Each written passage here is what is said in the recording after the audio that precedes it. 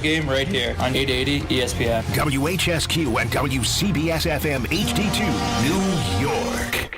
Don. I had never seen holes like that before. Hahn. I'm not comfortable touching it. No. And Rosenberg. I'm not breastfeeding. No. But I That's have... too bad. This isn't North Dakota. This is New York. This is Don, Hahn, and Rosenberg. The best threesome I've ever heard. Oh, yeah. ESPN New York and streaming live on YouTube. Oh, we're back from the NHL store and better than ever. Don, Hahn, and Rosenberg on this Wednesday afternoon. I am in our plush Good Karma studios in downtown Manhattan, New York.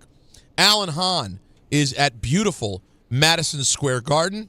And Donald Marco LaGreca is at a place known as The Rock in Newark, New Jersey for Devils hockey. Hockey? It's all happening here today. Boys, how are you? We're good. Back to back. I'm feeling it. But, we got another game tonight. Well, you didn't play last night. Back-to-back games. Yeah. No, listen. It's like I play. played. I feel like I played. Okay? It's a lot of heavy lifting. No, listen. Well, John, by the way, how dare you? For a guy that understands the business and being up late, the guy was an 8 o'clock tip, right? Didn't get home till after midnight. A lot of stuff to do to prepare for tonight's game. Hey, listen. It's a lot of work, man. I'm mentally fatigued. I need load management. I'm going to tell you. Forget the physical part of it. These guys are athletes. They know what you do is harder. And I'm going to tell you why. Why? Because you got to be on before the game for a half hour. You got to be on after the game for a half hour. You work halftime, right? And you've got prep. Oh, I got Come prep. on, listen. I'm going to say this, and this is morning. I'm not throwing any shade at the Knicks. You will prepare harder for the game tonight than they will for the Hornets. Wow, that's tough. You know what their prep for the Hornets? Get some sleep. Right? You got to break down numbers. You got to know, Knicks record back to back. What's their record against the Hornets over the last couple of years? Like, you got to break it down. You know what they had to do? Go to sleep. Get some rest. You got the Hornets coming up. Right. Show up before the game. Do a little walkthrough. That's right? it. Read Although over a little. report. And what are you doing before? You're not. You know what your walkthrough is? 3.5 hours of radio. That's right. That's a great point by With Don. you boys. But that's what we're here for. I will say though, this Hornets game gets a little more important with the Knicks losing to the Celtics last night, Alan. Not what you were looking for. Yeah, that was. I told you, there's something about this team that's bothering me defensively and physicality wise. Like their offense at times can look just magnificent, but there's I just keep saying to myself, but there's something missing. Can I just say we're 20 games in now, so I can make declarations now. I can do it because 20 games you get a feel for everybody in the league and the teams and everything else. There's only one championship roster in this league. It's in Oklahoma City. Like everybody else is kind of playing for second or staying in it to see if can Oklahoma City be healthy for another full year. That's really what you're looking at because I'm telling you right now, there's nobody beating that team in a 7-game series. Nobody. And that's so weird. It's so weird you say that because you can make the same case right now for the Avalanche in the NHL. Yeah. They got one regulation loss. They're smacking everybody around, right? It's incredible the kind of season they're having, but it doesn't work that way in hockey.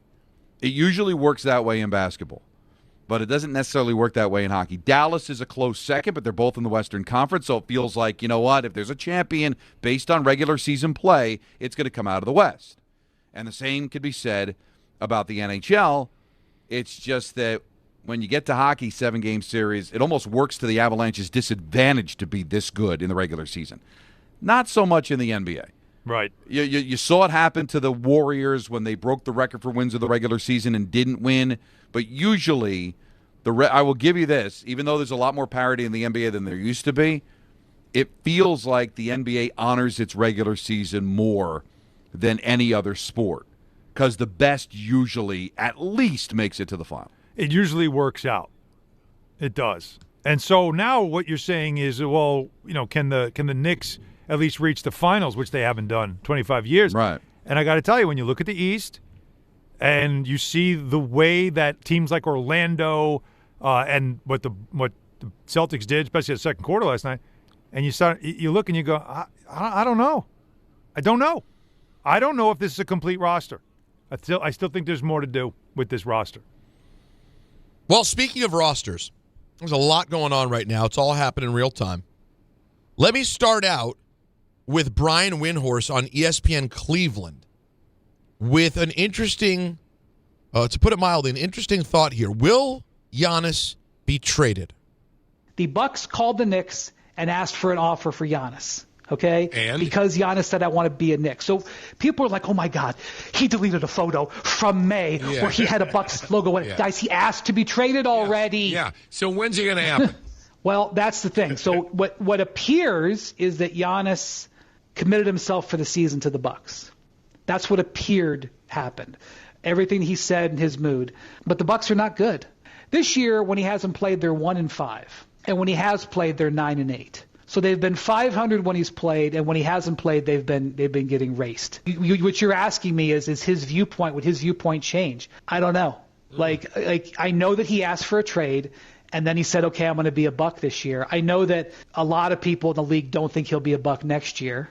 Well, you know how things go. If Brian Windhorst drops that bomb, that means my man Shams Charania has to have a bomb as well. That's right. So, I mean, listen, sometimes even if a team just needs to make up a second story so both guys can have something, you got to do it. But here it is. This is a real story. According to Shams, Giannis and his agent are having conversations with the Bucks about Giannis's future and discussing whether his best fit is staying or to move elsewhere. This story posted at 2:56 p.m., 10 minutes ago. So there's movement, folks. We've got movement. Some sort of movement happening in Milwaukee. But, guys, does that make it any easier for the Bucks to move him? Like, even if they agree, it's probably best to do it sooner than later. Mm-hmm. Does that make it any easier for teams to be able to do it in season? Alan, you've been saying forever, till you're blue in the face, this is an off-season move. So does this conversation with his agent and the way the Bucks have played, does that change how difficult it is to do this in season? It doesn't change how difficult it is because it's going to be difficult regardless of whether or not like you got to understand, in August there wasn't a sense like the Bucks were acquiescing to their star. There was no intention for the Milwaukee ownership to pursue a trade, to move him. This was we like no offense, we did this, guys. Like we've had this conversation. Oh, I know. And we've been ahead of the curve on this. But what Wendy said, though, isn't anything new. What he was reiterating for everybody that forgot, because they went, the Bucks have gone through a bad stretch. I think they've lost like 8 of 9 or something. They have not looked good. The Knicks beat them recently. And he's probably, again, just going like, here we go. And I did not want to be part of this. He, in the summer, was already making not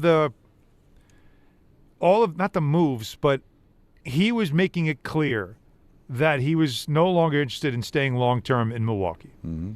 The Bucks were not interested in moving him right away because there's no urgency to move him now. There will be next summer, but not now. And, they move him. They know what they're doing. They're hitting the reset button. They're blowing the whole thing up, and that's bad for business. So once he goes to them and says, I really want to play in New York, and so the Bucks then let the Knicks know, well, what are you going to give us if we're going to talk about a trade? And the Knicks don't want to put names on the table. Like, they don't want to do that. Because they don't stay on the table. They end up in the end up in everybody's absolutely. ear. Exactly. So you just have these preliminary conversations about, well, what would you want? Like, what would it take? And once you see how difficult it would be, and I was texting Bobby Marks this morning. You want to name drop? Fine, but he's our ESPN front office insider, and he's really good when it comes to explaining why there's more to it than it used to be. 10 years ago, this trade probably would have happened already. All right, different CBA, different rules, no second apron and all that stuff. I probably think this trade's already done. But because there's so much more now that challenges teams that are up against the second apron, which is not just a money thing. It now limits your ability to make trades in a certain way, to move certain pieces. I think the Knicks saw it as we wouldn't have any players left.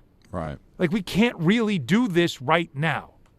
And I think that's the biggest part that I keep coming back to. I keep saying I find it hard to believe the Knicks can make a trade for Giannis Antetokounmpo during this season.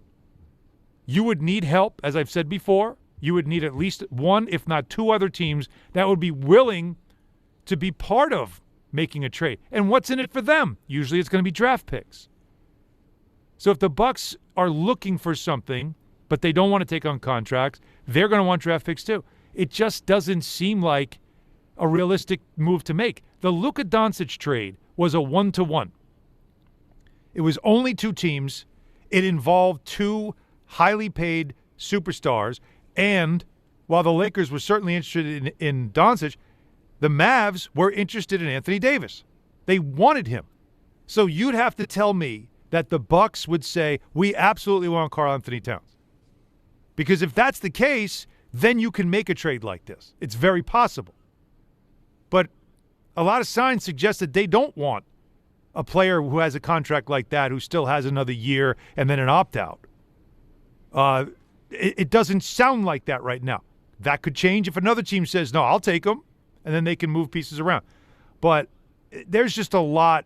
There's no exceptions that the Knicks have available. They don't have the ability to take on more than they send out. There's a lot of these things that are restrictive, which is why this sounds like fun. And I'm telling you, I'm the first to tell you, this 10 years ago happens tomorrow. Probably happens in August when he first asked about it. But I just feel like this is a next summer type of deal. But if Giannis is starting to get itchy already, and look, December 15th is the unofficial start of the trade season, because that's when every contract in the league now is tradable. It just makes me feel like if he's starting to get itchy, maybe now the Knicks have to start getting creative. I don't know. But it's hard to say no to a guy who's an MVP candidate every single year. So what comes of this conversation that he and his agent are supposedly having with the Bucks right now, though? They had this conversation already, though, Peter. That's why I find that, and again, this is not about Shams. This is more about the process. They've already discussed this. They discussed it in the summer, which is why they got to the point where then they said, well, where do you want to go? You want to go to New York? All right, let's see what the Knicks want to do. And then they both decided, let's just go into the season and see how it goes, because there really wasn't another trade to be had. Now, does Giannis change and say, well, if the Knicks don't want to trade for me or don't have the ability to do it, would he then say, well, maybe I'll go to Miami? Maybe I'll go to, whoever else, another team. Lakers? I don't know how the Lakers do it. How they get it done. They do it. I mean, that. By the way, if that happens, good night, good luck. Yeah, good night and good luck is right. Yeah, LeBron might become the sixth man of the year.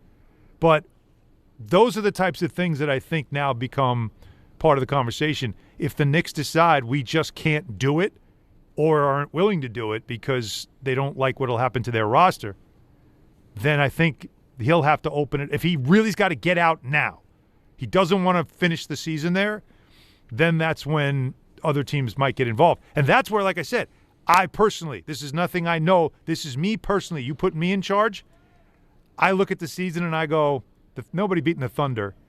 We don't look like a team that is ready to just dominate the East and at least get to the finals. Maybe I just say, the hell with it. I can't let him go somewhere else. He wants to be here. I need to put him and Brunson together. I got to make a trade. I would feel compelled, but that's me. I don't also know all the different machinations behind the scenes when it comes to the cap. You have to, well, that and also how serious are some of these other teams of doing it now. Like, if there's no legitimate threat, don't do that, because I still think there's value to this season, right? Well, that's where I'm not going to sit there and just concede the championship to OKC on December 3rd. No. I understand what you're saying, Don. But what you just said, though, about conceding the season is that makes sense. But you said unless there's a legitimate threat. Right. There's always one. Because if I'm Giannis's agent, if I'm his, first of all, his business, they all want this. They all want him in a big market like New York. And if I'm them, I have to create that leverage. How do I do it? Well, I say to Giannis, well, you got to consider another team to put pressure on New York to say, well, we can't lose them. So that's what I'm watching for. Who's it going to be that almost force, and I hate to use the word force, but I'm looking at it from their side. I'm on Giannis' side right now. I'm not representing the Knicks as I'm talking. What I'm saying is if I'm Giannis and I want to be in New York And I know the Knicks are a little hesitant about, giving up a lot and maybe even blowing up a roster for a season. We all know what happened with Carmelo Anthony, and people still are mad about that because Melo didn't want to wait to the offseason. Well, Giannis clearly doesn't want to do it either. So if that's the case, you need leverage, and leverage with the Melo thing were the Nets back then. That was the threat that made the Knicks say, we cannot lose him to the Nets. We're doing this. So that's what I'm watching for. Who's it going to be? But you bring up something interesting when you throw in the Carmelo situation, because it really made for a very awkward start. And then it really carried over in a lot of circles through his entire career with the Knicks. And, not winning the championship added to that. If I'm Giannis and I want to go to New York, don't I want to go to New York in the best possible situation? I don't want the cupboard to be bare when I get there. So why not just wait it out? Why, if anything, you're trying to create leverage to get it done? Aren't you trying to make it as easy as possible for the Knicks to get you? So that you don't have to give up a ton of pieces, because you want to make sure that they've got a roster you can win with, right? And I think that's why the wording in Shams' story is to discuss whether it's best to move on now or wait, right? Right? That's what it says, Peter? Yeah. The wording is they're going to discuss it. Yes, discussion. And so that's when I'm sure you go back to the Knicks again, and if the Knicks say, no, we cannot, we really aren't in a place to do it right now, then you go to Giannis and say, unless you want to go somewhere else, you're going to have to wait till the summer. And then maybe Giannis just goes, all right, fine, I'll wait till the summer. Yeah, if he really wants to be a Knick, what's the sacrifice? Well, just to get out of he just doesn't want to waste a year of his life. I understand, but he also might win. But he also, by not wanting to waste a year of his life, end up someplace he really doesn't want to be. All you're asking him to do is listen, it's already December. We're past the quarter pole. Just be patient, and then during the offseason, the Knicks will be more equipped to get you. They'll be in a better chance to win with you rather than them, because you're talking about really having to really empty everything to get him. Well, then he's wasting his time in New York, because New York, what are the Knicks going to do if they make the deal now? Well, again, you're looking at what tradable pieces do you have, and Mitchell Robinson's in a expiring contract, right? And Karl Anthony Towns you didn't extend, so he has an opt out after next season. Those are short term pieces that for Milwaukee or wherever else they want to flip them, you're not taking on a massive contract that you're stuck under, right? Mm-hmm. So, those are assets. But here, everybody wants draft picks when it comes to moving a superstar. The Knicks already, because of the Mikal Bridges thing, they still owe unprotected firsts to the Nets in 27 and 29 and 31. So you can't move those. The only tradable first you have is in this coming draft, and it's the Wizards pick, which would be very valuable if only it fell outside the top 8, which you won't know until the lottery's over. And if they're as bad as they look right now, that's not going to happen. That's all they got. They can swap firsts in 26 and 30 and 32. They can swap firsts. They have 8 second-round picks available. But when it comes to first, they really don't have that kind of currency to really, to make up for the fact that, hey, you're taking on a guy who's not going to, he's going to have a big contract for another year, but, we give you all these picks to make it better. They don't have that. So I'm curious to see how you could make a deal like this happen in season. And I'm also curious to see if Giannis and his side find a rival team to almost see if the Knicks would feel compelled or forced to do something they don't want to do, just so they make sure they get a guy like this in his prime. Now, if they're not able to do anything in the immediate, which we don't believe it would be in the immediate. Well, it can't be till after December 15th. Let's start. And that would still be, you think, on the less likely end that it happens in any short order. What else can be done, Alan? We were talking before the show started. Well, we see the news about Chris Paul. He's no longer wanted in Los Angeles. That's got my attention more than this does. This is a big story because it's Giannis, right? But the Chris Paul story in L.A., he's already said this is his last season. He wants to stay. He always wanted to stay on the West Coast because that's where his family lives. His family lives in L.A. He didn't want to move his family, bounce around. He played in San Antonio last year. He played 82 games with them. And he was really good. He was good with them. And his last year, he wanted to go back to the Clippers, where it all started for him, or at least where it really became big for him, and finish it out. And I can't believe we're 20 games in, and Ty Lue sent him home. Literally. They were done with him. Yeah, that's the way he described it on his Instagram. Yeah. And, the Clippers, Lawrence Frank put out a statement just saying that, it's not about Chris Paul. Clearly there's something, though, happening between Chris Paul, who's a pretty strong personality in the locker room, and Ty Lue, who's also a strong personality, to where they couldn't coexist anymore. And the Clippers are a disaster this year. So, I watch the Knicks and I think to myself, boy, what do they really need? They could really use another high IQ player who can handle the basketball off the bench. Their bench was not good last night, once again on the road.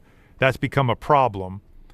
And, Chris Paul does have a relationship with CAA, with Leon Rose and Wes and all them. Everybody running the Knicks now. They're very close. But you're asking him then to move across the country and play his last season in New York.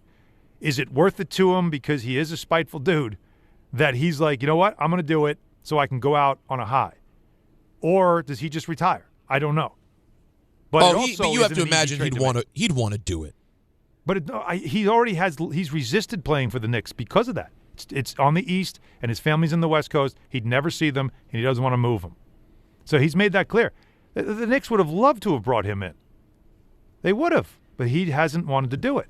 But he's on a veteran's minimum contract. So, but to trade for him would be difficult. You can't trade multiple pieces for him.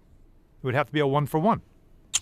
Here's Lawrence Frank, head of basketball operations for the Clippers, on the Chris Paul move. Chris Paul had a legendary career and is a legendary Clipper. We did not make this move because of our underperformance. He had nothing to do with that. I take full responsibility for our record. We are not scapegoating Chris Paul. We have many issues, and we're going to address each issue for our underperformance. But I do want to make it clear, we have great respect for Chris, for the career that he's had, and for his impact on the organization, what he did to help transform the franchise, and we're not blaming him for our underperformance.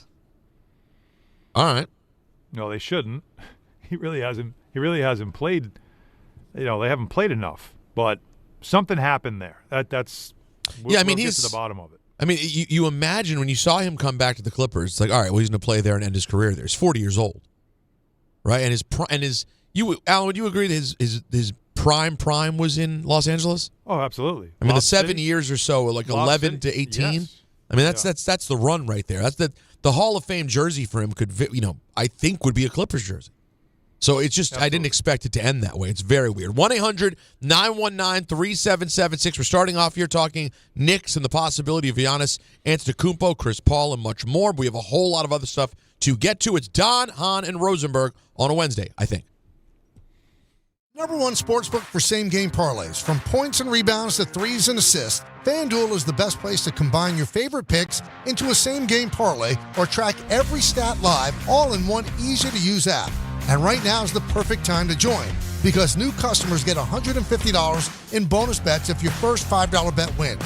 So bet on the players you love the way you want. FanDuel is the best place to combine your favorite picks into a same-game parlay or track every stat live all in one easy-to-use app. Head to FanDuel.com/K to sign up today. FanDuel, official sports betting partner of the NBA.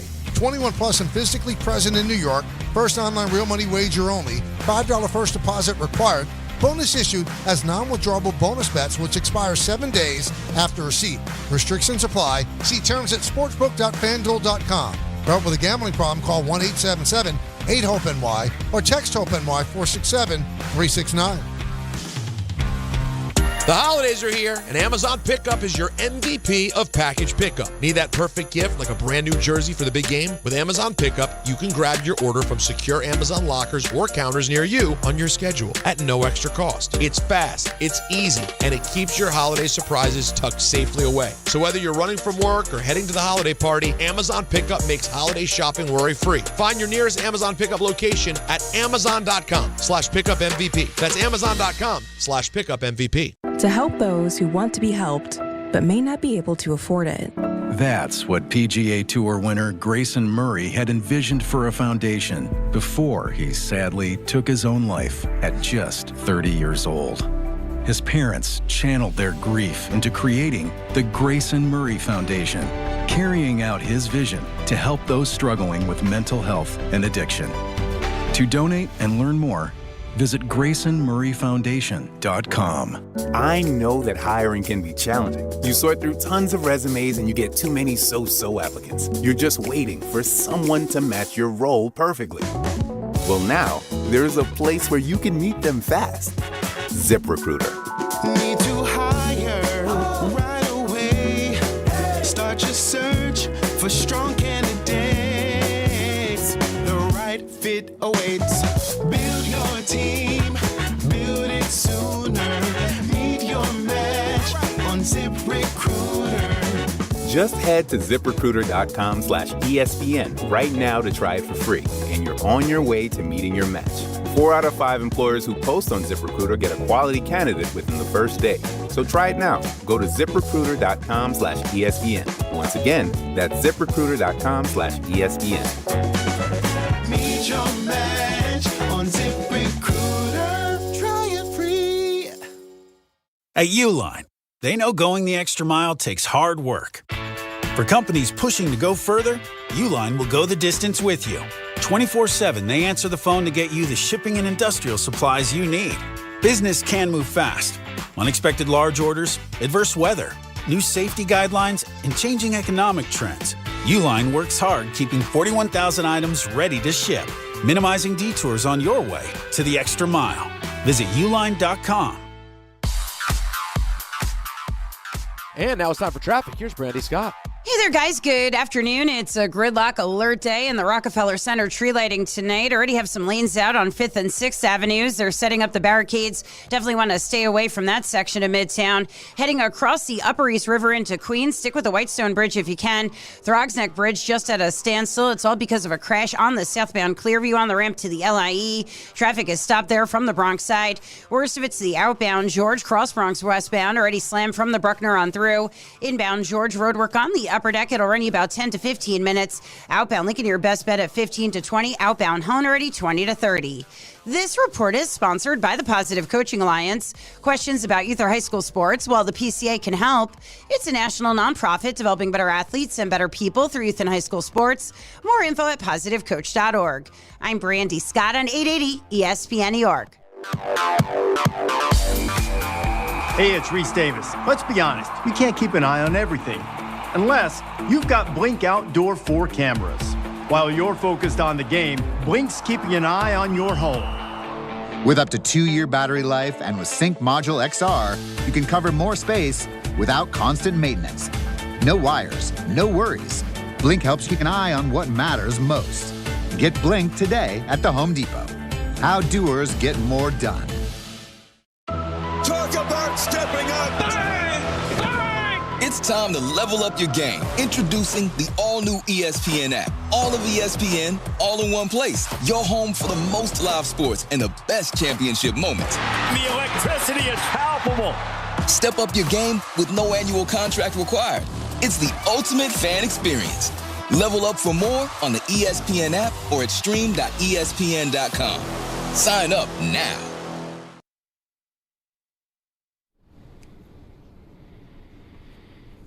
So, Peter, did you see the final vote counts for New York City mayor?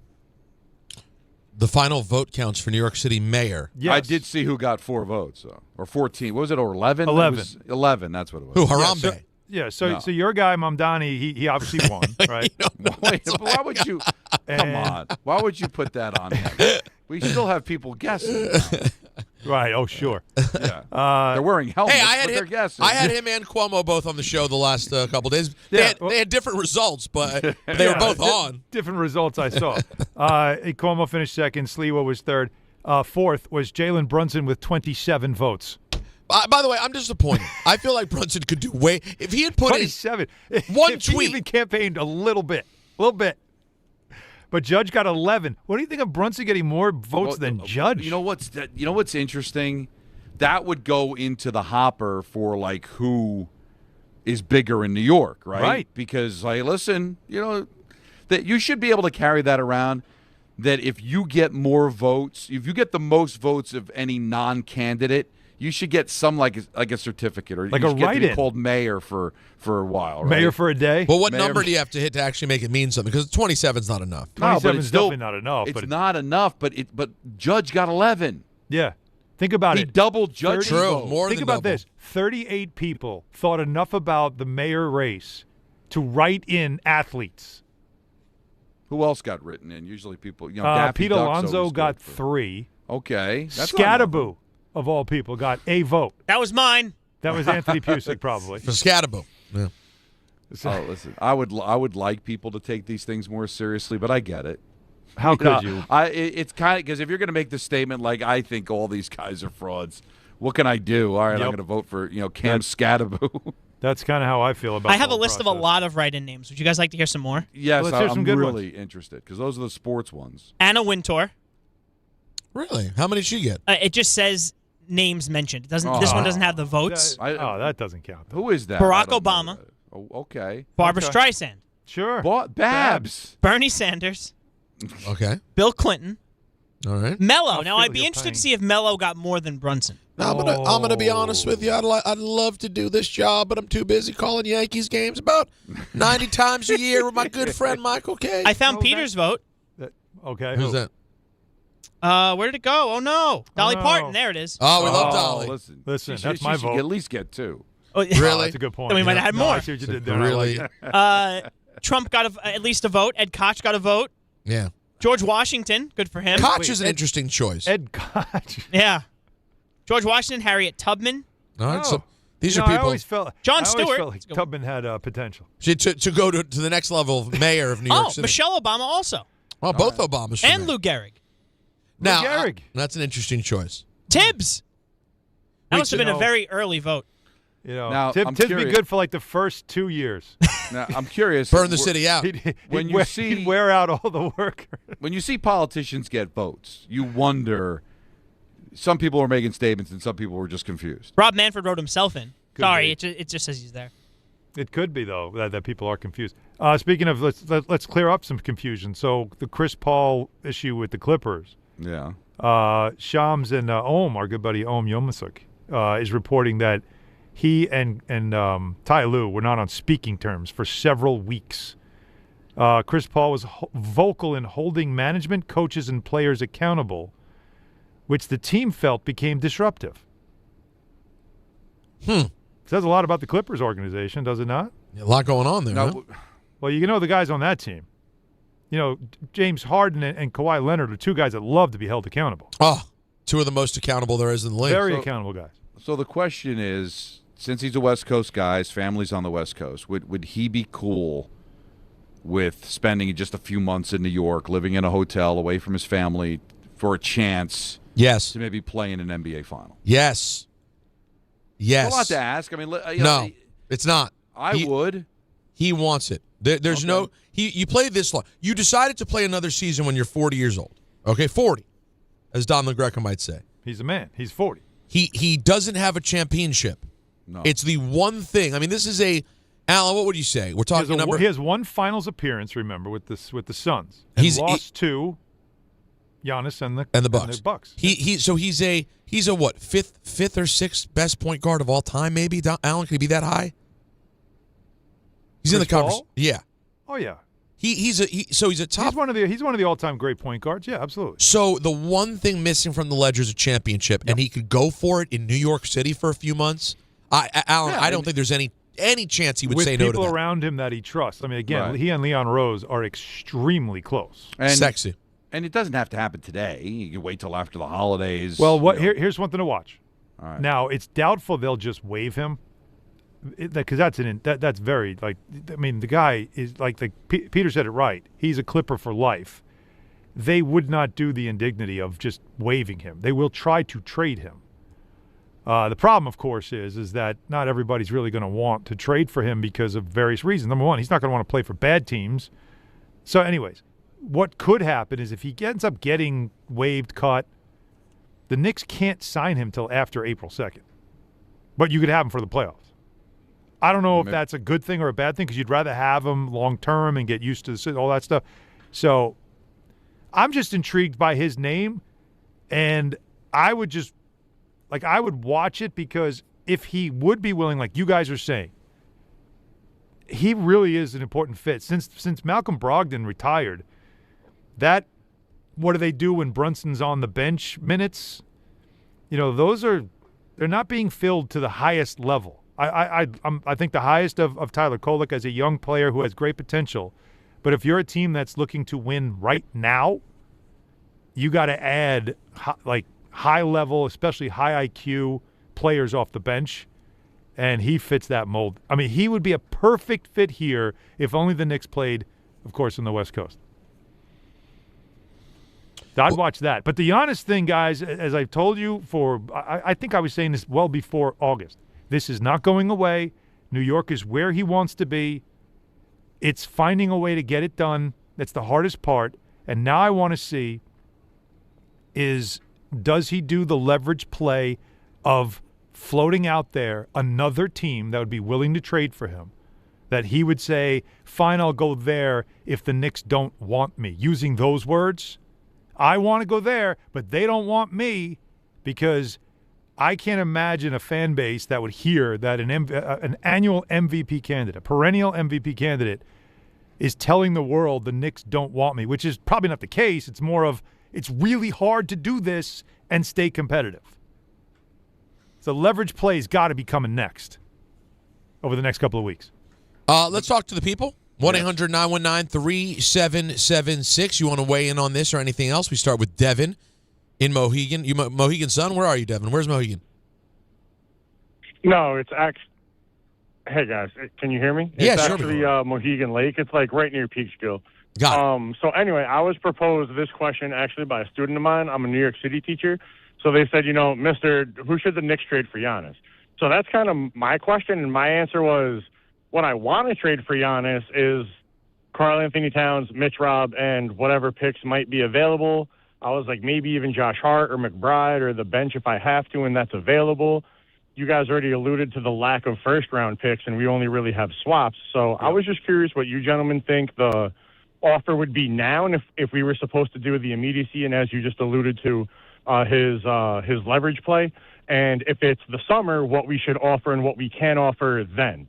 Because I know then we'll get another year's pick sort of on the docket to be able to trade. So we're just wondering what sort of trade packages you think the Knicks could offer now and potentially in the summer. Thanks, man. Cheers. Cool, man. I think those are the types of names. I think Anunoby, because they play the same position, he and Giannis. I think that's and he's a guy that people want. You want a guy like OG Anunoby. I hate the idea of losing a guy like that. But they do play the same position, right? So you're just sort of trying to figure it out. He does have a good contract as well. But these are real things. Like you have to find out. It's like any deal. What do you want? What are the Bucks doing from here? Because when you trade a player of that caliber, most of the time in the NBA, what happens? You're in reset mode, right? Yeah, of course. Like, this is a blow-up thing. This is not... If you like someone of that level is starting over. The Luka deal was, and it's going to end up being a blow-up deal for the Mavericks. But, Nico didn't look at it that way. He looked at it as, I'm getting a superstar center who's a defensive guy that will make us a better defensive team. And then, of course, all Anthony Davis does now is gets hurt all the time. So I don't know how this all works out. But that's what the caller said is right. When you get to the summer... Now Towns has one less year left. Now he's only got 1 year left before he can opt out. So if you're the Bucks, you can say, well, we'll get out of it in 1 year. But you don't have Robinson's contract anymore. So there's a lot of things at play. No. It's hard to name names right now and make a deal on paper because there's so many other rules that go with it. Because I know Bobby Marks would be in my ear saying, nope, can't do that because you can't do 100% to 125% on salary. And that's when everybody's going to fall asleep. But those are real rules in the CBA now that make making trades incredibly complicated when you have to match money, and that's where the Knicks are. And they're just like inches away from the second apron, which would then stop them from trading anything. Well, and I was just looking at the standings, and I know it's really been bad for the Bucks. I mean, recently their only wins are against the Nets and the Hornets. But they're two back in the loss column of being in the play-in, right? So I mean, if you go out there, you work. I mean, it's not like the season's a complete waste. And then you get to go where you want to go during the summer in the best case scenario for your new team. I listen, I don't live in Milwaukee. I'm not in his situation. But if you really wanted to work with the Knicks and be the best team possible, just be patient. You just get through this season rather than trying to create leverage and maybe ending up someplace you really don't want to be. Yeah. It's funny. We didn't even get into the middle of December before he got impatient, which shows you how badly he wanted out. And that's why in August, the Bucks kind of – and I feel like the Bucks, I don't think they were serious about that call. I think they were just trying to appeal to him, like, look, we tried. Like, I don't think that was real intent to make a deal, which is why nothing really came of it was just a conversation, and then both sides just moved on from it. The Bucks did not want to trade Giannis, even though Giannis wanted to be traded. They didn't have to. He still has time on his contract. So they don't want to move. Nobody's going to go to games there. They're not going to be able to sell tickets. It's going to be brutal when you trade stars like this. It kills you for a whole year. Look what happened to Brooklyn once all those guys were out, once Kyrie was gone and KD was gone. The magic was gone. Right. Now they got to go through a whole rebuild, and you become irrelevant again. It's a brutal process. It just makes sense all around for him just to wait. Yes, all right? It does. He doesn't become a pariah in Milwaukee. You know, they're still kind of hanging around. There's still reasons to go. He can end up, if he waits till the end of the year, he can play the whole, well, nobody's going to mind because, listen, the team's not good anyway. Let's not kill him. So he doesn't become a pariah there. You're not forcing the hand of the Knicks to do it too early, where now he comes here and people are complaining they gave up too much, kind of like what happened with Carmelo Anthony. Yep. Honestly, guy, it's not me. It's not my months. But I just don't see, other than just trying to stir things up and creating a little bit of atmosphere in a regular season that looks like it's just kind of pedaling along here, that it just makes perfect sense for Giannis to just wait. So, Don, you're saying he should just sit back, relax, maybe take a bath, right? Yeah, of soak a little bit. Yeah, soak and chill out. And if he wanted to do that, and he didn't like the bath that he had. Man, I didn't even see it. He could just call bath fitter. I can't believe I missed it. No, that was quite obvious. So bath fitter would give him a nice, beautiful, brand new bath to replace some old crappy bath that he has in Milwaukee, right? So they did that for me. They remodeled the bath in my house. In fact, they tore out an old bath. They put in a beautiful shower. You can do that too. My sister, though, she liked it, and she had her bathroom done as well by Bath Fitter. So they offer all types of custom bath renovations, including their unique PermaFit solution for a watertight fit. Now, this is holiday season. You have people over. Maybe they're going to stay over and stuff like that, and you don't like that guest bath that you have. This is the time to get it done now. No money down, no payments, no interest for 18 months. No interest till April of 2027. Giannis might be a Knick by then. You never know before you even have to pay interest. Also, you can save up to $800 on a complete Bath Fitter system. So that's big as well. It's the biggest sale of the year. As I mentioned, Bath Fitter is a permanent solution. They're the leader in bathroom renovation. And the best, why this is a good time to do it, is it takes one day. Durable, easy to clean, no demolition, and the lower cost than a replacement. Best of all, lifetime guarantee. So go to their website for details or call them for this Black Friday savings. You can trust the Bath Fitter team just like I did. Start designing your bath today at bathfitter.com because there's only one Bath Fitter. What you did was beautiful. 1-800-919-3776. We talked to you on the other side right here on Don Hahn Rosenberg. If you've been injured in an accident that wasn't your fault, then you need a lawyer who knows New York's unique personal injury and workers' compensation laws. At the Parisman Firm, they have decades of experience handling all types of accident cases and a proven track record of delivering huge results. Their team has already recovered nearly $1 billion for injured New Yorkers. From construction to car accidents and slips and falls, they've got you covered. Call the Parisman Firm now at 718-WORKERS, where your case is their cause. Get the justice you deserve today. Some stages celebrate. This one tests everything. Every drive, every approach, every putt. Pressure builds. Resilience matters. And history waits for the bold. In June, the 2026 U.S. Open Championship returns to the Hamptons at the iconic Shinnecock Hills Golf Club. Experience the world's best golfers competing on one of the sport's most storied stages. Don't just watch greatness. Experience it live. at the 126th U.S. Open. Daily tickets are available now on SeatGeek. Whether you're shopping, gaming, or streaming this Black Friday season, don't take slow for an answer. Get Optimum Fiber for the fastest, most reliable, and most consistent internet speeds, starting at $25 a month. Call 888-4OPTIMUM or visit Optimum.com to switch. Act now and get a full year of Netflix, an unlimited mobile line, a $400 prepaid card, and more, all on us. Call 888-4OPTIMUM or visit Optimum.com today. Optimum, don't take slow for an answer. Terms apply. See Optimum.com for details. New York Presbyterian treats more heart patients than any other hospital in New York. From common to complex conditions, our cardiologists and heart surgeons are pioneers in advanced heart care, leading the way in minimally invasive treatments for faster recovery times. Find a doctor at nyp.org/heart. Stay amazing. New York Presbyterian. New York Presbyterian Hospital based on U.S. News and World Report 2025 to 2026 Cardiology, Heart, and Vascular Surgery Rankings. Listen up, football fans.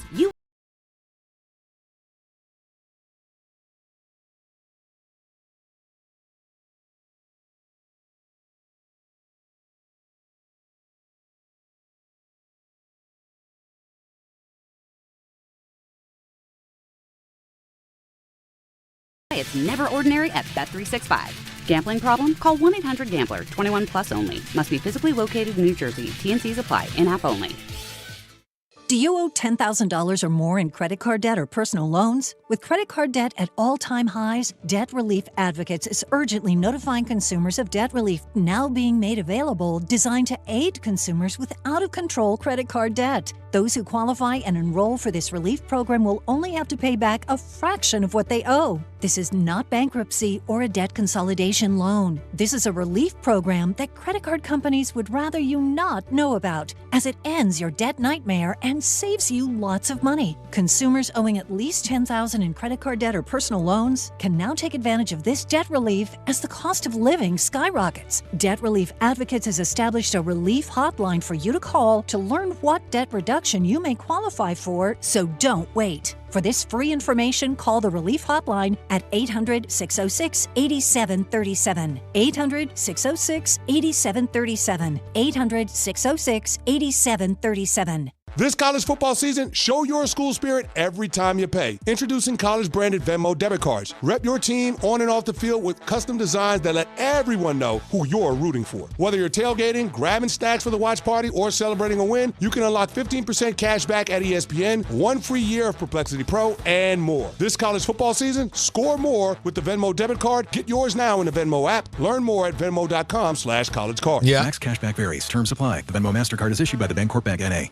My name is Whitney Allen. I am a widow. My husband, Ryan, died. We never thought in a million years we'd have to use life insurance. The unexpected happened. With Ethos, it is so fast and easy. It's 100% online. You can get a quote in seconds, apply in minutes, and get same-day coverage, no medical exams, and you can get up to $3 million worth of coverage through Ethos. Get your free quote at ethos.com/game. That's ETHOS.com/game. Time spent on application may vary. Online health questions required.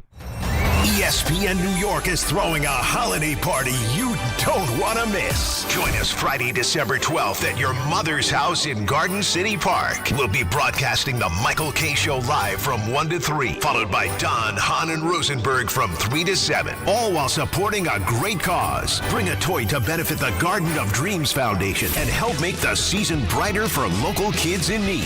It's the ESPN New York Holiday Party, Friday, December 12th, brought to you by Spike Aid, Security Dodge, Amazon Pickup, and ESPN New York. Don, Hahn, and Rosenberg. You don't know. Now, I meant to say this coming out of the last segment. I think, didn't you play Tribe or Q-Tip coming out last time? But then Alan and I got into a conversation. I did hear from Q-Tip the other day. Okay. Nice. Yeah, we haven't heard from him all season. Drop. He's actually he believes the team is heading the right direction at this moment. He thinks they're playing for the coach. He's happy with the coach. Can you believe that? I can believe it. He thinks there's something with Aaron Glenn. 3 out of 5. Let's see. You gotta finish strong now. You gotta finish the season and show me that. You can't give me a little pocket in the middle of the season where you get some enthusiasm. You got to take it all the way to the house. Well, and then in your exit interview with the media, you can do the "I told you so." And then I'm I don't know if they can do enough to do an "I told you so." Well, you know what I mean. Like about turning it around and heading in the right direction, all that stuff. But nothing's going to change until they get the quarterback. I am right, well, for sure. Yeah. But I think I figured this out last night. I don't know if you want to save those till 4 o'clock. Really? You want to? I had an epiphany. You had an epiphany? I had a moment. Okay. Because Allen's been this way. You know, he doesn't want to like things with the Jets, and he's apprehensive. He cracked a smile when they won their 3rd game in the last 5. Yep. I think he's trying to avoid what Giant fans went through on Monday. Where you're starting to believe, you get a little excited. They almost beat the Lions. They almost beat the Packers. Oh, look, I got caught up in it. I basically almost guaranteed a win on Monday. Made it my 3-point play that they cover the 7.5 because I started to believe. I had hope, Alan. I had hope. And then I've got racked in the head with a sledgehammer. Mm-hmm. And that's kind of like, you're like, all right, well, if you start to believe, like, hey, they're playing for the coach, and they won 3 out of 5, and then the Dolphins put a 40 spot on them, and they lose 40-3, and you don't want to. You'd rather be "I told you so" than be disappointed. Am I right? Am I right? Right. Well, you're right. Well, you know, we like to live in that space, but I'm not reacting this way with the Jets because I want to just feel right. And it's easier to say, oh, I'm pleasantly surprised rather than I'm terribly disappointed. You know what I mean? Like, I'm not really doing it that way. It's just what I see just seems to be the same old. I'm waiting for that sliver of evidence, that one little beam of light that just says to me, okay, that's different. And that's what I'm looking for. Well, I felt for the Camelot with Aaron Rodgers because Hard Knocks during training camp, everything looked right. There was a vibe that I'm like, oh, no, this is unlike anything Jets. And that set me up to know that, wait, you can't believe anything you see in the preseason because the Jets have always dominated the offseason. They've always been great in the offseason. There's always good vibes. You got to wait till the season to make that I know, but that little light, because it's not nothing. What is it? Is that they are playing for the coach when there are reasons not to play. There's a reason for Breece Hall to say, just get me the hell out of here. Yeah. Let me fake some sort of hip injury so they can put me on the bench and I don't have to play and get the hell out of here. And instead I see a guy working hard and continuing to try to contribute despite the fact he didn't get a contract and wasn't traded to a team that's got a chance to win. I mean, after they made that trade, there was a lot of reasons for guys to do what we saw Russell Wilson do, make business decisions. Yeah. And they're not, because I think they believe in the message. You're right. It may not work. He still may end up being a terrible coach. But we said it at the time. Let's see if he can get these guys to play for him. And he has. So that's a slither. It's something. Now, we have Miami, Jacksonville, New Orleans, New England, Buffalo. Guys, I think if you really want to show me something, like there's an actual culture thing to believe. Excuse me, getting emotional. Right? Wow, something come out? I'm getting emotional about it. What would come out? Listen, we're all over 40. It sounded like come out. Like something was caught and had to get out. No. But of these 5 guys, I think the number's 3. If you want to show me there's a culture thing happening. All right, Dolphins. You said Dolphins. Dolphins, Jaguars, Saints. So I'm not saying any of those. Like, the Dolphins are not good, but they're not horrible. The Jaguars are a decent team. The Saints are horrible.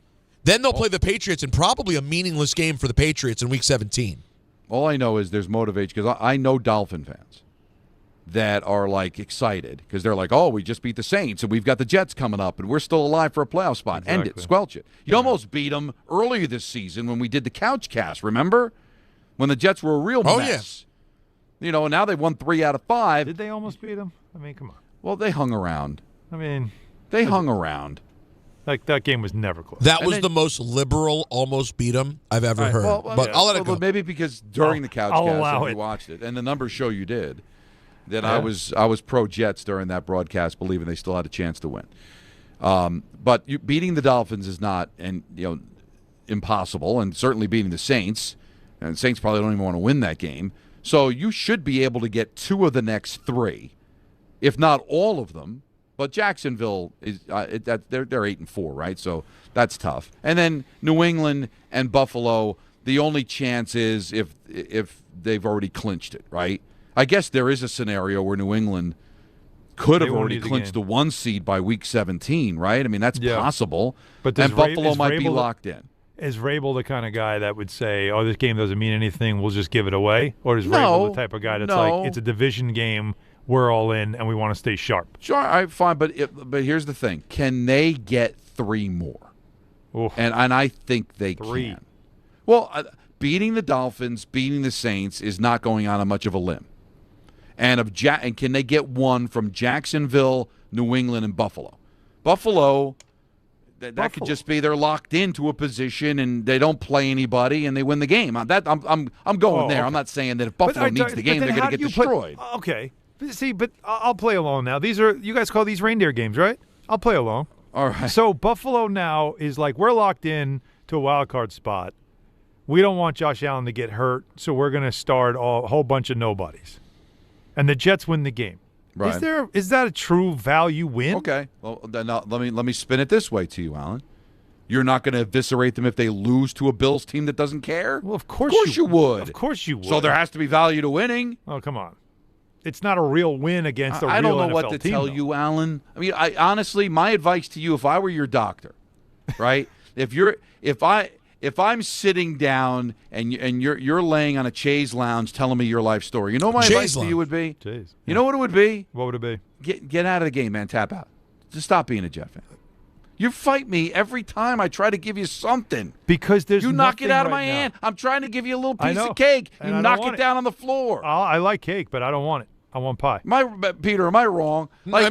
I know these are reindeer games, but what do you got? What else do you got? This is all you got of reindeer games, unfortunately. But this is what you got to grasp at, the little tiny victories in hopes that it's going to build towards something. Done. But if you don't want it, man, I don't know what to tell you. Don, I gave you the Rudy clap and then walked off the wall, right? And then turns and walks through the tunnel. I did that when Folk hit the field goal because I was like, you know what? There you go. Take that. So what do That's you good. give me? That's all I got. All right, so they've got, 5 games left, right? Or was it 6? Can't even do the 5. math, right? It's 5. This should be 5, right? So if they go 3-2, that's what I'm saying. No matter how they get that third one. Let's just say Buffalo doesn't play anybody. Buffalo, they actually win by forfeit. Bills don't show up. And they go 3-2. What do I get from Alan Hahn? I get that now I'm looking forward to the offseason. They got a coach. Now I want to see if they can get players. But don't say that like it's nothing, Alan. You got a coach. You haven't had one since Parcells. Yeah. I got a coach. Peter, I got a coach. He made it sound like, all right, well, we checked. Like Peter moving. All right, that box is on the truck. You move the piano with the head coach. Listen, Don, you move the piano Don, I don't hanging out a 12-story window down to the sidewalk. You don't understand the amount of damage that was done to me the minute Rodgers' Achilles snapped. Right. You have to understand. You're in an abusive relationship. I get it. No. I've been through. No. Abusive. I've been through it. I've been Prison through all sex. of it. Butt fumbles. Right. Exactly. You know what I've been through with this franchise. But when that moment happened, we're 4 plays in, and that happened. I'm telling you, I don't know if anybody's ever experienced this before, but it's like you hear nothing. Everything goes silent, and you feel nothing.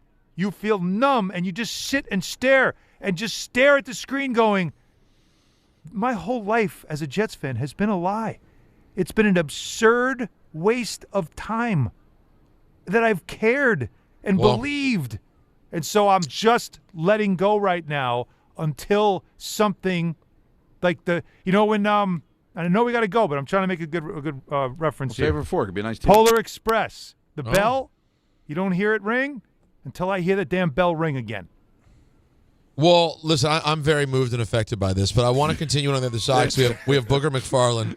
Also want to hear from Jets fans about whether you would feel anything from just seeing them win a few games here down the stretch. Could you start to also believe in the coach? Plus, I have Abdul Carter audio we got to get to as well. Some Joe Shane and Louis Riddick had some interesting thoughts on DNR. We'll get to all that later. But up next, we have Booger McFarland right here on DHR. Listen up, New York. It's football season, and you should be out there enjoying every play, every tailgate, every moment. But if you're dealing with neck pain, back pain, joint pain, or sciatica, even getting off the couch can feel like a challenge.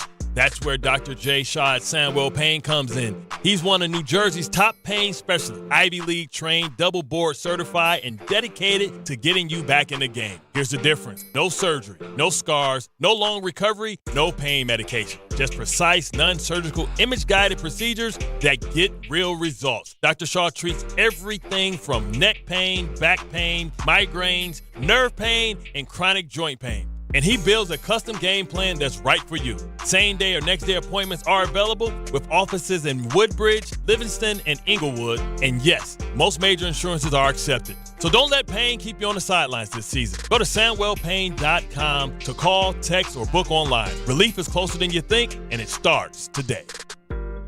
To help those who want to be helped, but may not be able to afford it. That's what PGA Tour winner Grayson Murray had envisioned for a foundation before he sadly took his own life at just 30 years old. His parents channeled their grief into creating the Grayson Murray Foundation, carrying out his vision to help those struggling with mental health and addiction.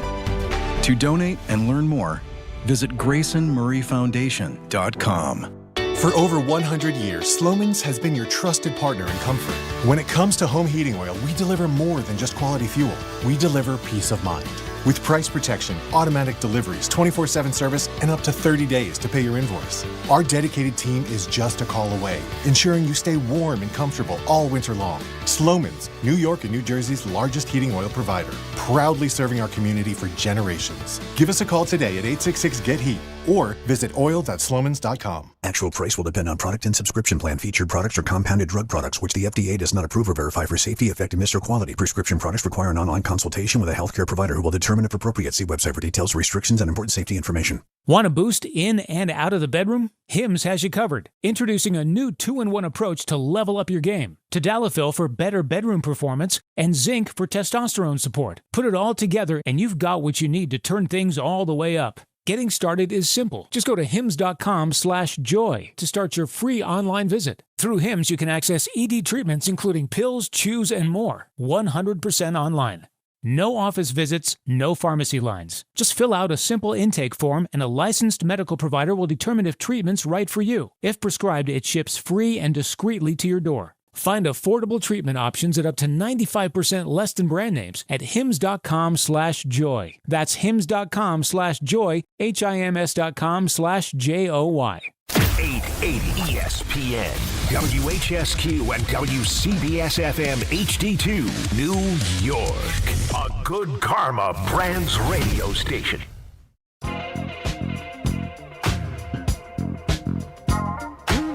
Oh, man. It's Don, Hahn, and Rosenberg, and it's game time, brought to you by Tullamore Dew Irish Whiskey, because when it's game time, it's Tully time. Sure is. It's Tully time. Knicks hosting the Hornets. Coverage following us right here on 880 at 7 o'clock. Donnie's Devils and the Stars at the Rock at 7. Nets and the Bulls at 8. Tullamore Dew, the original triple distilled, triple blended, and triple cast matured Irish whiskey.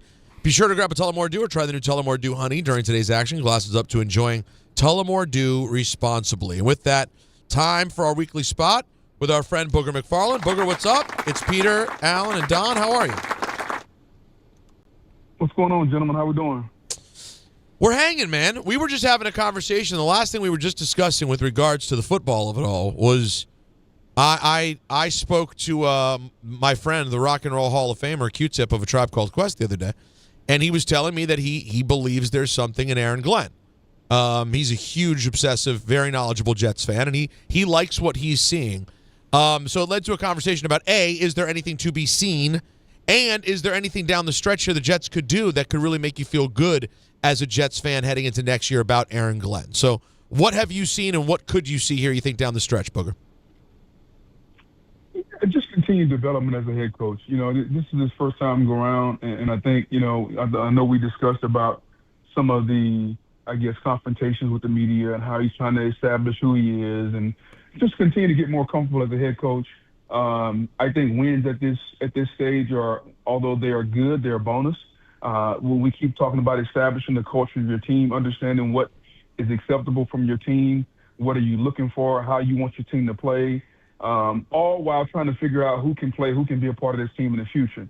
I think when the Jets traded away Quentin Williams and Sauce Gardner, it was a reset. I think we all know that.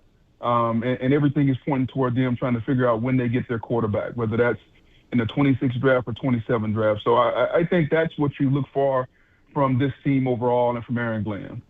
I feel like, Booger, when you talk to us each week and you have a wealth of football experience, the one thing that I've noticed about your career that you don't have a wealth of experience in is being on bad teams and being on teams that needed to find culture and develop culture and all that stuff.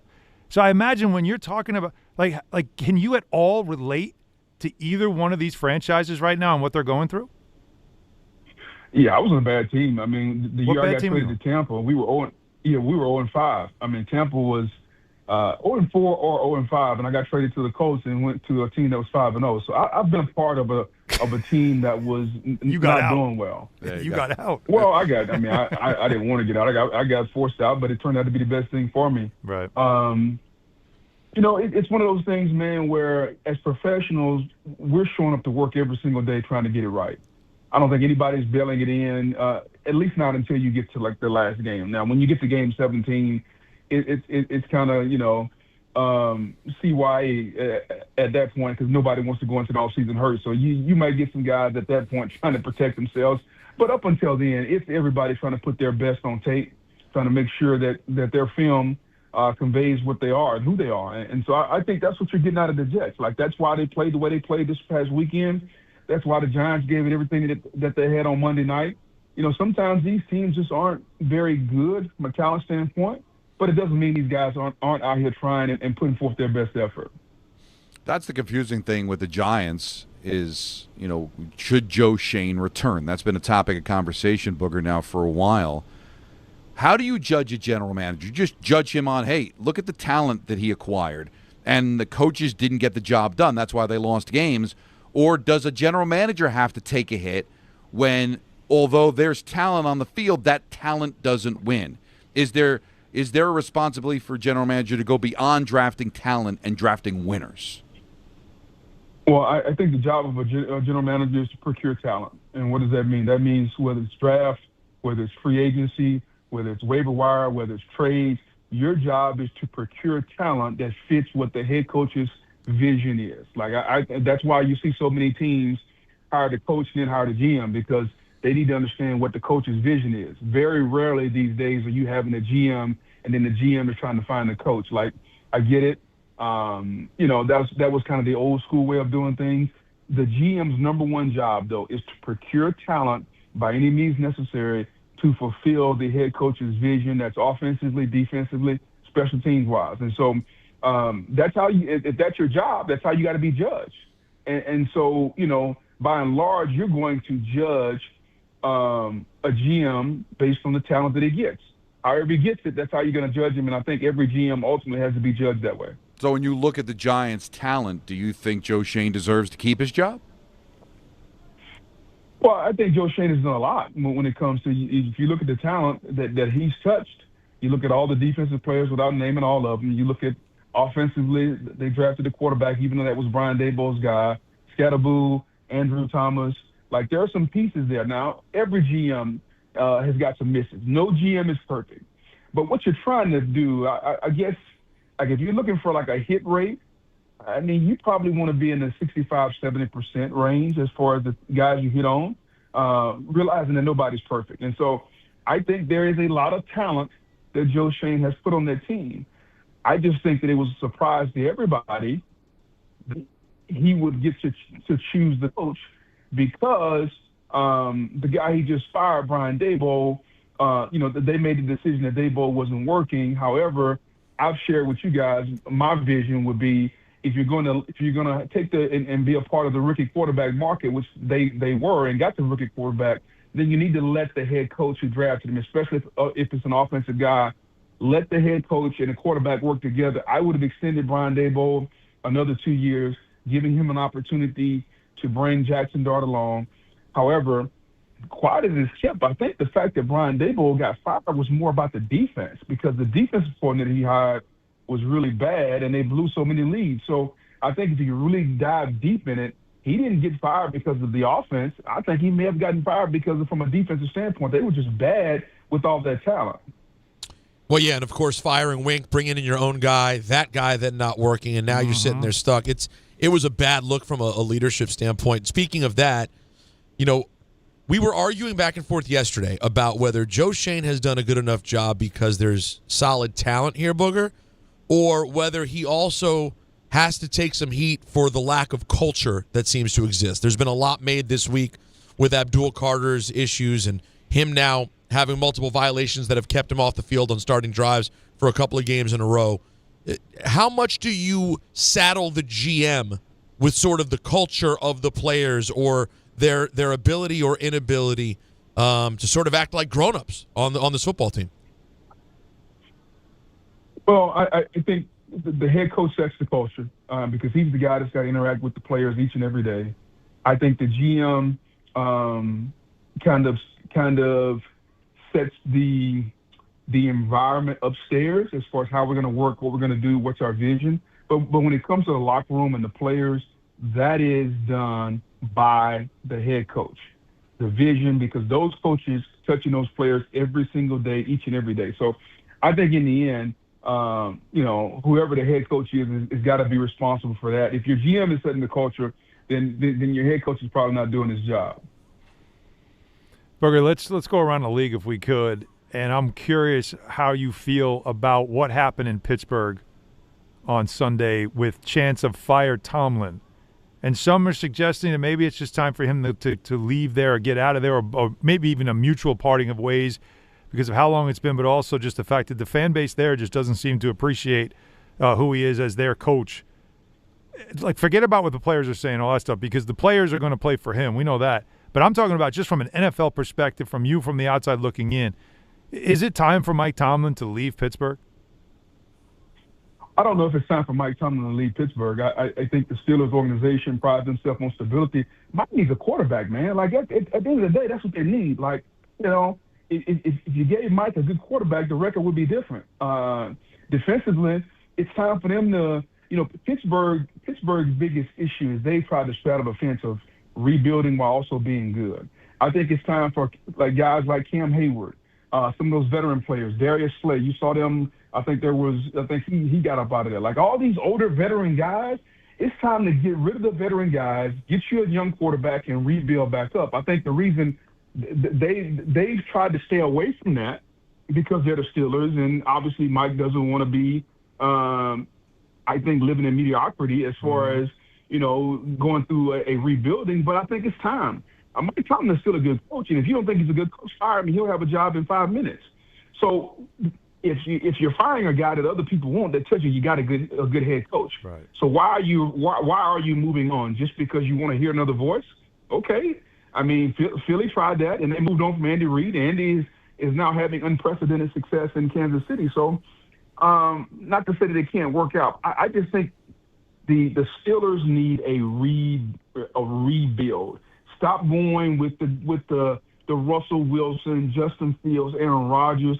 Go trade away some picks, draft you a quarterback, and just say, okay, we're about to start this thing over. Now, if Mike doesn't want to do that, then maybe there's a mutual parting of the words. But Mike Tomlin is still he's still a top 10 head coach in football. He'll be a Hall of Famer within 5 to 7 years after he retires. So those type coaches aren't growing on trees, guys. Mm-hmm. What makes him a good coach? What would you say? Well, what is it? What makes him a good coach? Because he understands the process of winning. And Bill Belichick said this years ago, more games in this league are lost than won. And so you have to understand what beats you at first. The reason the Mike Tomlin's teams have been so successful is they don't beat themselves. And I think, when you look at it, yeah, that's how he can take Mason Rudolph and win 9 games or 8 games, or whatever it is. And, if you look at him this year, he's not going to have a losing record this year because more times than not, they're not going to beat themselves. Now, the reason they can't get to the elite level is because they don't have elite talent. Like if you look at the blue chip players that they have, and by blue chip, I mean to play for any team. Like look at their roster. How many players on their roster could play for any team? Defensively, let's look at T.J. Watt. He could play for any team. Maybe one of the defense, maybe the Harmon or Keanu Benton. So those two guys, because they're young. Linebacker-wise, Herbert, maybe Patrick Queen. Secondary-wise, maybe one guy. Like offensively, who are the blue chip guys on offense though? DK. Mm-hmm. And There you who go. else? Help me out. Like they don't have a bunch of blue chip guys. Yeah. Like and when you look at the teams that are winning, a la Sans Buffalo, and that's the reason Buffalo's in trouble because they only really have two blue chip guys. That's Josh Allen and James Cook. Like you need blue chip guys to win. Usually, like you need 8 or 9. Like so, if you guys start looking at the teams, and you're trying to figure out if this team is capable of winning, you need 8 or 9 blue chip guys, 4 or 5 on offense, 4 or 5 on defense, before that team can say, okay, I'm a winner.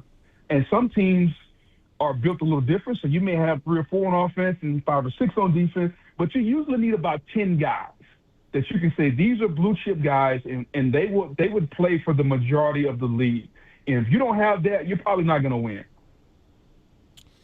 It's a really good point too, because when you look, Booger, at this depth chart up and down with Pittsburgh, a lot of names, particularly on offense, that you're not exactly going to be rushing out to draft in your fantasy draft.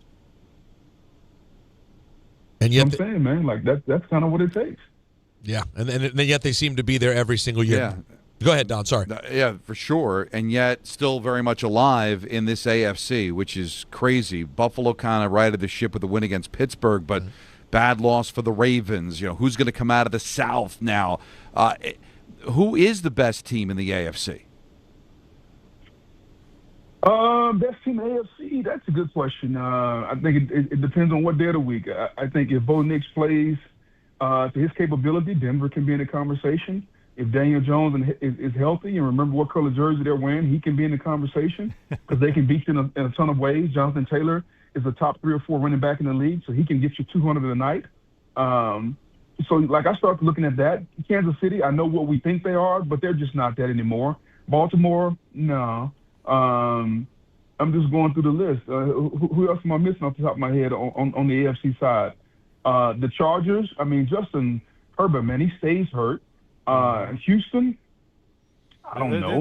They look interesting now, though, at least, right? The Texans are like the they're defense trying to is figure really it out. good. Yep. The defense is really good, but do you trust Stroud?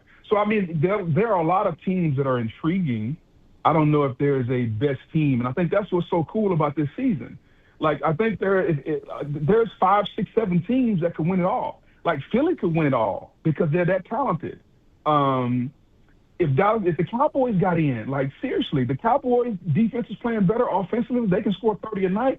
They might win it all. Green Bay, if Jordan Love remembers, what color jersey they're wearing, they can win it all. Detroit, if they can get healthy. Like, it's so many teams this year that are capable of winning it all. I think that's what makes it fun. And the tournament this year, I think, is going to be really cool because it's not going to be the Kansas City Chiefs Philadelphia Eagle Invitational, which is going to really make the playoffs fun.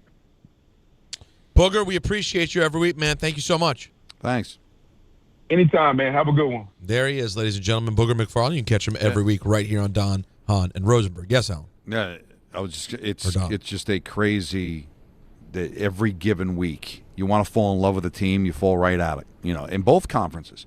But the AFC in particular, man, like, who you betting on? No, what he said as he's going through each team, and you're listening to, like, everybody's got a flaw. And that's something I think, Don, you said the other day when we were talking about parity. Sometimes parity will mean you got like 3 or 4 great teams, right? You don't. You've got a whole bunch of just teams that all have flaws. So who will be able to overcome their flaws more is the only way you got to look at it now. When you're looking at the AFC, you've got to find the team that has something that can help them overcome their flaws, which is why when he mentions the Texans, I think, well, they got a defense. We know that. They do. And that's how you can overcome it. You have a running game and defense, you have a chance to overcome anything. And I was just going to say, with the running game, that's why you kind of like Buffalo. because they can run the ball, they can protect the lead. But their defense isn't elite, though. But their defense is not elite. But they have the running game that you need. They just don't have the defense. Mm-hmm. But the one thing the Bills do have, if Kansas City's not going to make it, guys, and it's looking like they may not make it, the Bills still have, well, I guess along with Baltimore, the most experience in the postseason, right? Like, played in a championship game. The Bills have. So does that help? Houston, they've been to the playoffs, but no deep runs. Colts, same thing. Right. Denver made the playoffs last year, but it's been a long time since they made a deep run, right, Peter? No, they're young. They're Chargers. young quarterback. Right. Hey, by the way, Denver has a lot of flaws they fight through. All these teams do, but especially Denver. And Denver and New England are going to be the teams that are going to be battling for the 1 seed. They're going to get a bye. They're going to get a home game. One of those teams is going to get a home game in round 2. That's crazy. Right? And they're going to be sitting there only 2 wins away to going to a Super Bowl. Neither of them a ton of experience. None for Drake May. 1 playoff round for Knicks. And they're going to be, and there's a possibility, I guess one of those 2 teams is going to be hosting in the divisional round of the playoffs with a bye. It's crazy, and yet still I think both flawed to where you can see somebody going in there and beating them, right? What a big couple of weeks in the AFC. Does it make it here's Pittsburgh, the thing. Baltimore this week, Kansas City, Houston this week. No, you're going to get all of those now. We're getting back into division. We're getting playoff games right now. Yes, we're getting back into division a schedule now. But guys, does it make it? Here's the thing, because we can complain about it all season, but then you get to the end and you realize these games now all matter for all these other teams, right? Our teams in New York, forget it, nothing matters. But we like football. We like watching football. Sunday's a day where you can take it all in. You got to think to yourself, this kind of gets more exciting because everybody's flawed and everyone has a chance. There's a big group that still has a chance. And so who's going to – these games now suddenly become more compelling than if it was 3 teams that are already running away with it and they don't matter. These games don't matter. These games all – every freaking game now matters. Every game. So much riding on it. I'm just trying to see, isn't it weird, Don? I've been waiting for Kansas City to die for so long.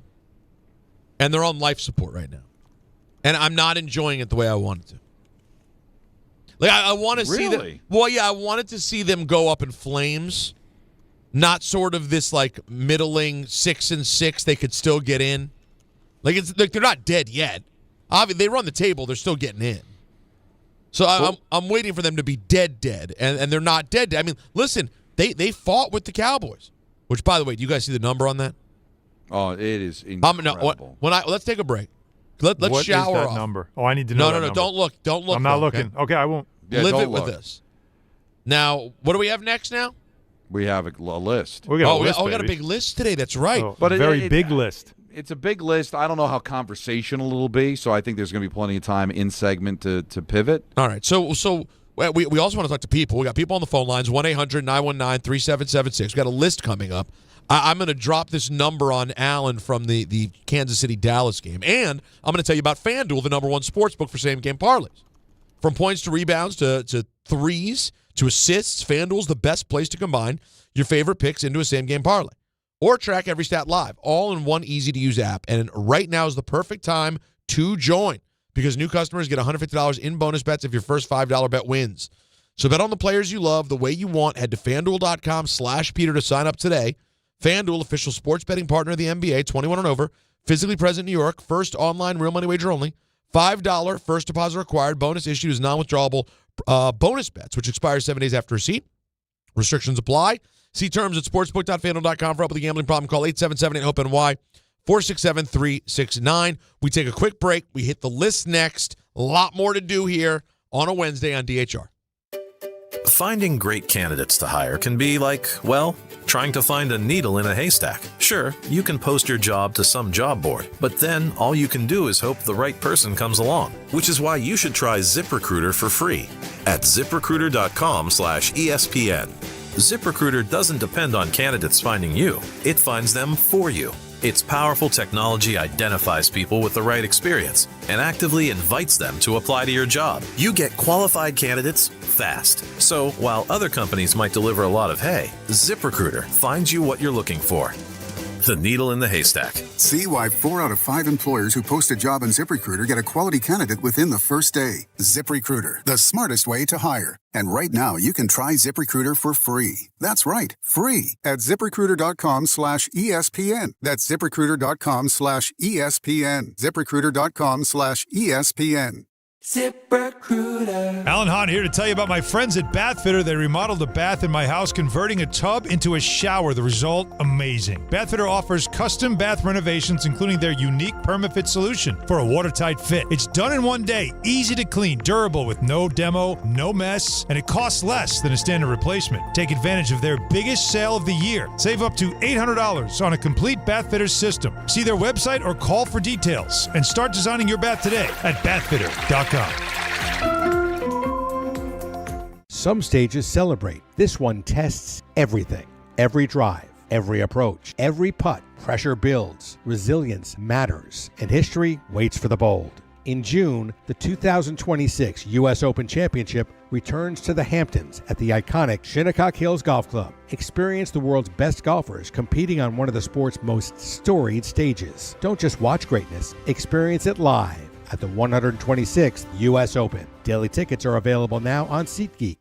We all hear the radio ads about the IRS. They tell you to be afraid, to be scared, and they try to frighten you into calling. I'm not here to do that. Tax Relief Advocates is different. TRA is here to tell you that if you owe money to the IRS, whether it's $5,000, $50,000, or $500,000, we have a solution. It doesn't matter if you're sitting in your car, at work, or with your kids. No matter where you are, call now. 800-575-6759. Don't lose hope. TRA can eliminate or reduce what you owe to the IRS. Generous programs are now available that can give you a fresh start. Our passion is taxes and helping individuals fix their IRS problems. We have over 1,000 5-star reviews on Google and an A+ with the Better Business Bureau. You don't need to be afraid of the IRS any longer. End your tax nightmare today by visiting us online at TRA.com or call 800-575-6759. That's 800-575-6759. Tax Relief Advocates. Real solutions for real people.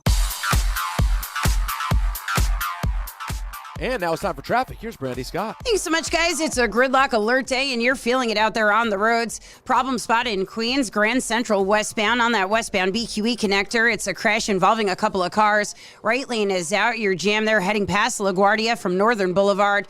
Another hit on the BQE westbound by Meeker Morgan in Brooklyn. Solid delays there getting across the Kosciuszko Bridge. Not so great at the Goethals heading into Jersey. A broken down tractor trailer on the span. Backed up onto the westbound Staten Island Expressway from the Verrazano on through.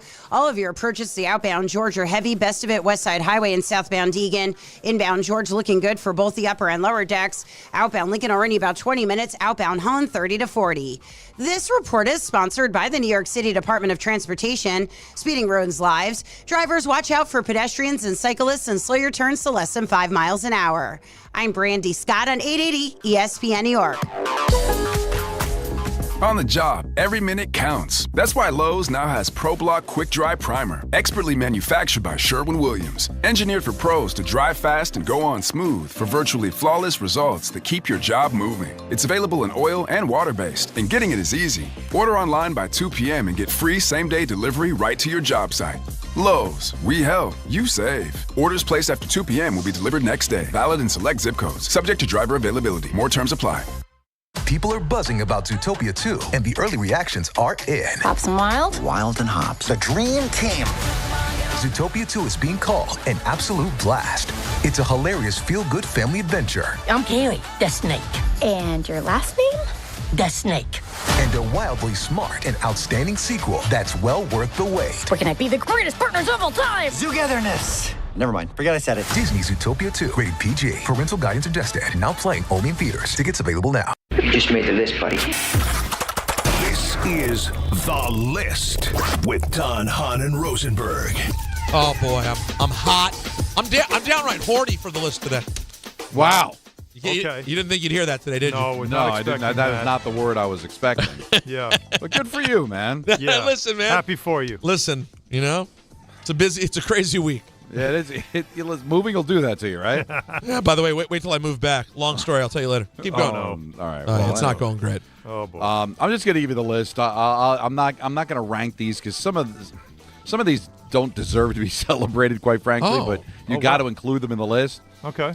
Happy birthday from heaven to Ozzy Osbourne. He was born on this day in 1948. We lost him back in July. Now, I could have went lame and said greatest Ozzy songs, but we've been there, done that. Come on, what are we doing? No. So I decided, you know what, how about the craziest Ozzy Osbourne moments? Because he's had a few that are very, very odd, all right? One we talked about last week. Yes, we did. One of them, and I had forgotten this story, maybe because it's heinous and it's, again, does not deserve to be celebrated, that the Osbournes had 17 cats. And at the height of Ozzy's drug use, and this actually got him clean, apparently, he shot all the cats. And his wife comes home and finds him underneath the piano in a white suit, a shotgun, and a bloody knife. And apparently that's the wake-up call that he needed. Unfortunately, a lot of cats were sacrificed for that, but, again, not great. That is, I have never heard that. I know it's not good. It's tough. It's like tough to come back from. I don't know if I can even listen to Ozzy the same way. No, it's tough. But and imagine that this is not the number one. Well, again, I didn't feel like I don't want to sell. It's the first one you threw out there, though. But I wanted to get it out of the way. All right, because I wanted to try to make the list fun. But I also can't not include it because it's his reality. crazy. Yeah, but he was not of right mind, obviously, when he did that. All right. Okay. He drugged a vicar. Sorry? When he was married to his first wife, he was a member of the Church of England. A vicar would come to the house once a week Oh, my God. to have dinner with the family. A vicar. He stuck a bunch of hash in a pound cake, and the vicar ate the cake and passed out. Ozzy felt really bad, but oh wow, he drugged the vicar. Can I just vicar? I don't know what a vicar is. A priest. Oh, it's a priest. Yeah, it's in England. Yeah. They call in England they call the priest the vicar. A vicar, yeah. What? Like it's another way to you live, you learn. You know. Oh, look at the music to get played in the arena. Look at War Pigs. This is perfect. The Come timing on, cannot man, be better that's for this. wild. All right, now we know about biting the head off a bat, right? That's ought to be on the list. Yeah, we talked about it. Because honestly, I all the think time. there are people that never heard a Sabbath or an Ozzy song that know that Ozzy Osbourne bit the head off a bat. But did you know he also bit the head off a dove? A dove. Well, how did that happen? Because you told the whole story about the bat. Well, and the you bat made was an accident. An accident. So what the hell was the dove for? They were going to release doves during his concert, and he decided to grab a dove and bite its head off. And when you hear the cat story, it doesn't sound that crazy, does it? Wow. I got to guess tell be you, thankful that there wasn't more than one dove. And I got to tell you, this list is not exactly covering him in glory. No, but it is what it is, man. I celebrate the music more than the man. I would hope so. And of course, the other one that's terrific is peeing on the Alamo and getting arrested for it. I remember that story. And by the way, this is a huge upgrade relative to where we were. Yeah, this is pedestrian, because nobody died or got drugged. Just an old building got peed on, and he got arrested. And of course, all hockey people celebrate the fact that in his mug shot, he's wearing a St. Louis Blues T-shirt, which is just very off-brand and very strange. So. Killing cats, biting head off a bat, biting head off a dove, drugging a vicar, and also peeing on the Alamo. On the Alamo. Like, literally, like, do you know the detail of, like, because the Alamo is basically a facade, right? It's just the...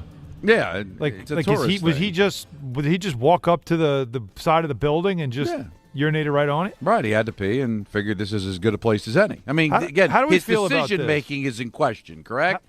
Well, let me ask you a question. I don't know if I've shared this with you guys. It's not something I'm proud of. Okay. But there was a time in St. Louis where we were out. I was very young, young sports writer. I've heard this. This is good. And we had a late night, and we were trying to find our way back to the hotel. And we all had to go, and there was nowhere to go, and we just happened to be by the Arch, the gateway to the west. Oh, sure. And so we thought it'd be funny if we stood under the arch and went in the direction, like saying, I'm in the east, but it's landing in the west. Like, we just thought it was hilarious. You probably need to be drunk to really understand why it's funny. But there's also like a desecration of a national monument type thing that also plays in here. Yes. So, again, I want to stress, like Cam Scatterbo young. Like I'm young. I'm stupid. I'm like I'm just I have a corporate card. You were peeing Mountain Dew. I was exactly. That's how hopped up you were. So I mean, it's not the Alamo as far as a sacred No, but place. it's. But what do we think? Is this is a pretty bad story, don't you think? Yeah, he got arrested for it for sure, and it had an iconic picture. But that's bad. We always joke with the kids, and this is going back to when I was a kid. Whenever we'd go into the city, when you drive through the Lincoln Tunnel, you've got the Jersey and the New York sign right in the middle. Yes. It's like, hey, there's going to be a split second where mom and dad are going to be in New York and you kids are going to be in New Jersey. I never thought to pull over and say, hey, look, I can pee in New York and still be in New Jersey. I've never thought that either. I never thought that. But now, you're going to think about doing it. Right. Now, you're going to think about it. You know what? Unfortunately, our audience is going to think about it, and watch the news. You might find out about it. Well, if you're going to post it on social, just tag us. There's wrecking of hotels, but that's that's rock light and work. rollers. Yeah, That's come on, everybody did that. Van Halen. The one that didn't make my list was that he was hanging out with Motley Crue. Oh wow! And they dared him to snort ants. And Again, more animals dying because insects, but it's an insect. It's animal adjacent. Nobody's saying that the ants didn't. Hold on, survive. there's nothing more definition than insect being animal adjacent. Nobody said that the ants didn't survive. Yeah, who knows what happened? And I don't know. I never got confirmation whether he got eye off of it. But listen, Ozzy had his issues, and he's no longer with us. But there is the list I came up with. Now you forgot one other good one though. What's another one?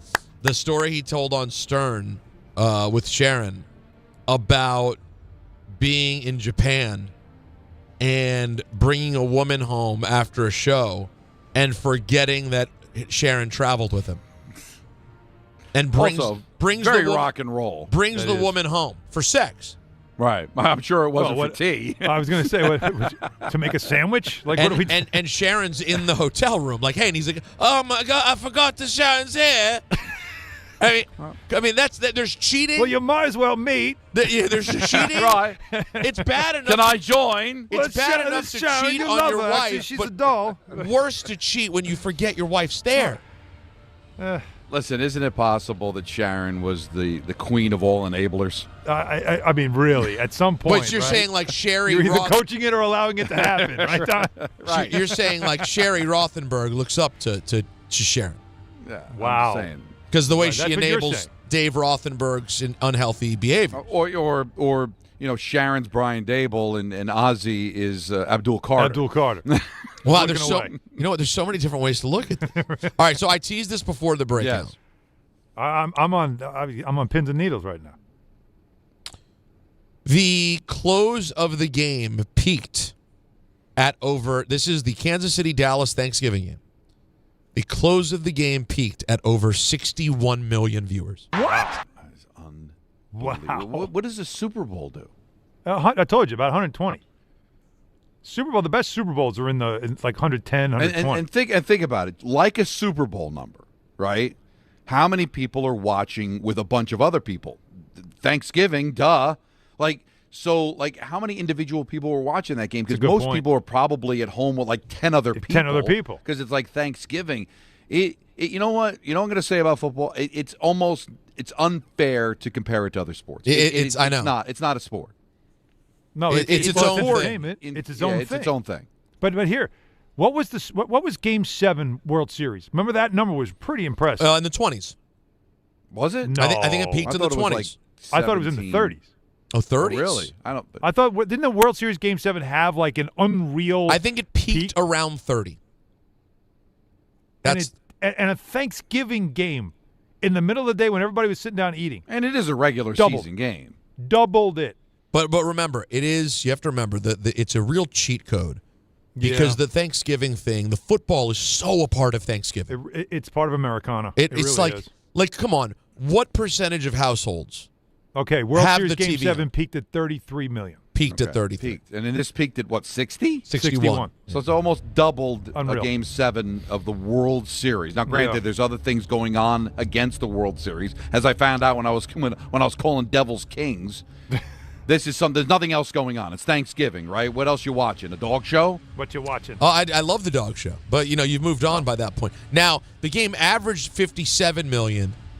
The previous record was Commies Cowboys 2 years ago was like 43 million. 2 years ago. Yeah. Why was that so good? No idea. You didn't even watch. So this is our national pastime, clearly. This is the one sport that we can all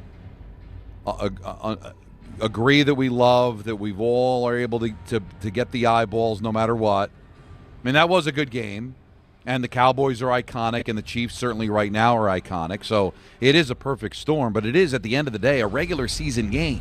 Listen, in America, we have 3 pastimes: politics, religion, and football. That's a real thing. But here's the thing. There's no debate that would get that number. There is no religious event that would get that number. Well, that's a great question. Where did the Biden-Trump debate, the last one? I'm sure it didn't peak at that number. I bet it's in the 30s.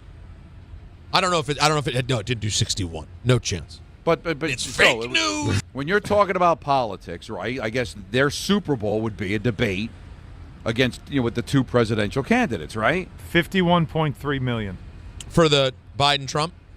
I'm sorry. No, the one from 2020. That's not true. 73 million. Whoa. Oh, there you go. How about that? Yeah. Wow. So, but think about that for a second.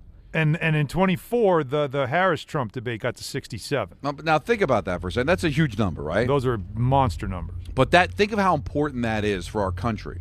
Our 2 presidential candidates are debating. Really the moment where a lot of undecided people are going to decide who they're going to vote for, who's going to run this country and basically the world for the next 4 years. Can't do a football. Still gets pulverized by a regular season football game. No. Doc, it doesn't get pulverized. But the fact that it's even in the same conversation is absurd. Well, pulverize. Well, I will say the Super Bowl would pulverize it. Super Bowl would pulverize it. Yeah. But think about how much more entertaining that is. But I mean, it depends on the game. But it is correct. Like nothing else. Like you just said, the world. You couldn't get. I thought Mark Messier was eloquent, and that was a great question by you, Peter, to bring up Game 7. Yep. Blue Jays and Dodgers, and how into it he was. Again, that was a Saturday night. That's not bad. We're getting attention, but there was other things were going on. You don't know there's going to be a Game 7. You can't prepare for a Game 7. You needed the results of Game 6 to get to the Game 7, right? Dodgers had to win that game for there to be a Game 7. So that's an incredible number. But still, like half. So I don't know if there's there's no other sport. Maybe Olympics? What would be in the Olympics? A moment. Like, could a gold medal game in basketball? Because the U.S. is such a heavy favorite, right? You'd have to have like gymnastics, figure skating. Those really draw the eyeball. A U.S. Canada hockey would probably get maybe. In Vancouver in 2010? What did U.S. Canada? They probably did like 20, just because it's America going up against Canada. I wonder what that. I'm trying to remember what that number was. I don't know if Anthony or Jacob could look that up. I'm on it. You know what it would take? It's still a fraction. You know what it would take to get the kind of number you're talking about? It would need the U.S. I got a rating of 10.7. U.S. would need to have 38 million viewers. The U.S. would need to have Usain Bolt for them to get a number like that. So fastest man in the world running the big, the 100-yard dash. That stuff is the only way. But 38 million is that's a lot of people. It's not low. In 2002. Well, yeah. 38 million. So 2002 was Salt Lake City. Yes. That's the one I'm thinking of, right? Well, and it was Vancouver in 2010 when the golden goal by Sidney Crosby. Okay, all right. That might have done a better number too. But again, you're getting the country to rally around something. Same. Got the same. Yeah, peaked at 34.8. 2010. So that's probably the only thing, because the scenario you said, would an individual event be able to get that many people into it? It would have to be somebody very, very. You're also talking about, like you said, the perfect storm of the fact that it's Thanksgiving, and in our country, everything stops from noon until at least 7 p.m. Nobody's doing anything other than being together in a home or some type of place and watching football. Eating, and generally, if a television is nearby, football will be on. That's just part of it. It's like having a Christmas tree. It's like fireworks on the 4th of July. Everybody is part of it. Somewhere, somehow. Like, think about what would be the ratings of watching fireworks. Right? Not like if the ratings amongst morons 100%. Well, but you know what I'm saying. Watching fireworks, though. No, the morons. Everybody is going somewhere to see fireworks, whether it's in front of your house on the street. I like somewhere. Don, what's more on That's TV? the comp. What's the more on TV? Fireworks or the parade? I didn't say watching it on TV, Peter. I meant watching like it's them on in literally. front of you and you look up phizically. Yeah, like there's no way to rate it. But I I'm like saying fireworks. If you could. But watching fireworks on television. Yeah, no, that's not. That's. Do you remember, are you a big fan of Ocean's 11? Not the original, the remake. I love all 13, the Oceans. 12? Love them all. 11. 8? Is when with Don Cheadle, he's making the gems for the bomb. And they raise the hotel behind him. He's watching it on TV, and you see behind him the actual through the window. fireworks. Yeah, right. Like instead of looking behind him and seeing it live, he's watching it through TV. Like I By the way, one event we forgot just now, guys, and all of our rambling about ratings. The Tyson Paul did like 50-some million. Huh. Remember was that worldwide or in the United States? That's fair. That was fair probably question. worldwide. 1-800-919-3776. That's a number. That's a number you can call right That's now. a big Sure number. is. We'll talk to you. We got ENN coming up at 6 o'clock. You got Knicks basketball after our show right here on 880 ESPN New York. It's Don, Hahn, and Rosenberg. Whether you're shopping, gaming, or streaming this Black Friday season, don't take slow for an answer. Get Optimum Fiber for the fastest, most reliable, and most consistent internet speeds, starting at $25 a month. Call 888-4OPTIMUM or visit Optimum.com to switch. Act now and get a full year of Netflix, an unlimited mobile line, a $400 prepaid card, and more, all on us.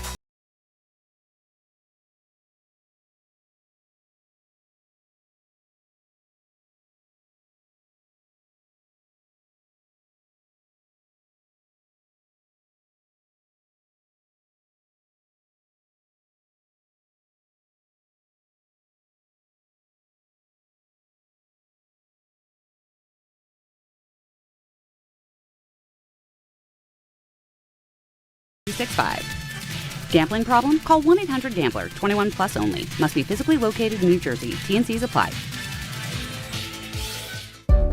New York Presbyterian treats more heart patients than any other hospital in New York. From common to complex conditions, our cardiologists and heart surgeons are pioneers in advanced heart care, leading the way in minimally invasive treatments for faster recovery times. Find a doctor at nyp.org/heart. Stay amazing. New York Presbyterian. New York Presbyterian Hospital based on U.S. News and World Report 2025 to 2026 Cardiology, Heart, and Vascular Surgery Rankings.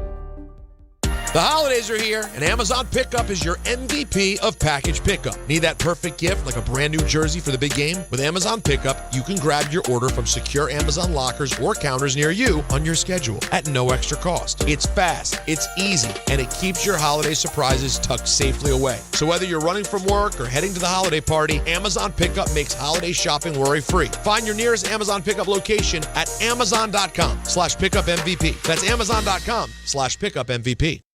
This college football moment is brought to you by ServPro.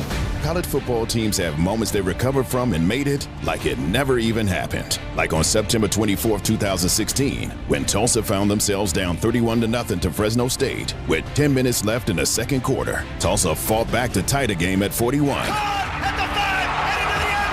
And then won 48-41 in double overtime. ServPro. Like it never even happened. The post-crib assembly press conference, brought to you by Progressive. Michael, you had some trouble putting the crib together today. What went wrong? You know, those instructions can be tough, and, well, you saw the outcome. Were you upset when your wife pulled you and called in the backup? No, I mean, the baby needs a crib to sleep in, so whatever it takes. You've got a changing table to put together next. It's got a lot of drawers. What's your comment? You know what? We're done here. Like it or not, sometimes you need a backup. That's why there's Progressive to protect your home and auto. Progressive Casualty Insurance Company affiliates and other insurers. Not available in all states or situations. Everyone wants the Emirates NBA Cup. The temperature is rising. 30 teams started. Bang! But only 8 have advanced to the single elimination knockout rounds. To survive, they'll have to be hungry. Relentless, ruthless. Are you kidding me? They all want the cup, but only one team can claim it. Who will capture the cup? Emirates NBA Cup knockout rounds begin Tuesday on Prime.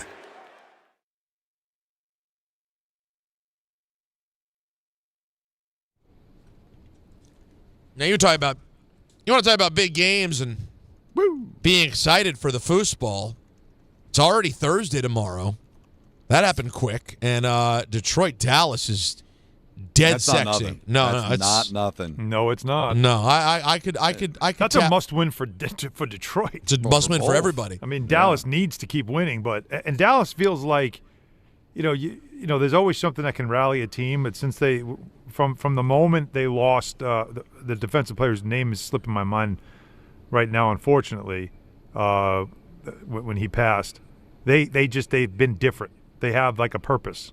Something happened there with that team, and they might be on kind of a mission now. It feels that way. No, that's going to be a really fun game tomorrow for Thursday Night Football. But let's take some calls here to close out the hour. Griffin in Connecticut's been on hold for a while. Griffster. Hey, guys. First off, before I get to my point, you guys talked about in the show a long time ago how tall Allen is. When I took a photo of Allen, I've never been smaller in my life than when I have a photo of Alan Hahn. Tell me about it. I have to take pictures with him all the time. It is tough. Peter? But I felt you've never been bigger than in that moment. You were at center court of Madison Square Garden, Griff. That's right. Wow. Yes. When was that? When was that? How did this all happen? This was, 2 years ago? 2 seasons ago? Last year, I think. Or was it last season or maybe early last season? No. Yeah, early last season, I think. Yeah, brought him out on the court. Took a little photo. Him and his dad took a picture. We took a picture courtside. It was great. And I was there, and I yelled out, I was like, Griffin, I love you. And he looked back at me, and he went, What, Peter? I went, oh, my bad. No, you weren't. You were doing your show. Oh, sorry. One of my favorite pictures. You were doing the Michael K. show. I know that show. I remember. Is having a picture with Allen at center court at the Garden. It was actually 2 years ago, the Black Friday 2 years ago. Yeah. I did the pre and post for Rangers Flyers. Kenny did the play-by-play. Damn right! And then Kenny was doing play-by-play for Knicks on TV, and I was doing it on radio. And Allen, I think we did the game together. Yep. Or you were doing it on TV, whichever. And we all took a picture at center court at the Garden. It was awesome. Yep. Very tall there too, Peter.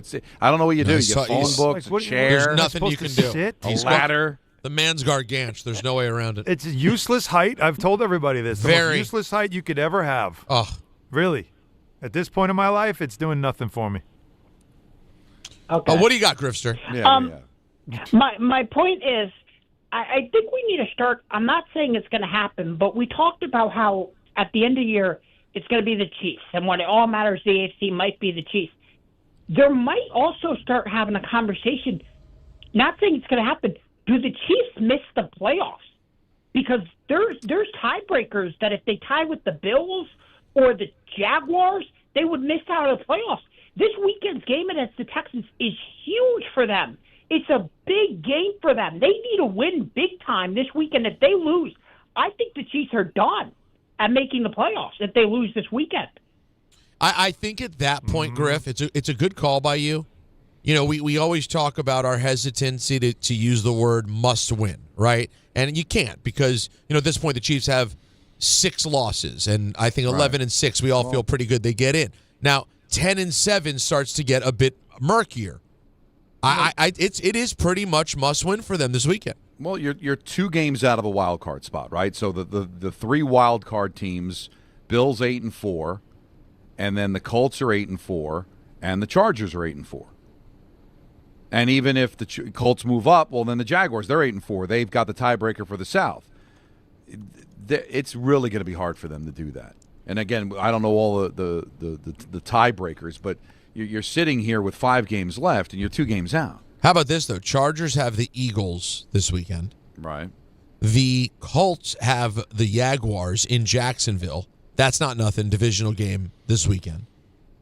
The Buffalo Bills have the Bengals this weekend. So that's a good spot for them.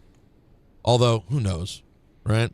Yeah, but And then the Texans, as we mentioned, have the Chiefs, and the Pittsburgh Steelers have the Ravens. So everything around the wild card in the AFC will be affected up and down the board. All right, so this with week. 3, 8, and 4 teams, you got to figure you're going to have to at least get to 11. Would you agree with that? Yeah. Well, do you think 10 can get you in? There's a chance the 7. Right. I could see the 7 being 10-7. Sure, I could see it. So what's the Chiefs' schedule the rest of the way? Here's what you have, Don, for the this. Kansas. We did a while ago, and now they're 1-1 since we did it. They have the Texans this weekend. Okay. Then they're home against the Chargers. Then they're at the Titans. And then even if they do well in all these games, then they have home Broncos. Although I will tell you, after watching that whole Commies game this weekend, the Broncos can be had.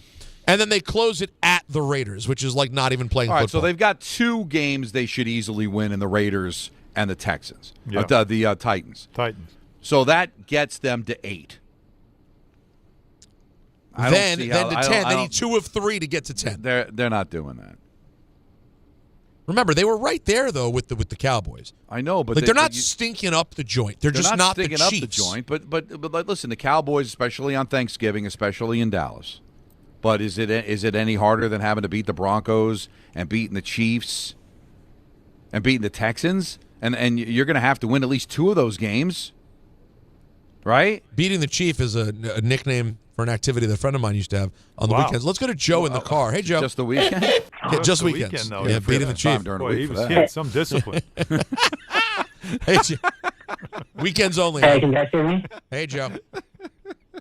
Hey, first of all, you guys are awesome. You entertained my day so much, so I appreciate everything. Thank you, man. That's first of all. So, yeah, just a quick one. I'm a huge Jet fan. Been watching them since I'm a little kid, since I can remember. And it's been there's no word for the last 15 years. Brutal, unfathomable. And I'm generally like Alan, like at this point, totally apathetic. And when they were 0-7, I was obviously apathetic as ever. And as could be, like, here we go again. No playoffs in sight. But I have to say, and the tanking is a separate discussion. I don't agree generally, but over the past few weeks, there's been just a little bit of a different feeling. I know they're quote unquote irrelevant games, but specifically since the trade deadline, I don't know. I feel like maybe, just maybe, do we have something in Mitchell? Do we have something in Mechie? I'm assuming that if they, didn't trade Grease at the deadline, that means that they want to keep him long term, which I really hope they do, because I think he's probably the best vet on the team overall. I'm not necessarily 100% bought in on Glenn yet. I think he's definitely made some progress. I've seen, some couple of bad snafus from him. But I'm just like Don is saying, maybe, just maybe, I do see Mason Taylor also some sort of glimpse of something. I don't know if it, right. I agree. Obviously I'm not going to jump to it's 100% for sure, something to watch. Every once in a while, because I'm kind of a space nerd, and I do see things on social media about, like, radio waves being heard in deep space. I mean, that's all this is. It's a blip. It's something to kind of give you some belief that something's working. And I think that's I'm not asking Alan to jump for joy over it, but this is all you have. You're kind of grasping at straws, and I think there's something there. But you got to continue to see it through. There's still 5 games to see if maybe at some point Allen will feel movement. I'm waiting. Like I said, I don't know if anybody got the Polar Express reference, but at the end of the movie, the boy is given a bell. And the only people that can hear the bell ringing is people who believe, right? Believe in Santa. So I don't hear the bell. I need to hear the bell. Let's not talk to Artie and Felicia. We're going to get to you guys in a moment. 1-800-919-3776. You got to hang tight. We got a big 5 o'clock hour. I still haven't played you guys this Abdul Carter audio. Well, let's hear from the man himself, and also some other people who know the game of football weighed in on the Abdul Carter situation as well. Plus, we got to talk Karl Anthony Towns, Chris Paul. A lot going on. DHR, ESPN New York. To help those who want to be helped but may not be able to afford it. That's what PGA Tour winner Grayson Murray had envisioned for a foundation before he sadly took his own life at just 30 years old. his parents channeled their grief into creating the Grayson Murray Foundation, carrying out his vision to help those struggling with mental health and addiction. To donate and learn more, visit GraysonMurrayFoundation.com. And now it's time for traffic. Here's Brandy Scott. Thanks so much, guys. Just no easy way to get around right now, and we've got a problem spot in Rockland County. Thruway northbound by the Palisades Parkway. A FedEx tractor trailer went off the roadway. Emergency vehicles taking out the right lane. That is you jammed heading across the Tappan Zee Bridge from the Westchester side. Inbound George, not too bad. Just about 5 to 10 for the upper deck.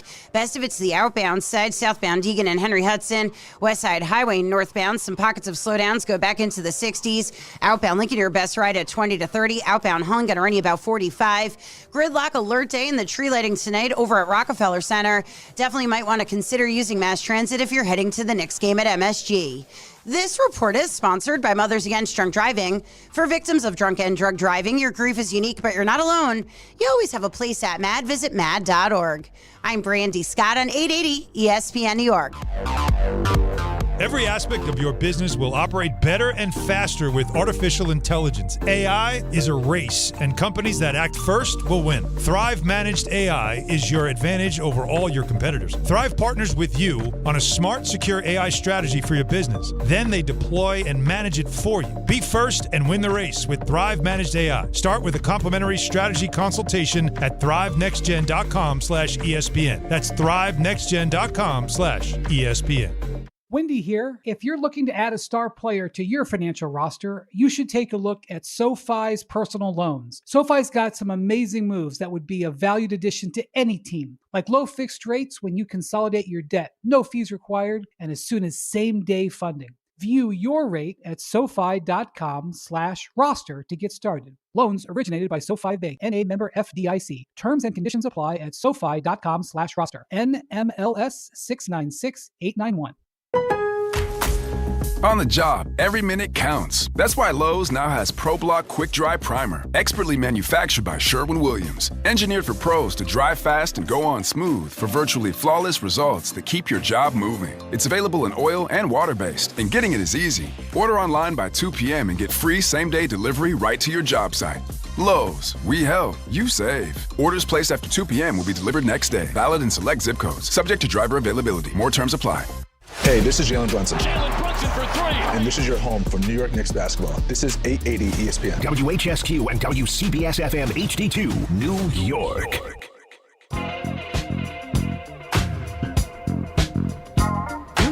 Don, Hahn, and Rosenberg. You bet. That's your ace. You can't get a 502 in the big city from you, man? 502 in the big city! Oh, yeah. Yep. How'd that feel? I like it. Yeah. No. I don't share that opinion. It's your tittle. I like fireworks. Oh, sure. Very good. But watching them on TV is a little stupid. I agree. But that wasn't what I meant. But I know exactly what you meant. Okay. Don likes fireworks, though. It's an important thing to remember about today's program. He shot all the cats. Not a clean day for Don. Cool, man. You know how they used to say you shot the clown? No, now it's about shooting shot the cats. I had to explain. I had to explain to Natalie yesterday what how exactly the straw made such perfect sense in the Maya drop.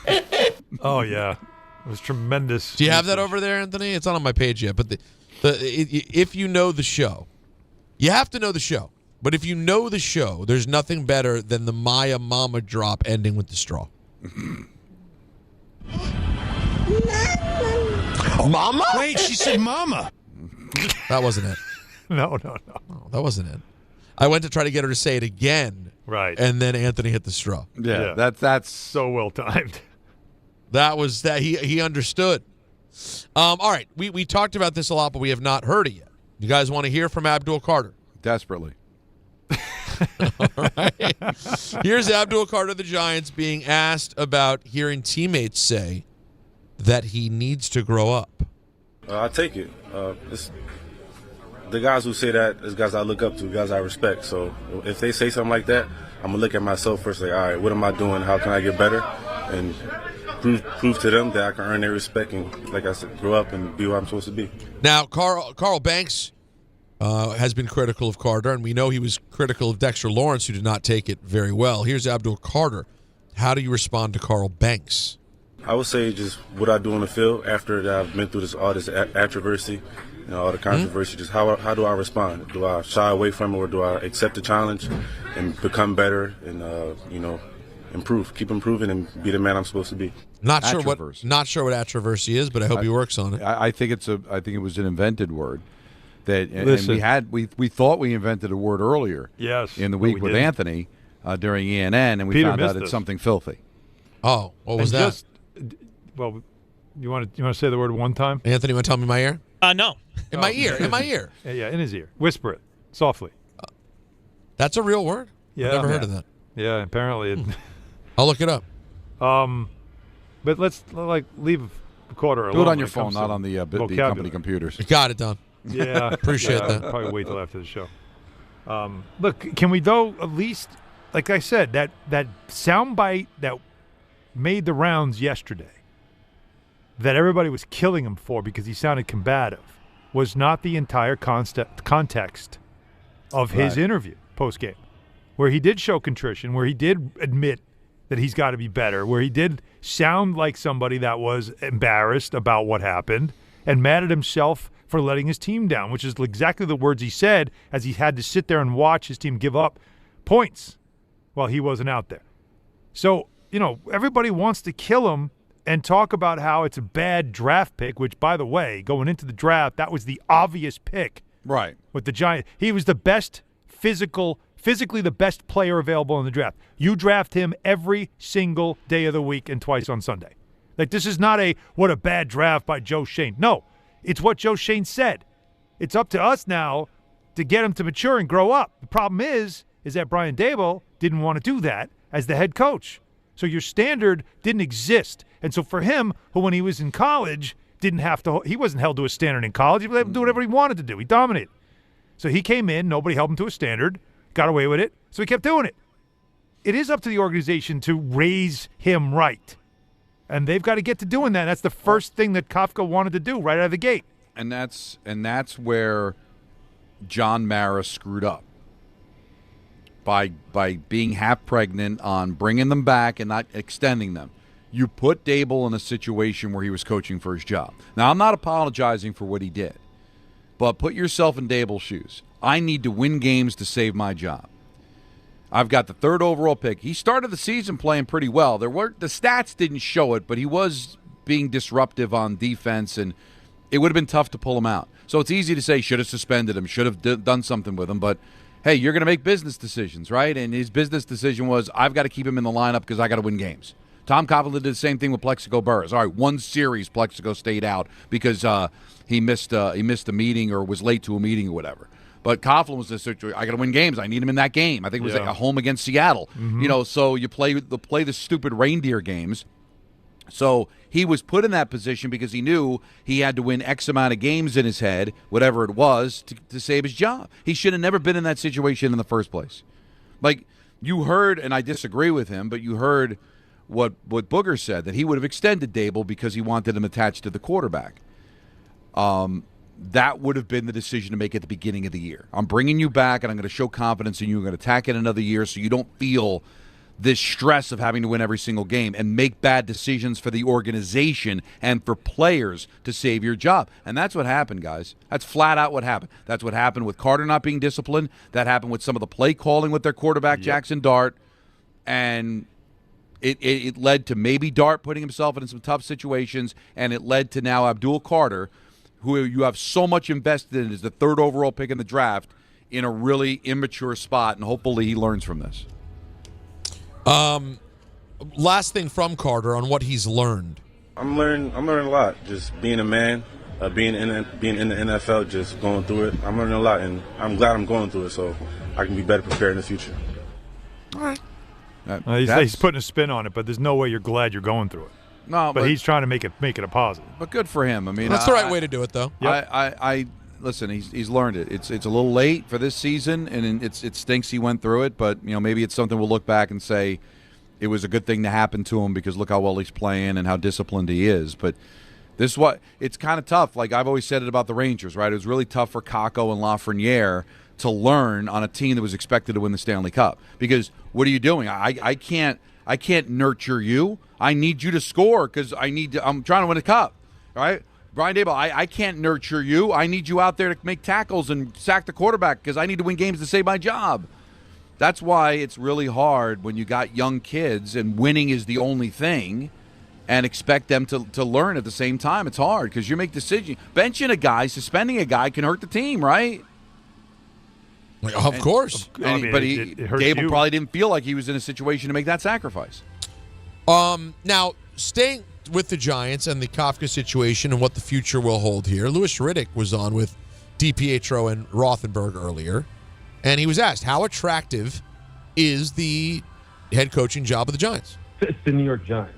There's no question that people who are involved in this profession, whether it be front office executives or aspiring head coaches, coordinators who want to be head coaches or head coaches who may be changing jobs, which, if you listen to all the speculation out there, there's head coaches right now who people believe should make the move to the New York Giants, which is kind of crazy to me. But yeah, it's a desirable job. It's a place with a long, decorated history. It's a blue blood. And then I know people, who are New York Giants fans are going to say, what the hell are you talking about? We haven't won anything in years. You've done plenty. You have plenty in your history as far as high-level accomplishment, and there are plenty of guys who would love to be tasked with trying to restore the New York Giants to past glory. I think we all agree with that sentiment, right? Yeah, it's just because recently the team has gone through some struggles, and again, they're not the Jets. It's different. So. Because you can't shake your past, right? I mean, it's still always going to be there, negative or positive. I don't remember the exact year. Might have been when Bill Parcells got the job or soon after. So this is going back to the 80s. The Giants hadn't won a Super Bowl. Giants had one playoff appearance in 2 decades. And he still said the Giants are one of the flagship franchises in the NFL, and it's true. It's like an original 6 team in the NHL, right? There's just something that resonates when the team that's got that kind of lush history and also in an iconic city, like that combination of being a franchise that's been around for 100 years in the biggest city in North America. It's a special job. It still is, despite all the losing. Riddick was asked, what's wrong with the Giants? It's never a simple answer. And there's always things that are going on inside of the walls of an organization that you just don't hear about. And that really would probably blow your mind as far as the kind of dysfunction that some individuals and some departments can really sow within an organization. It's just so counterproductive and so misguided. And obviously that was the case with what was going on with, what happened with Vrabel when he was down in Tennessee as opposed to what's happening with him in New England right now, because, he's got everything clicking up there right now. He really does. And the Giants have to try and figure out a way to find to kind of copy or kind of get that. Wow. No, I hate to do it to a guest, but he didn't go anywhere. Didn't get to the answer. This interests me more. Riddick on Jackson Dart needing to change his ways. I admire Jackson's toughness and his competitive character. I really do. But it's just ignorant to say, look, it's football. This is the way I've always played, and kind of stub your nose at the people who are trying to tell you that you can't continue to think that you can just play the game the way that you've always played it, and the results are going to be what you think they're going to be in terms of your availability. This is the NFL. I know you played in the SEC. I know you played high-level football, and you've always put your body on the line. And that's one of the things that endears you to people. You keep doing that in the NFL, and you are going to have a very short career. You just are. You saw what can happen just the other night. People are going to hunt you down. Every week is like playing Alabama times 10. Jackson's going to have to come to that realization himself. And his team, meaning his teammates, his inner circle, are going to need to kind of say, hey, look, you understand that the number one ability you have in this league is availability. We hear that all the time. And you're being selfish, man. That's an interesting but logical sort of thought process there, Alan, of at a certain point, no matter how much you say, this is what I did, this is how I do, you are now the most important piece of an entire business with hundreds of people who are a part of it. It's a different Everybody's level. affected by your health. Yeah. But look, and I was telling Rick this, so I'll share it on the air. Watching Jackson Dart's post-game press conference gave me such nostalgia because I'm watching him and his mannerisms with the media and what he's saying and how he's saying it, facial expressions, all of it. And I'm like, I've seen this before. And then I realized what it was. Rick. Ironically, a goal horn happens when I say Rick's name. But it's because he's thoughtful in his answers, but he's coming off as being combative. But I think Dart's trying to give like a thoughtful response to the concern. He's well aware. First of all, you know he's paying attention to every headline and everything being said about him. He's definitely that kind of guy. He knows everybody keeps saying, you're going to get hurt, you got to be careful and all that stuff. And what he was trying to say, but it came off arrogant and combative, which it wasn't, was this is how I got here. Like, you can't ask me to go, I get here, I finally made it, and now you're telling me dial it back? I don't know any other way. And he thought he did dial it back. Like, Rick was the same way with us. When he's 19 years old, he's in the NHL, and he's the same kind of personality. He's aware of everything. He knew everything being said about him. And so when you would challenge him about things or ask him things about overplaying the puck or something, well, that's why I was drafted. And you'd think he's fighting with you when really he's just trying to give you an answer that you understand. This is what I'm thinking. And so I think Dart was being very open about how he felt. He didn't give you some PC answer. He just gave you what he feels. I've played this way my whole life. This is why I'm successful. This is why I'm here. This is why you're excited about me as the Giants quarterback. And now you want me to dial it back? I don't know how to do that. Well, I thought I did slide. I thought I did try things. You can't expect me. Now, he's going to look back at that 5-10 years from now. And you'll show him that clip and he'll laugh at himself. And he'll say, I was an idiot. Yeah. But in the moment right now, I think he was being earnest with his response. I don't think he was being arrogant, brash, or combative. I think he was being honest. Now, on the injury in Chicago, he had a great defense. He's like, I fumbled the football, and that led to what happened. But the play, and he didn't get hurt on the play, but the thing that everybody's focused on for Monday is the hit out of bounds, or the hit inbounds that knocked him like 10 feet out of bounds. What was that, for one extra yard?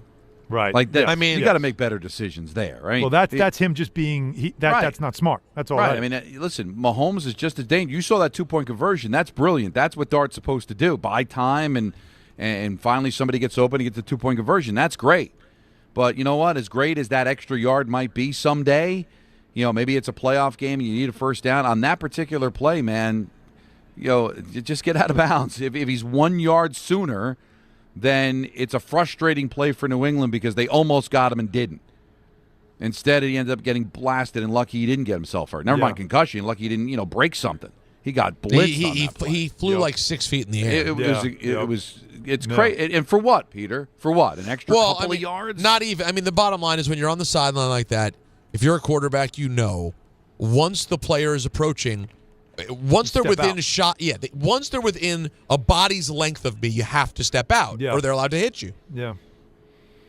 So it's for nothing. It is, and it's again, him and Scatterby, the reason why the two of them get along so well, they're both the same way. They're both wired the same way. Yeah. This is all they know. Now, again, he's got to figure out. I'm wondering who is the vet, either the former quarterback or the vet. The Giants, to me, if I'm running the organization, I would try to find someone that he would, first of all, that he would respect and listen to. And have them work together in the offseason about this stuff. Exactly this. I play here. Let me show you some film. I played just like you. I do all the. And I agree with you. You got to use your legs. You got to be. But these are some things that you need to incorporate in your game so you have longevity. And if he is somebody that listens to the noise, and I agree with you, he does. Because I think when you are out there, you're doing it for attention, and you want to listen to what they're saying about you. And if you're listening to what they're saying about you, you're listening to what they're saying about the Giants. So while he was injured, or while he was sitting there watching Russell Wilson, waiting for his opportunity, what was the criticism of Russell Wilson? You said it. Allen, he's making business decisions. Yep. He could have got that first down and didn't. He's probably thinking to himself, "Oh, they're not going to say that about me when I'm out there, man. They're not going to have to worry about me making business decisions. I'm going to be making winning decisions. I'm going to get that first down. I'm going to dive, And I'm sure that built up in his mind is I'm going to do all the things I did at Ole Miss. Exactly. Well, you know what? You didn't have a professional knocking you out of bounds. You have guys that are trying to kill you, and he'll learn. You just hope there's time. Now, again, everybody that wants John Gruden to be the Giants head coach, there's video out there, this famous interview or the sit-down they did together, Gruden and Dart. Mm-hmm. And Gruden's been on social media talking about Dart, too, more recently. But Dart didn't even listen to him, and he showed him video. And he said he was calling him out, showing the video like, this is dumb, this is stupid, I can't have you do this. And he's calling him out, and he didn't react. You know what I mean? Like, so you think Gruden comes in as a Giants head, he'll fix that. No. They did a video session together. It meant nothing to him. Nothing. It's hard when you know that you were drafted in the first round because of playing that way. And you've been doing it forever. This is who I am. Yeah. Now you want me to stop? Right. Yeah. And who am I without that? There you go. Well, you got to find it though. We can all agree. But you were off Monday, Peter. But I had said I do sometimes feel like we spend a lot of time on this, deflecting away from other things about him, hoping that he's not like injury prone or that he is somebody that's susceptible to concussions. Are we using, the Giants used him wrong, or he's making bad decisions on the field? Remember Carl Banks, we had him on the day after, or the day that Daboll was fired, saying there were only 4 design runs in that game against Chicago. He did not get injured because of anything. He just fumbled the ball. He got injured. He fell down. It just had happens. Like, I hope that there isn't an issue where he's just susceptible to concussions. Because if that's the case, then forget it. It's not going to work out. It's not going to happen. Worse than anything. So hopefully we're not exaggerating the decision-making because it's distracting from the other issue that he may have an issue with concussions. And if that's the case, then he is not going to be the franchise quarterback we hope. Yeah, it's troubling. It's we've seen a lot of wonderful things here from the kid. I don't think it's troubling. But I don't think it's troubling. Well, which part? Like he's aggressive. He's young and aggressive. How about this? How about parts of it could be disconcerting? How about that? Troubling strong. I don't see any of that. Like, you know what would be troubling for me? If he couldn't hit the target. If his passes were missing by miles, if he looked at his receiver and said, I know you're open, I didn't see you, I can't see you, that would be troubling. That was Zach Wilson. That's troubling. Well there's different versions of trouble. He knows how to play quarterback. No, but the experience will teach him.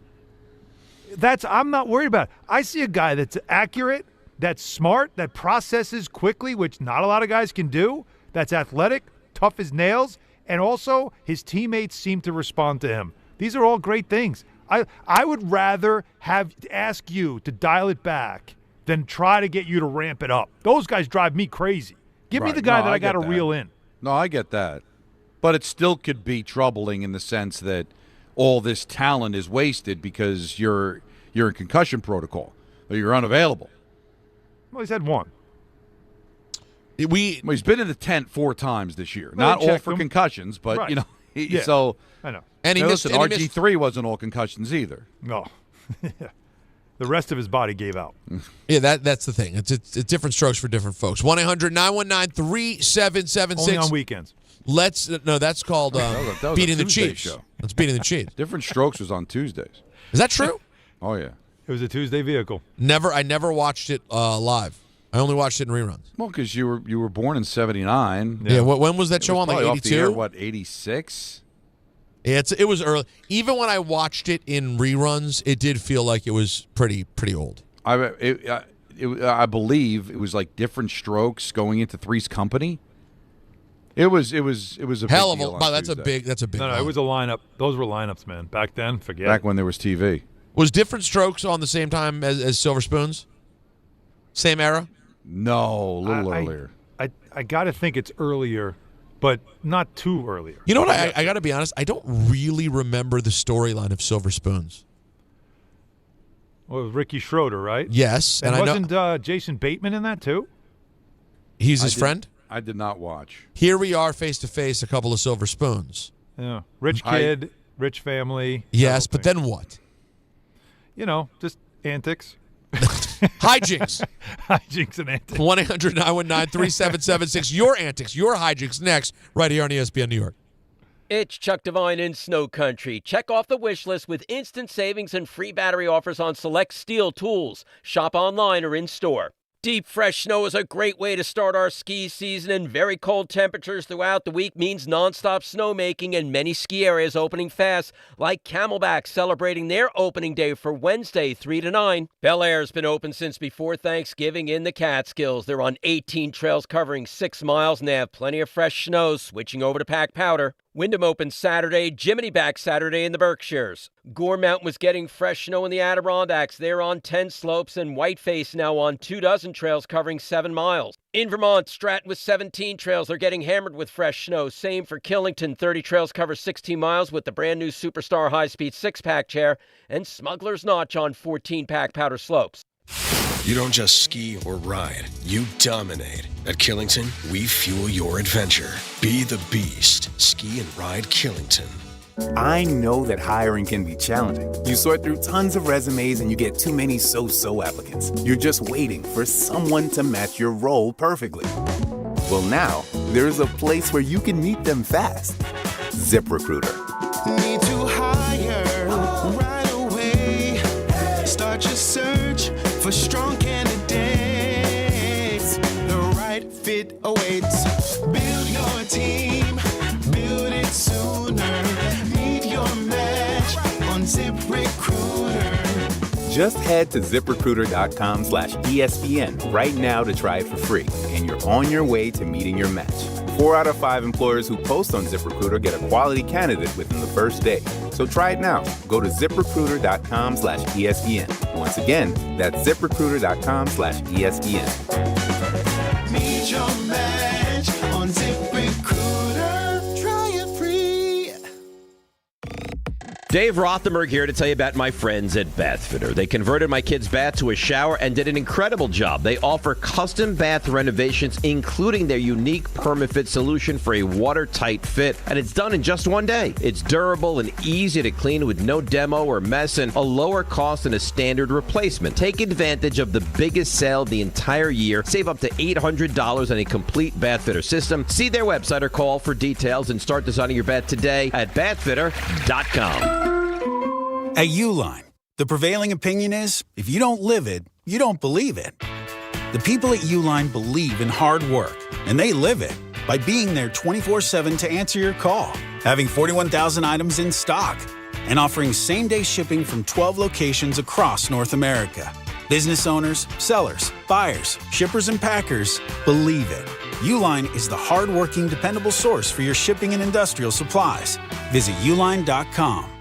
Some stages celebrate. This one tests everything. Every drive, every approach, every putt. Pressure builds. Resilience matters. And history waits for the bold. In June, the 2026 U.S. Open Championship returns to the Hamptons at the iconic Shinnecock Hills Golf Club. Experience the world's best golfers competing on one of the sport's most storied stages. Don't just watch greatness, experience it live at the 126th U.S. Open. Daily tickets are available now on SeatGeek. And now let's take a look at the traffic with Brandy Scott. Thanks, guys. It's a gridlock alert day in the Rockefeller Center tree lighting tonight. Definitely want to avoid 5th, 6th, and 7th Avenues between 46th and 57th. Starting to put closures in place in Midtown. Just a slow crawl on the FDR southbound. First, over by the 59th Street Bridge. It's a crash in the center lane. After that, looks like we've got something brewing over by East Houston. Traffic is jammed there from before the Triborough Bridge. Delays go back onto the Harlem River Drive. All of your approaches to the outbound George are packed. Cross Bronx westbound, not moving much from the Bruckner on through. Inbound George looking pretty good for both the upper and lower decks. Outbound Lincoln will run you 30 to 40. Outbound Holland 45 plus.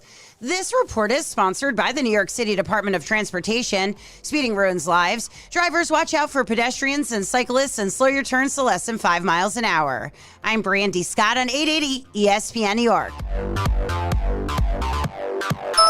That's the ease at which you get information. You want it, you get it. Like that. Ask your phone. Group chat. Smartphone. You're always connected and informed in real time. No waiting. So if you're diabetic and still using finger sticks to read your blood sugar, what are you waiting for? Knowing your blood sugar levels instantly is important for managing diabetes. Call US Med at 888-665-0696. To learn more about continuous glucose monitors, a real-time instant method to track your blood glucose, US Med is an approved provider for Medicare and over 1,000 private insurers. And the best part? Call 888-665-0696 and we'll give you a free insurance benefits check today. So call 888-665-0696 today. That's 888-665-0696 and manage your diabetes as easy as...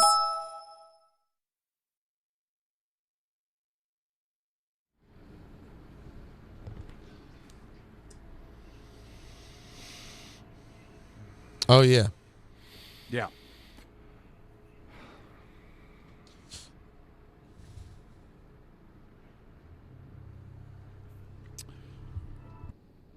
One 1-800-919-3776.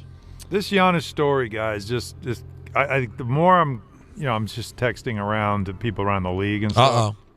Cool, man. Well, because everybody's talking. Well, because in the NBA, it's like the thing everybody's talking about, and it's amazing that the conclusion is that he just wants to play for the Knicks and he wants to be in New York, and a lot of other teams are like, would they get involved? And it doesn't sound like it. Like for the reasons like I just gave you, but everybody just knows like that's where he wants to go. It was the same as Carmelo. Carmelo wanted to play for the Knicks. He really didn't want to play for anybody else. He wanted to play for the Knicks. He said after the fact that as much as the Nets were trying to make the move and all that stuff, and he pretended to want to go, he would have taken the Brooklyn deal. He's like, oh, no, I was never going to take that deal.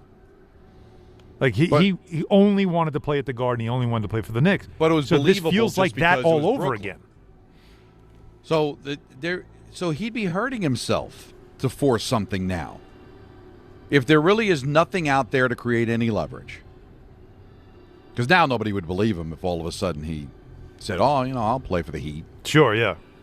Then and they wouldn't buy it anyway. So just bide your time, man.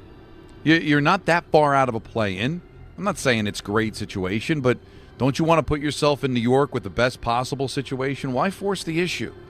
Now, the again, as the story from Shams goes, so he and his agent are having conversations with the Bucks about his future and discussing whether his best fit is staying, which we all know that's not the best fit, or moving elsewhere. That's something that they discussed in the summer that we've all talked about already. Like, we knew this was already a discussion in the summer. But it is interesting that, did he give the Bucks 20 games? Did he say, all right, I'll give you the first quarter. If we don't look like a team that can compete, then we got to open this up and revisit this again. I don't want to waste any more of my time. Because that's where we are. We're at the first quarter of the NBA season, and this comes out now. So, but here's the key. Is in this, so people always want immediacy, like, oh, this could happen any moment. And that's why I'm telling everybody to just pump the brakes. What Don's saying is exactly what I think is true. Because even Shams is saying a resolution to the talks, these conversations they're having. Like, what's the conversation, by the way? But the resolution is expected in the coming weeks, which will result in the idea of whether or not he's going to be available ahead of the February 5th trade deadline. Right. So, the thought that this could go down in a couple of days, I think this is more of take now the next month or so and see what teams or what deal you can make. And also let the Knicks kind of decide whether or not this season's going the way they need it to go or wanted it to go, or whether it's like, maybe we're not going to be able to contend. Maybe we should make this move now. Like, those are all the things I think are going to be in discussion over the next couple of weeks. But this whole idea of we're going to talk and decide whether or not I should stay or go, we all know what the decision is. Going. You already made it. And I don't see a scenario where it makes any sense for him or the Knicks for it to happen this season. Sorry, you blew your leverage, man. If you played this differently a year ago, and at least said that you wanted out, but you like Miami, you like what's going on there. If you created some leverage for yourself, but you didn't. You're telling everybody and their mother that the only place you want to go is the Knicks. So you can live with it. I feel bad that Milwaukee's not going to be able to get the mint that they're hoping for if there were some leverage and get teams bidding for each other. But no, that ship sailed already. Yeah. So now maybe that's the conversation they're having today, though, is we want to talk about what the future is. And, it may not be New York. Could it be somewhere else? Maybe he wants out more than he wants New York. Well, then stop. You have these reports that the Knicks are the only place he wants to go. Now, if you come out of those meetings, I think the most believable thing, Peter, and I'm not sure people would buy it, but more believable than, hey, I'll go to Miami or I'll go someplace else, is coming out of those meetings and feeling like I might stay in Milwaukee. No, they convinced me that they're going to try to make it work and get some pieces so we get back to being a championship team again. Right, Alan? I think that's probably, if you're trying to create leverage, that might have the most traction. The idea I'll just stay here? Yeah. I'm not saying that's any more believable, but I don't think anybody's going to buy another team. Here's why it's not believable. Because this is not something new. And I don't even mean that because we've already heard this in the summer. I'm telling you that this isn't new because there's been rumblings of this for the last couple of years. This is not new. Now it's coming to light now more than it ever has before, because anytime it was whispered in the past, it was shot down immediately.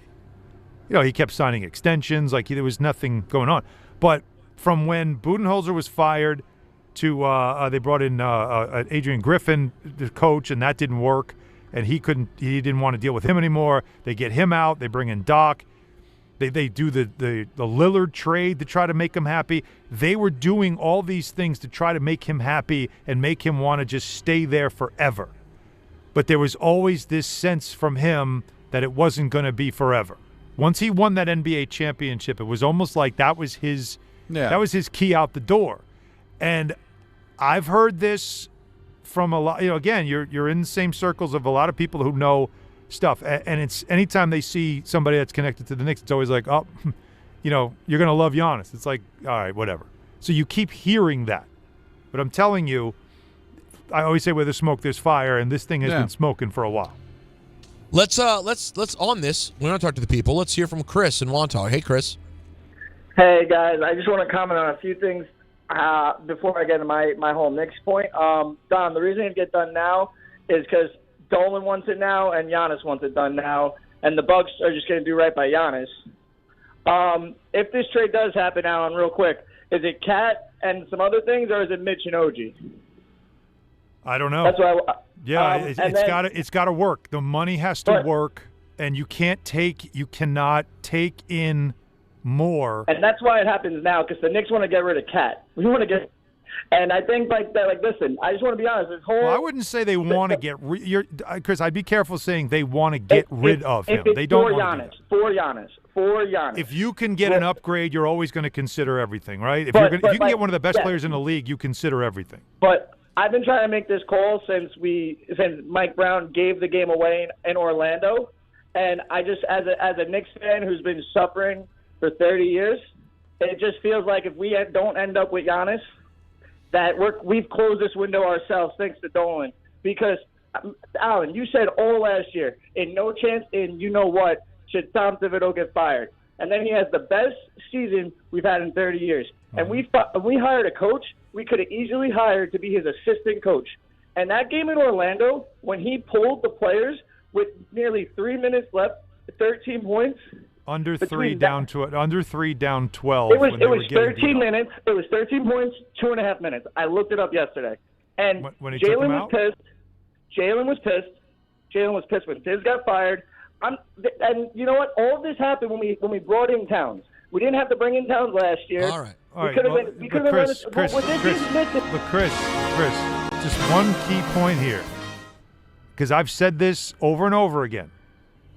The Tibbs's future with the Knicks ended with the exit interviews from talking to players.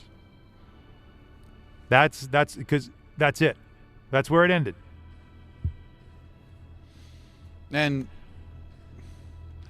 where else is he going to go?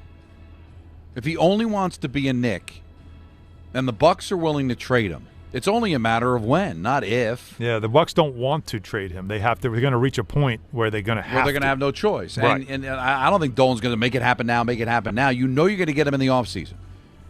Because that was the problem with the other thing that hurt Carmelo, right? They could have waited for him to be a free agent. But they couldn't wait because there was going to be a lockout, and that was going to change everything financially. That's why they didn't want to wait. Right, but there's nothing pending now. No. It just wait. Matter of fact, I think considering a deal like you said, it's going to be so hard with all the moving parts to make it happen now. Mm-hmm. That you might actually not be in as good a position in the middle of the year if you made the deal on February 5th than if you made it during the offseason.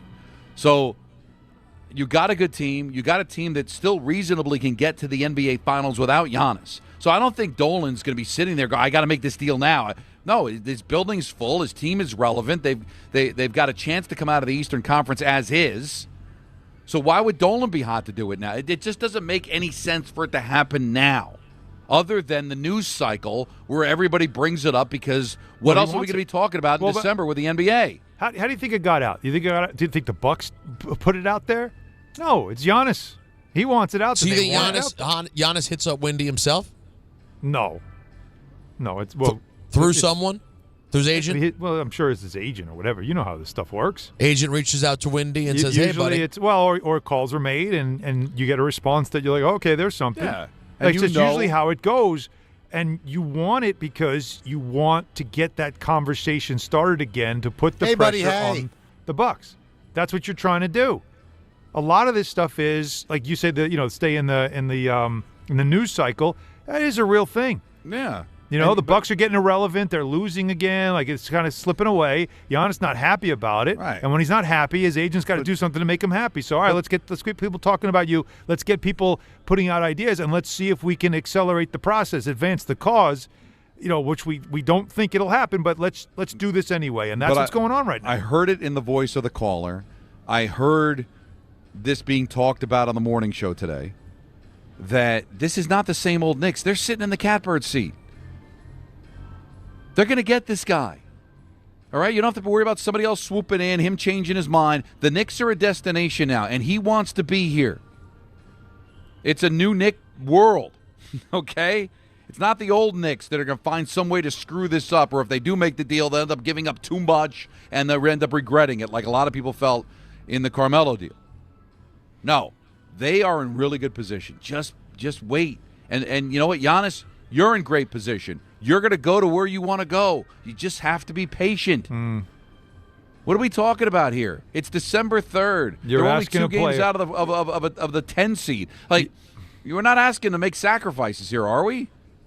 You're asking a player to, like, the sacrifice is playing a season, risking injury, putting more miles on you, like that kind of stuff. I think that's when you're a player. I think that's the stuff. Well, you can't have your cake and eat it too, man. You are an all-world player that can dictate where he wants to go. Sorry, you don't have the when right now, but at least you're going to end up where you want to go. All right, you've got a ring. And by the way, did we have a hard out on YouTube? What happened? They It went killed right us? to commercial. No, they went right to commercial. Oh, there we are. Back. Something happened. No, nothing. Well, listen, I looked up. I'm like, wait, we're in a break? We're just chatting right now? Maybe it was a hint from the gods, though, because we do have a bunch of calls, Giants related, we did not get to yet. We want to talk to these Giants people. We'll get to you next. We got ENN also coming up at 6 o'clock like you dream about. Oh, yeah. And also, guys, the ESPN New York holiday party is back. The K-Show and us all together bringing holiday cheer to your mother's house. Not the first time we brought holiday cheer to your mother's house. You're damn right. In Garden City Park, Long Island, Friday, December 12th. That's next Friday to you and me, guys. A week from Friday, once again collecting unwrapped toy donations to benefit the Garden of Dreams Foundation. It all kicks off at 1 p.m. on Friday, December 12th at your mother's house. Brought to you by Amazon Pickup, Security Dodge, and Spiked Aid. Your call's next, right here on DHR.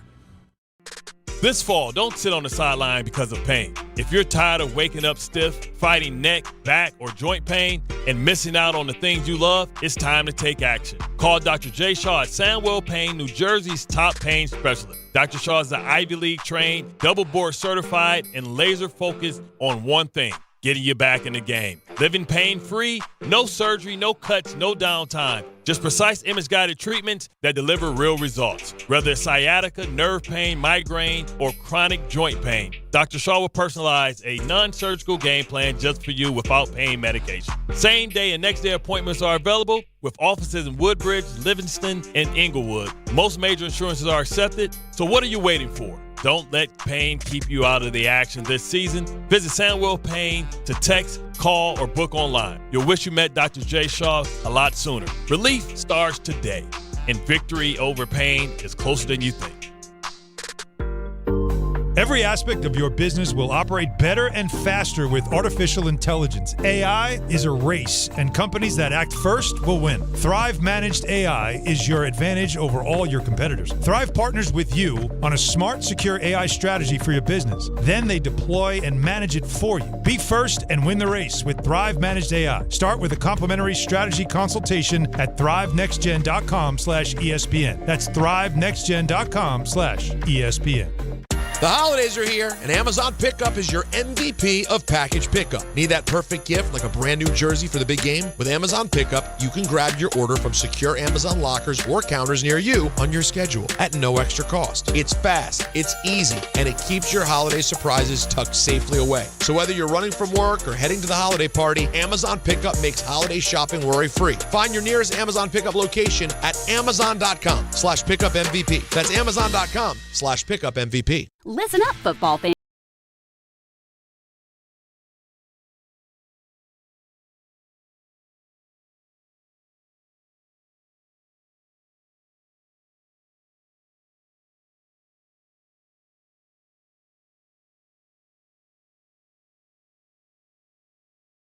It's never ordinary at Bet365. Gambling problem? Call 1-800-GAMBLER. 21 plus only. Must be physically located in New Jersey. T&Cs apply. In-app only.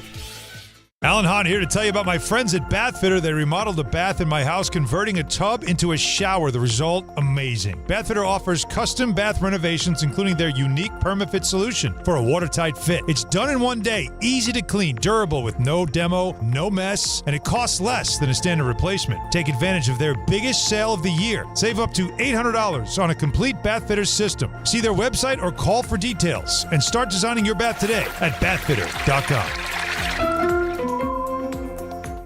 For over 100 years, Slomin's has been your trusted partner in comfort. When it comes to home heating oil, we deliver more than just quality fuel. We deliver peace of mind. With price protection, automatic deliveries, 24/7 service, and up to 30 days to pay your invoice. Our dedicated team is just a call away, ensuring you stay warm and comfortable all winter long. Slomin's, New York and New Jersey's largest heating oil provider, proudly serving our community for generations. Give us a call today at 866-GET-HEAT or visit oil.slomins.com. Hey, fans! Welcome back to Fansville's Cheers and Tears. Oh. Okay, so like everybody deals with losing, right? To a rival on a last-second field goal. Whatever, it's fine. I'm totally fine. But I cope with losing with an ice-cold Dr. Pepper.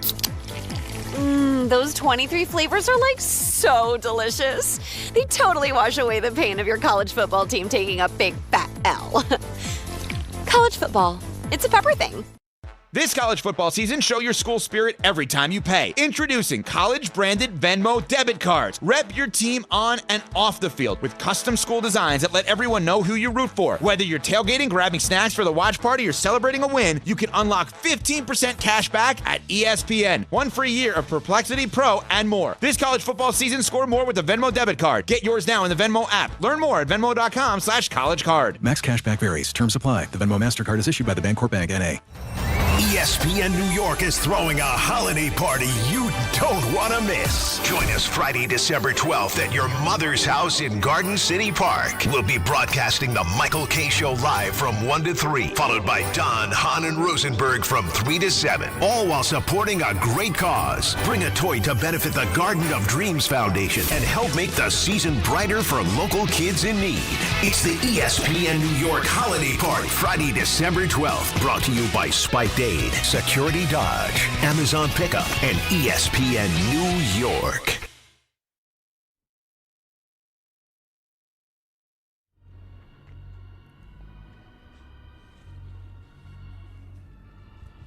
All right, let's get right to it. 1-800-919-3776. We were just talking Knicks, but before that, talking some New York Giants as well. Anthony and Fairlawn, what's going on?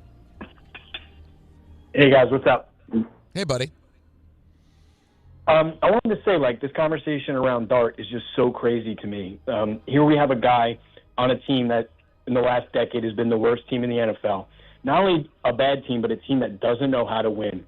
And that doesn't happen by accident. That happens because of lack of leadership and poor attitude. And here we have a guy willing in meaningless games to put his life and his body on the line to win, and everybody's criticizing for him. And it's crazy because, it wasn't that long ago where we would have celebrated athletes for this, right? And we would have said, well, because, Don, you're a little older than me. Imagine 10 or 15 years ago, an athlete got up on the stand, because I heard somebody on your station say, he's got to be careful because he hasn't gotten his $300 million contract, right? So imagine 15 years ago, a quarterback is at a press conference after a game, and they're saying, hey, why did you go out of bounds a yard before the first down? And he says, well, I got to be careful. I haven't got my $300 million contract. Well, yet. you're painting, murdered him. No, but that's not what we're saying here. He missed 2 games because he was in concussion protocol. It's about attitude. No, but he missed 2 games because he was attitude that the Giants need, that everybody is trying to You're painting a picture. You're painting a picture of him making business decisions for his money. We're talking about a guy's availability. The Giants won 2 Super Bowls with Eli Manning. He literally never missed a game. I'm talking about attitude. Real quick, I need a guy who's going to want to win. Anthony, real quick. God bless you. What did Jaden Daniels' great attitude get me this year? Season's lost. I get it. It got him hurt. Season's lost. No season. Season gone. Season gone. You have a quarterback. Last year? What about last year? He happened to not get hurt. But if the decisions aren't good and you make bad decisions, you may cost your team an entire year. It's a ridiculous point. Because we're not talking about a guy going to the podium and saying, well, I ran out of bounds because I got a $300 million No, you're painting a picture, a scenario that of course we would rip him for. Of course. But I've been covering football for since 1999. And I did the Jets for 16 years. And whenever there was a young quarterback that dove head first for a first down, the questions always were after the game, why did you do that? You can get yourself hurt.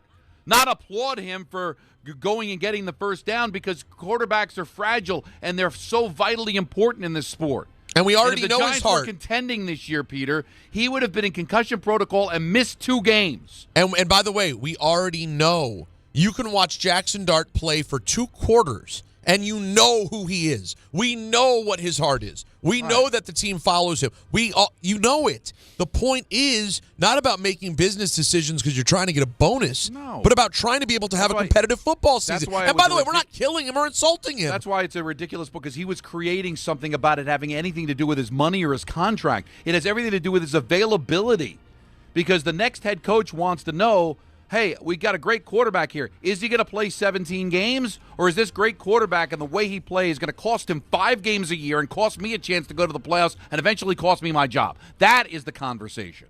Here's all I would say to the caller. You are praising him correctly for his enthusiasm and his physicality and willingness to play hard even in a season that doesn't mean anything in the standings. But you will also criticize him for not being available because he got hurt and now missed half the season and cost your team a chance to make the playoffs or anything else. You'll be the one saying, this guy's always hurt. Can't rely on him. Best ability is availability. So you can't have it both ways. Scatterboo is the same thing. But you knew Scatterboo was going to be short-term because it's reckless. That's what it is. It's just reckless, and you're just trying to get him to understand it. He's got to figure it out as the quarterback and understand that it's not high school and it's not college. Your value now is a business. And you're not good for business if you're not on the field. And you have to realize, as cruel as this is going to sound, they'll encourage Scatterboo to play that way. You know why? He's expendable. He's replaceable, yes. He's a running back. I hate it, but true. We're talking about a quarterback that you traded back into the first round to get, that you were going to pay at a different scale later on in his career. These are football. It has nothing to do with money. I love the way that he plays. But you know what? I love the way Patrick Mahomes plays too, right? He's got the same abilities.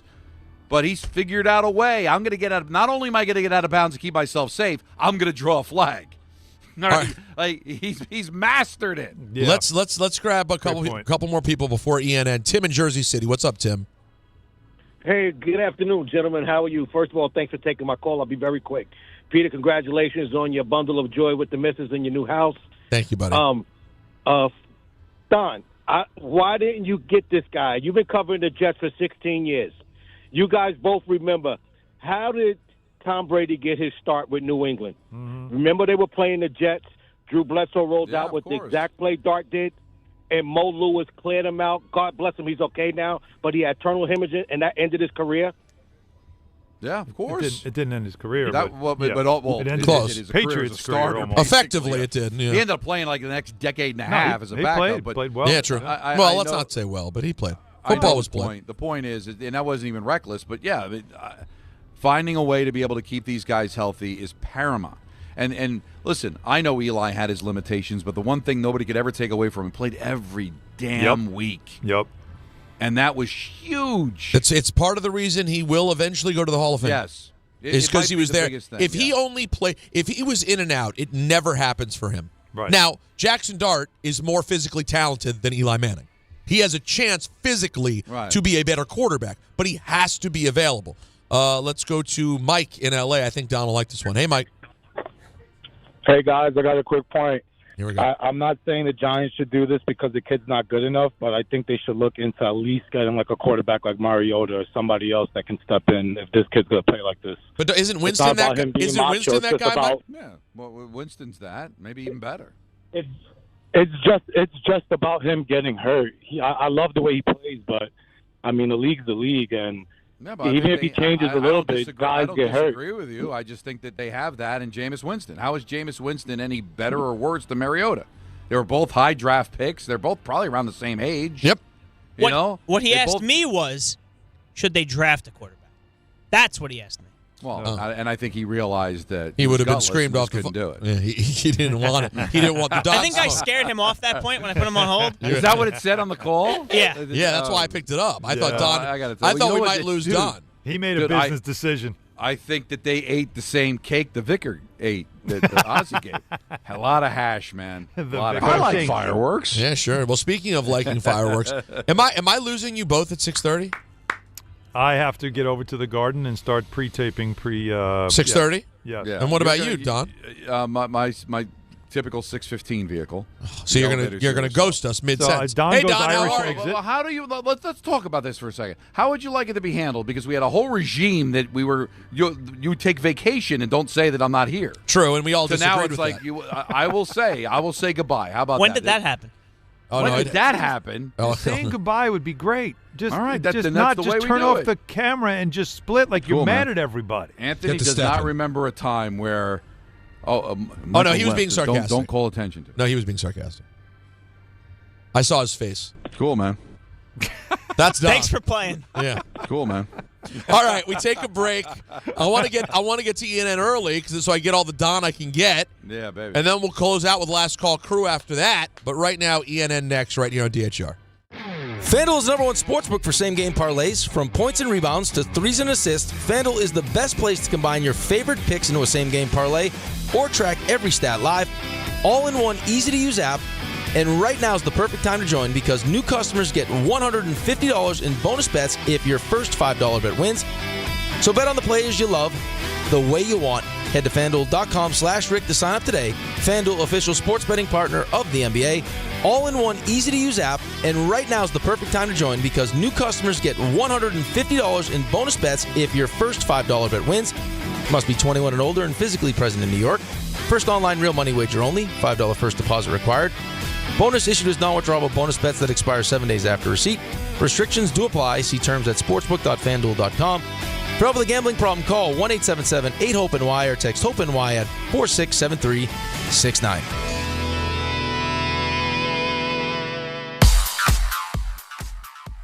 And now it's time for traffic. Here's Brandy Scott. Thanks a million, guys. I hope you have a great rest of the night. We've got the Knicks home over at MSG. Gridlock alert day, and add to that the Rockefeller Center tree lighting tonight. Lots of closures throughout Midtown. Definitely want to stick with mass transit if you can. All of your purchase, the outbound George, are jammed aside from the Henry Hudson. Worst of it, Deegan southbound. A big accident right before Fordham Road. Only the left lane is squeezing by. You're solid there heading over to the Cross Bronx. Delays go back onto 87 in Yonkers. Inbound George about 10 to 15 for the upper deck, lower level in pretty good shape. Outbound Lincoln, your best ride at 20 to 30. Outbound Hahn are in you 30 to 40. Over in Jersey, Devils are home at the Rock in Newark. 280 bumper to bumper in both directions, heading over to 21 in the Stickle Drawbridge. 21 packed both up and down, heading over to Market Street. I'm Brandy Scott on 880 ESPN New York. 1 in every 6 men is likely to be diagnosed with prostate cancer in his lifetime. That's why New York Presbyterian wants to remind men over 50 to book a prostate cancer screening. A simple blood test is all it takes. It could save your life. Screenings are available across New York City and Westchester at locations near you. Schedule your annual prostate cancer screening today at nyp.org/cancer screening. Stay amazing. New York Presbyterian. Alan Hahn here to tell you about my friends at Bathfitter. They remodeled a bath in my house, converting a tub into a shower. The result, amazing. Bathfitter offers custom bath renovations, including their unique PermaFit solution for a watertight fit. It's done in one day, easy to clean, durable with no demo, no mess, and it costs less than a standard replacement. Take advantage of their biggest sale of the year. Save up to $800 on a complete Bathfitter system. See their website or call for details and start designing your bath today at bathfitter.com. Fellas, it's the season to shine, and not just from the holiday lights. Manscaped is here to keep you looking sharp for every holiday party, family photo, and mistletoe moment. The Lawnmower 5, Groin, and Body Trimmer and the Chairman Plus Face Shaver deliver precision, comfort, and control worthy of Santa's nice list. I've been good and nice. Whether you're tidying up before a big night out or preparing for New Year's Eve, Manscaped has your back. And your face too, to be exact. So gift yourself with some grooming greatness this season, because looking good is the best gift of all. And now you can find Manscaped products at your local Walmart. Who knew caffeine could taste this good? With 5-Hour Energy Shots, caffeine just got a serious flavor upgrade. We're talking big flavor, from watermelon to strawberry banana to sour apple. Packed into a tiny 2-ounce bottle, you'll get as much caffeine as 12-ounce premium coffee with 0 sugar and also 0 crash. And with 17 bold flavors to choose from, there's a shot for every mood. Find your favorite flavor in-store today or grab a variety pack online at 5hourenergy.com or on Amazon and give your caffeine a flavor upgrade. 880 ESPN, WHSQ, and WCBS-FM HD2, New York. A Good Karma Brands radio station. This is an ENN Special Report. Now reporting... the very handsome Jewish man, Peter Rosenberg.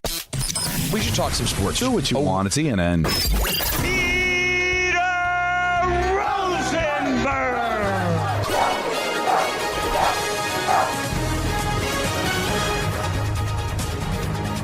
Hey everyone, how you doing? Cool. Hey. Cool, man. Welcome to ENN. Ray Rowe. You ever watch YouTube? I'd like to start off by saying good evening to Don. Cool, man. And to Don. He shot all the cats. Oh, man. And to Don. I like fireworks.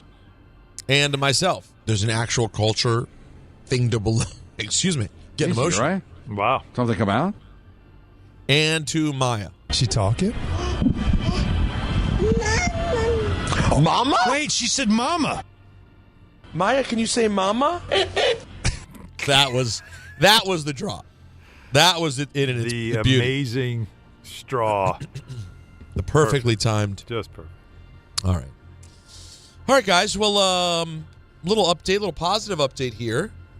Jets got a surprise today. Chris Boyd, who was shot in the abdomen outside of a restaurant in Midtown Manhattan a few weeks ago, surprised teammates by showing up at the facility on Wednesday. Popped into the special teams meeting.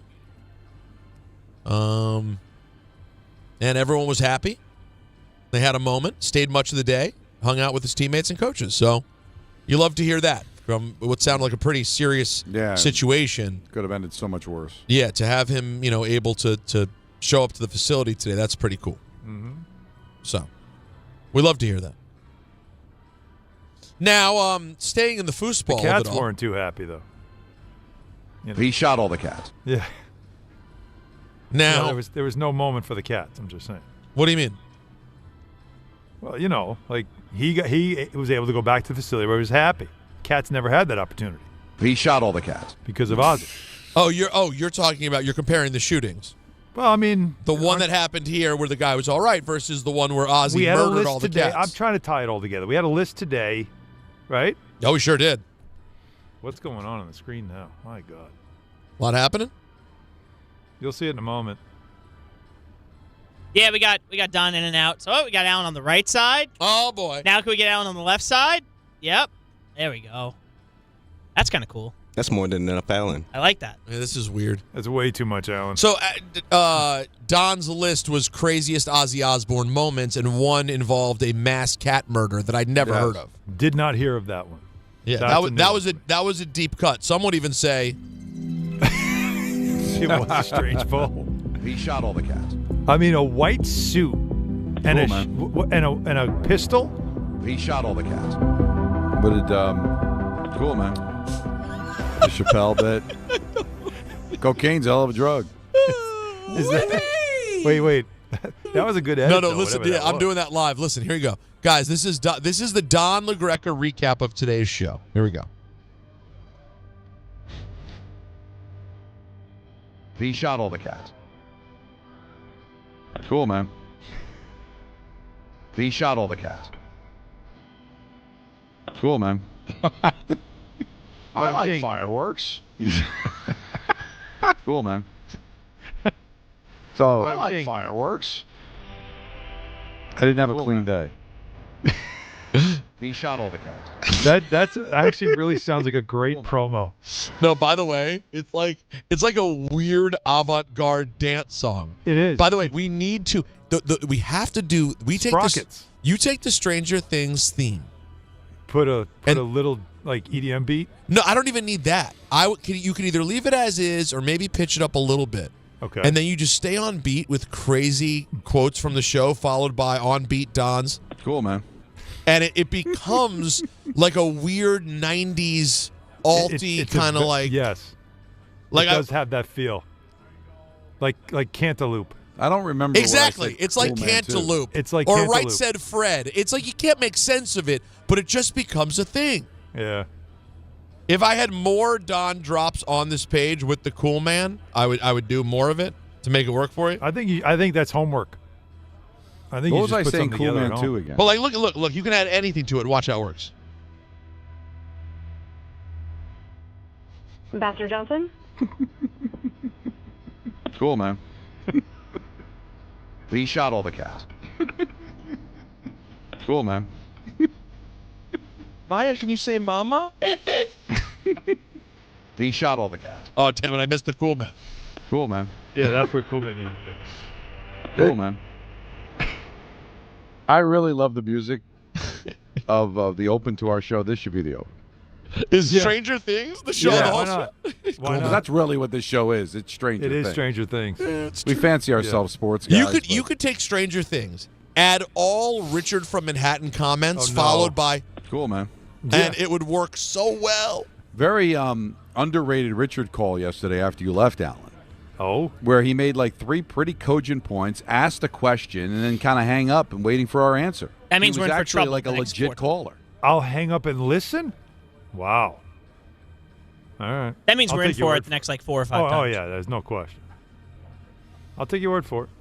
Well, it got overshadowed at the end of the show. drive a Dodge Stratus. But what I do. Yeah, there's a lot happening. Wait, that one and the guy who pooped his pants should be they put those Yeah, that Oh, definitely. And then get a cool man around the poopy pants. I have to. That's going to require work. I got to do some work here. Last time I called up, I was not high. I was. No, try it again. Hold on. Here we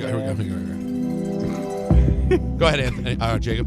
But what I do. The last time I called up, I was not high. I was pooping in my pants. But what I do. The last time I called No. Stop. You're not a music producer, Jacob. You're fired. You're beeping fired. You got to time it right, man. Yeah, it's it's all art the that we're timing. doing here. It's a feel. You got to feel it. Oh, hold on. Now I have it on my page. I got it. Nice and loud. Here we go. Turn me up. Now he's JC. Cool, man. How about your nuts? Can I get some? What? Cool, man. He shot all the gas. Cool, man. The last time I pulled up, I was not high. I was pooping in my pants. Cool, man. Touche. Man, thank you. We can do better. We'll get better as time goes on. I'll have Jacob play the music so he can adjust it volume-wise, and then I can have full drop control. This could be a new segment. No, the new Don song, Cool Man, by Don LaGreca. No, think about it. Each week, maybe on Fridays, we have the Cool Man segment where it's everything that we talked about during the week that was like the funny moments put into a song with that as the backdrop. And Cool Man has to be the through line. Jacob, that's cool, man. DJ, that's the opposite. Wow. Cool, man. I like this as a new segment. I love this as ENN. Yeah, right. This is our ENN. So much news. Juanito texted me to defend Jacob. He didn't like my attack at Jacob there, calling him a bad music producer. I'm sorry. You know what? I'll add it to the You Suck Pusick. That'll be my job for me. There you go. Nothing's as good as You Suck Pusick, though. All right, guys, let's hear from Aaron Rodgers. Hey, Aaron, how's your wrist feeling, buddy? It's definitely healing. I appreciate the extra day off. You know, man. I love to practice, so I hate missing practice. But dealing with what I'm dealing with, it helps to get another day without any pounding on the bones in there. So we'll see what happens. I'd love to be able to be under center. That'll probably be a later in the week decision. But yeah, I didn't come out of the game any worse for wear. So the healing process has continued, and we'll see what happens as far as the type of cast I use come Sunday. Cool, man. All right, he doesn't want to quit. He wants to play. That should be what we play as a precursor to the play out music. You get a cool man. No, it's not the precursor. I think it's the post-curse. I think it's the epilogue. Okay. Because what disrespects an answer more? Like listen to this, for example. Let's play out Mike Tomlin saying he understands the fans' frustration, because they are frustrated in Pittsburgh. In general, I agree with them. From this perspective, football is our game. We're in the sport entertainment business. And so if you root for the Steelers, entertaining them is winning. And so when you're not winning, it's not entertaining. And if you've been in this business, you understand that. And so I respect it. I share frustrations. I understand what makes this thing go, and winning is what makes this thing go. Cool, man. It just completely says, like, yeah, bro. Right. It definitely is a dismissive acknowledgement. That's cool, man. And that's a little different. And that's a sarcastic acknowledgement. Oh, great. Are we? Listen, I don't know if people like our show, but I know I do. I know I have. I'm good. If we enjoy it, I'm good with that. Who the hell cares? We're not rated. You know what? That's how I rate it. Yeah. Did I laugh out loud myself? Oh, man. Yeah, sure we did. All right, so Ole Miss athletic director Keith Carter disputed several claims made by former coach Lane Kiffin, including the timing of when Kiffin was informed that he couldn't coach the team in the postseason. He went on my favorite show, Super Talk Mississippi. Cool, man. And Carter said Kiffin and his representatives were told several weeks earlier that coaching Ole Miss in the college football playoff was not possible if Kiffin took another job. The only potential change was if Ole Miss qualified for the SEC title game, but Carter had not decided whether Kiffin would have coached that game either. It was very clear that coaching in the postseason was not going to be an option for Coach Kiffin several weeks ago, Carter told Richard Cross. That's the host of Super Talk Mississippi to you and me. Cool, man. Cross's brother. It's that with the laugh time. That's when you did the monkey thing last week. Yeah. That would go good with the Super Time. Oh wait, you mean my thing? Yeah. You mean this? He cared for me to stop crying in the corner and start being funny on the show again, like little yo-yo monkey boy. He wanted me to jump up and make the jokey so the people go laugh time. Cool, man. You should cut it down to that part. Just the way me to go jokey. So the people go laugh time. Yeah. little yo-yo monkey boy. He wanted me to jump up and make the jokey so the people go laugh time. And what was the name of the show again? Super Talk Mississippi? Super Talk. Super Talk. Yeah. See, there's Talk Mississippi. No, it's not that doesn't hit the same. No. Talk Mississippi is an old show. Nobody listens to it. You know who was the first ever guest on this show?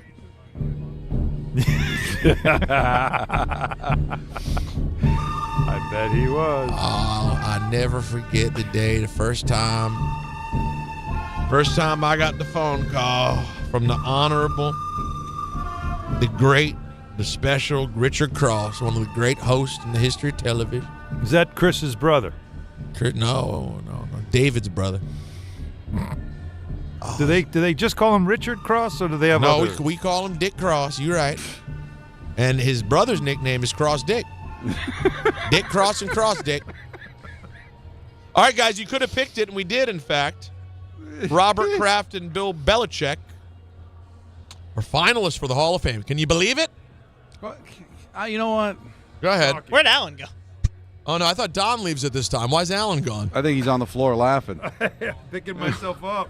All right. Yeah, what were you to say, stop Don? with these owners going into the Hall of Fame? Like, what did Robert Kraft do that he deserves to be in the Hall of Fame, other than being a billionaire that owned a team that won a bunch of Super Bowls he really had nothing to do with? Yeah, you're not wrong. His money had a lot. All these, like Jerry Joe, all of them. Like his money had a lot to do with it, Don. That's not Hall of Fame, though. Hall of Fame money. Hall of Fame spending. Fame? I mean, it's a little ridiculous, isn't it? Well, I mean, let's see.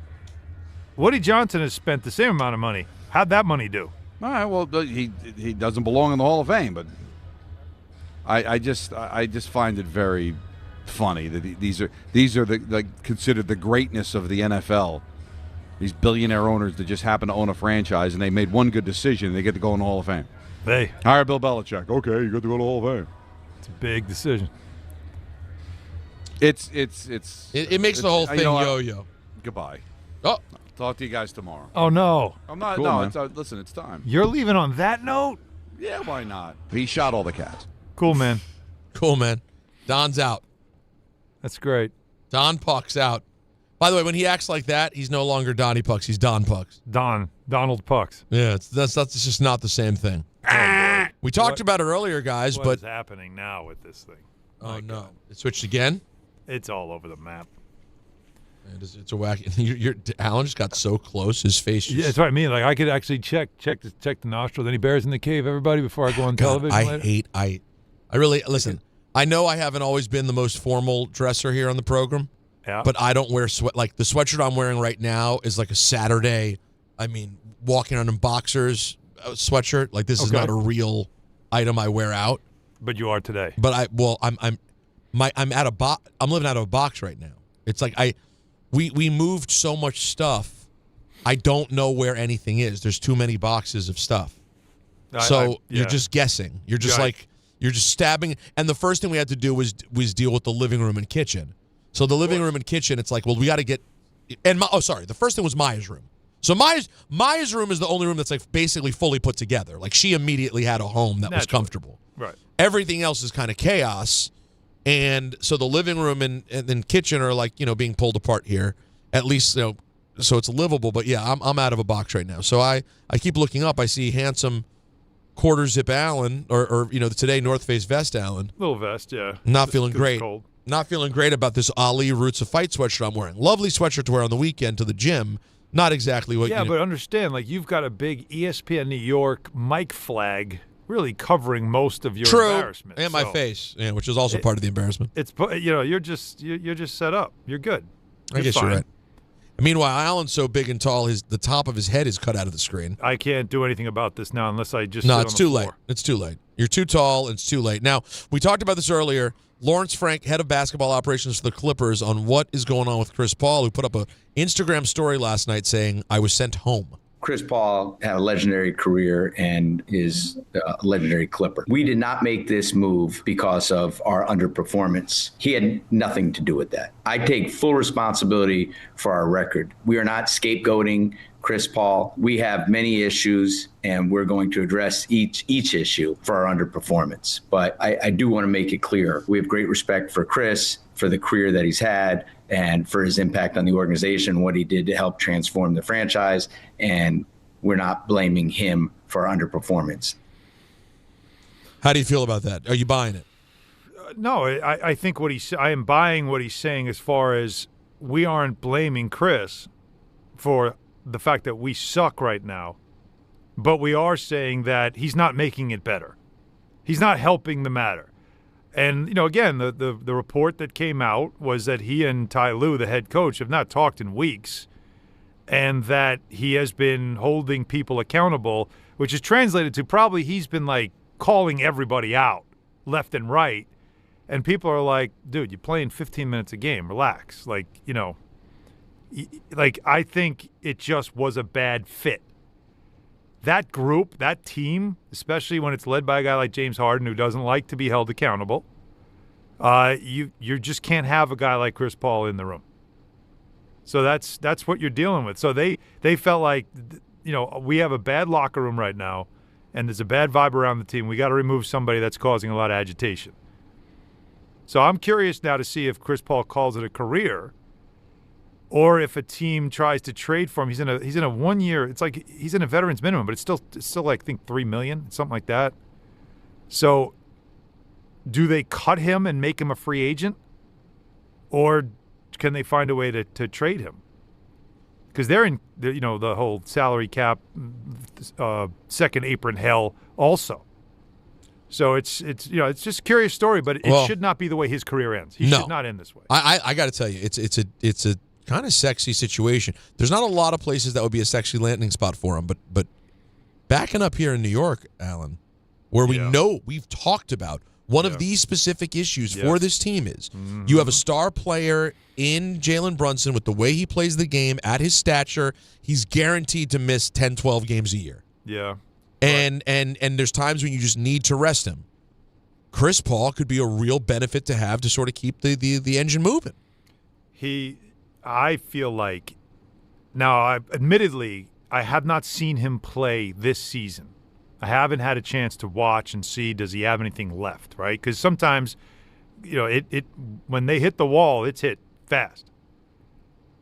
But I think, in theory, he's exactly what the Knicks could use. High IQ player, smart as hell, great experience, great handle, understanding of the game. He's not going to play major minutes, but the minutes he can give you could be valuable. You need players like that for everything that you just said. And plus the relationship he has built in already with those who run this organization. The problem is location. His family's in L.A. He's wanted to stay on the West Coast because he wants to be able to be close enough to be able to go to L.A. as often as possible to spend time with his family. It's what he cares about the most. He doesn't want to move them. Playing in New York was never an option for him, despite the fact that Leon Rose was here and one of his closest friends. But is it different at the end? It's across the country, and I'd be away from my family. But you're right. Does this make him say, all right, you know what? If this is my last run, and I have a chance to help a team that has a chance to go to the finals, then maybe I'll just, for the next 6 months, I'm just going to dig in and do it. Maybe. I don't know. But he's been so steadfast on not coming here. And he said that playing at the Garden is special, playing in New York is something he always thought about. Those are all real things. There was a time years ago when he was in New Orleans, and it was Melo and Amari here, that he wanted to come here and join Melo and Amari. But they couldn't make the deal. It never happened. So he did think about it throughout his career. I just don't know. He's had a couple times, and then there was the Lakers situation that never played out. He's had a couple situations where other things were supposed to happen. They never did. Right. He's got 2 kids who live in Bel Air. Yeah. Apparently, they bought their mansion from Avril Lavigne for $8.5 million in 2012. Little factoid for you. Nice. So we'll see what happens. That'll do it for ENN. There you go. On this Wednesday evening. And a lot of fun. This one was very entertaining. Very entertaining, very funny, man. ENN. So I appreciate that. Now, what we're going to do is say goodbye to Alan. See you, everybody. Take care, buddy. I like fireworks. He's off to do his MSG duties, and I'm going to open every phone line at 1-800-919-3776. We have Ed who wants to give us the history of different strokes. Who knew? And we will talk to you about every single subject that's on the table. Whatever it is, I'm here for you the rest of the way. 1-800-919-3776. It's Don, Hahn, and Rosenberg. This is DiPietro and Rothenberg. That was as bad as it gets last night. Dart's going to go and get popped. You need to adjust the way you play. Like, I'm going to keep playing aggressive. I'm not going to just change how I play the game. You've been in the blue tent how many times already? What might have worked for years in the past will not work now. I played like this my whole life. Turn on my high school tape, turn on my college tape. It's not like a shocker to anybody. How maddening is this guy?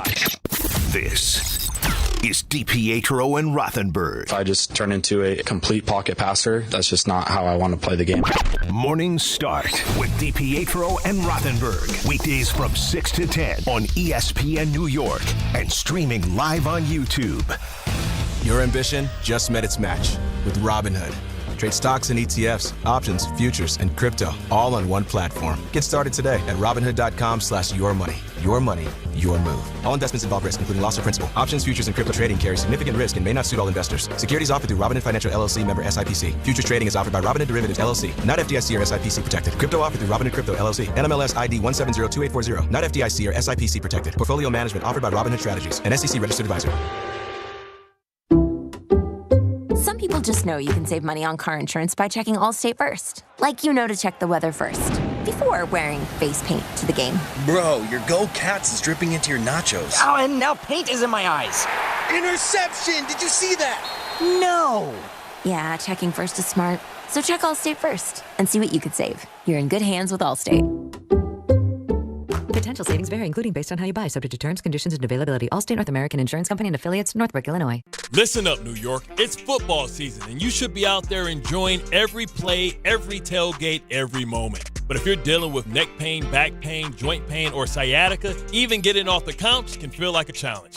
That's where Dr. Jay Shaw at Sandwell Pain comes in. He's one of New Jersey's top pain specialists, Ivy League trained, double board certified, and dedicated to getting you back in the game. Here's the difference. No surgery, no scars, no long recovery, no pain medication. Just precise, non-surgical, image-guided procedures that get real results. Dr. Shaw treats everything from neck pain, back pain, migraines, nerve pain, and chronic joint pain. And he builds a custom game plan that's right for you. Same day or next day appointments are available with offices in Woodbridge, Livingston, and Inglewood. And yes, most major insurances are accepted. So don't let pain keep you on the sidelines this season. Go to SandwellPain.com to call, text, or book online. Relief is closer than you think, and it starts today.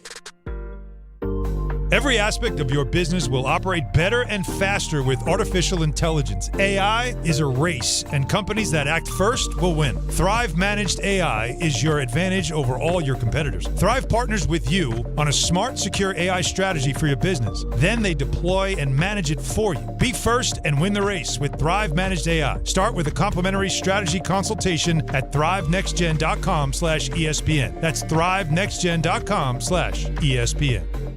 The holidays are here, and Amazon Pickup is your MVP of package pickup. Need that perfect gift like a brand new jersey for the big game? With Amazon Pickup, you can grab your order from secure Amazon lockers or counters near you on your schedule at no extra cost. It's fast, it's easy, and it keeps your holiday surprises tucked safely away. So whether you're running from work or heading to the holiday party, Amazon Pickup makes holiday shopping worry-free. Find your nearest Amazon Pickup location at amazon.com/pickupmvp. That's amazon.com/pickupmvp.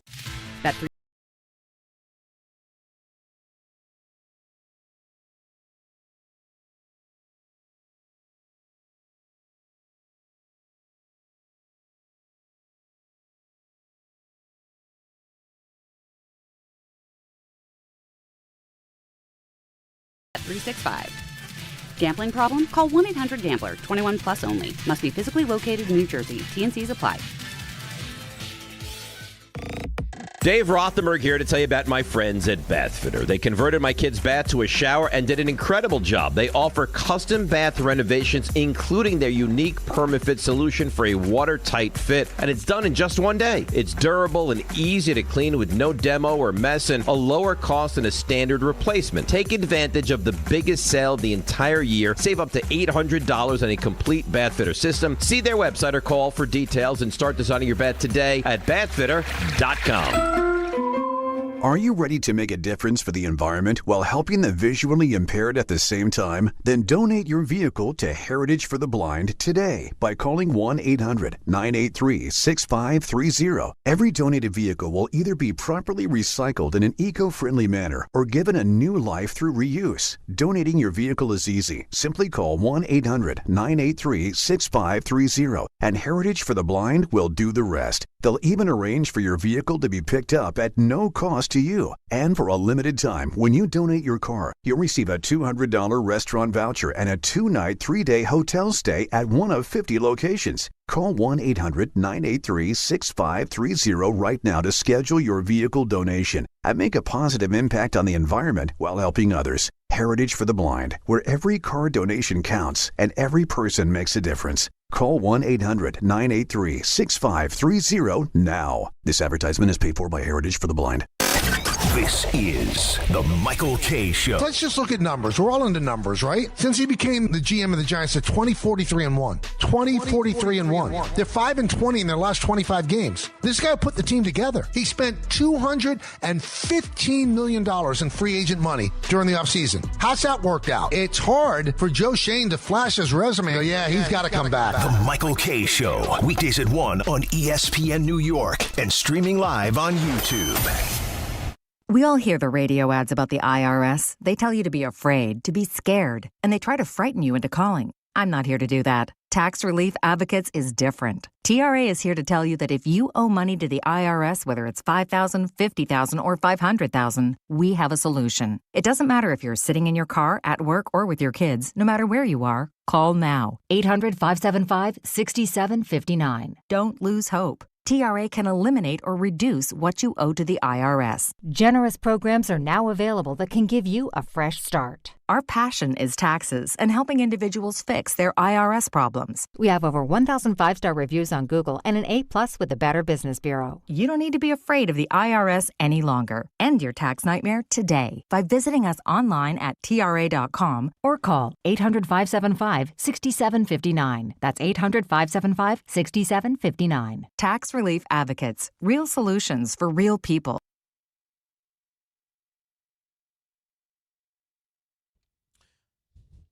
Really? Why are you playing Redacted today? Nas and Redacted. No reason. You know, I was never a fan of Hate Me Now. I've never liked the beat to Hate Me Now. I mean, for Nas, I wasn't the biggest fan of this song. Yeah, I mean it's a hit, obviously, but it's hard to explain my feelings about Hate Me Now. I am excited for this Nas DJ Premier album that's coming out on Friday. That should be very, very interesting. The phone lines are open now from now until, what time are we off the air today? About 6:56? That sounds about right. 56, 57, yeah. All right. Well, for the next 25 minutes, minus a quick commercial break, we're going to talk to you all the way out. So any subject, I do not care. No subject is off limits. 1-800-919-3776. I promised it. Ed had a brief history of different strokes. Yes, Ed. Hi, Peter. Hey, buddy. Okay, Different Strokes ran on NBC from 1978 to 85. All right. And last season moved to ABC for 85, 86, and then it got canceled. Wait, it went from NBC to ABC for the last season? Yeah, kind of like what happened to Taxi. Very interesting. That doesn't happen much these days. It did happen. One did happen recently, though. In the last couple of years, there was a show. Thank you, Ed. There was a show that just in the last couple of years made a switch, like a Max, Hulu. I don't remember what it was. There was a switch recently, but it doesn't happen as much as it used to in the true network days. Let's go to our friend Spike in St. Pete. What's up, Spike? Hey, Peter. Good to hear you. Good. Is Alan still there? No. He went off to his MSG duties. All right. Well, I'll give you credit for the win last night. Your coach out-coached our coach, who seems a little too chummy with the players, a little too likable. Nice guy, speaks well, very properly raised. But I don't like these coaches, and I still can't figure out why Tibbs was let go. Sounds like Dolan had a hair across his rear end or something, because he got the team into the playoffs 4 out of 5 years. But Missoula brings in the kid from the Spanish League, brings in a couple of nondescript players, and that is Jalen Brunson all over the place. Mike Brown, could you take him out of the game and give him a blow? And Jalen Brown was offset by Mikal Bridges. It was a terrific game. And the Celtics have that instinct and that championship pedigree. And they're not going to be an easy out. And I give them a lot of credit, losing 4 guys who could shoot the 3. You agree? No, Spike, I hear you on all counts. And yes, I mean, I like Mike Brown. I don't think Mike Brown and Missoula are in the same category for in-game coach. Respectfully, I think Mike Brown is a good and specific leader of men. Like, he's a specific kind of guy that you want to lead a team. Joe Missoula is a different animal, though, in my opinion. Yeah, he is. But I do agree with the caller that there are some adjustments in game that Missoula does that are head-scratching. Like, one point, especially last year. Oh, yeah. The playoffs, there were some weird spots. He had a bunch of talent, and he's just having guys just chuck up threes every time down. That was, I will tell you, for a guy who can design up some crazy stuff, their series against the Knicks was an abomination. I mean, like, listen, you know, you guys remember me. I was a Knicks fan during that series. No, I was grossed out by most of that series. This is the spot this year, and I said this some in the preseason. This is the year I think you'll see what makes Missoula special. In a year in which everyone expects them to be like kind of out, they're sitting here at 12-9. They're going to be a pretty good. They'll end up making the playoffs. They'll end up being a team that can compete, and I think that's where he's going to shine. I last year though, when they were a heavy favorite, he did not do well from it seemed almost that like, starting point. You know, that old saying, he played with his food. Like he in a sense, like he played down to his competition. Well, and some teams and coaches play better from behind than ahead, and like that's true. They kind of went into that series ahead and just never pulled it together, and were outworked. Thibodeau's the exact opposite, workhorse, and Knicks got it done. But here they are. Celtics sitting at 12-9, Knicks sitting at 13-7. No one's running away with anything in the East except Detroit, who's out of control. Let's go to Rick in Neptune. Hey, Rick. Hey, guys. How you doing today? Good, buddy. What's up? Peter, I just wanted to get your opinion. Last time I called, I was telling you how I wanted to go to Raw, and it ended up being like a classic Raw, and I was a little regretful that I didn't go, but I ended up going to the AEW show that weekend, and it was spectacular. And it kind of just like, it reminded me of what you said about how, you don't think that, and this is your opinion for sure, you don't think that the AEW events are the same quality as WWE. And after watching the WWE War Games match, I felt very let down and disappointed, especially watching 2 weeks earlier, AEW, they call it blood and guts, but it's essentially the same thing in War Games. And their War Games matches were much better. Like, it was like night and day. I was very disappointed with, the quality that WWE's been bringing lately. So let me Kyrie Sane doing the same spot 3 years in a row. It's a great spot. Let me respond in this way, Rick. First of all, I don't recall saying that the quality of the shows were less. I watched Blood and Guts. I enjoyed it. I enjoy almost every AEW pay-per-view. I think they do a really nice job with their pay-per-views. I will say, though, Rick, while everyone's beating up the Survivor Series War Games matches from this past weekend, and a lot of people have hit me about this, that they were disappointed, Blood and Guts that had 2 essential things to it that made it stand out. And I'm a fan of this. Blood and Guts. Lots of blood, lots of craziness. There were moments, particularly in the women's Blood and Guts match, that were a complete mess. Like, everyone's pointing out the Kyrie Sane spot, which for the record, was meant for TV. In person, that angle they have where you see them setting up to catch her, yes, it looks bad, but on TV, they didn't show it that way. So it's a little misleading in that sense, and I still think, being there, the crowd popped for the Kyrie moment. It's that thing. It's like Kofi Kingston in the Rumble. It's that fun thing you look forward to. I don't then throw the whole match, the baby out with the bathwater, because Kyrie Sane has a wacky spot. And as a result, everyone's like, oh, the Blood and Guts matches. And yes, I don't like doing this because I like AEW and I love WWE. I'm a fan of all wrestling. I think all are essential and needed in their own way. But everyone's trashing these moments with the War Games match they were unhappy with and putting over the Blood and Guts. But if you watch the Blood and Guts, there are plenty of moments that you're like, what is that? It's just that you think of it as more hardcore wrestling, and that's why it speaks to a more hardcore niche fan. Let's go to DJ in Oakland, New Jersey. DJ, what's up? All right, Peter.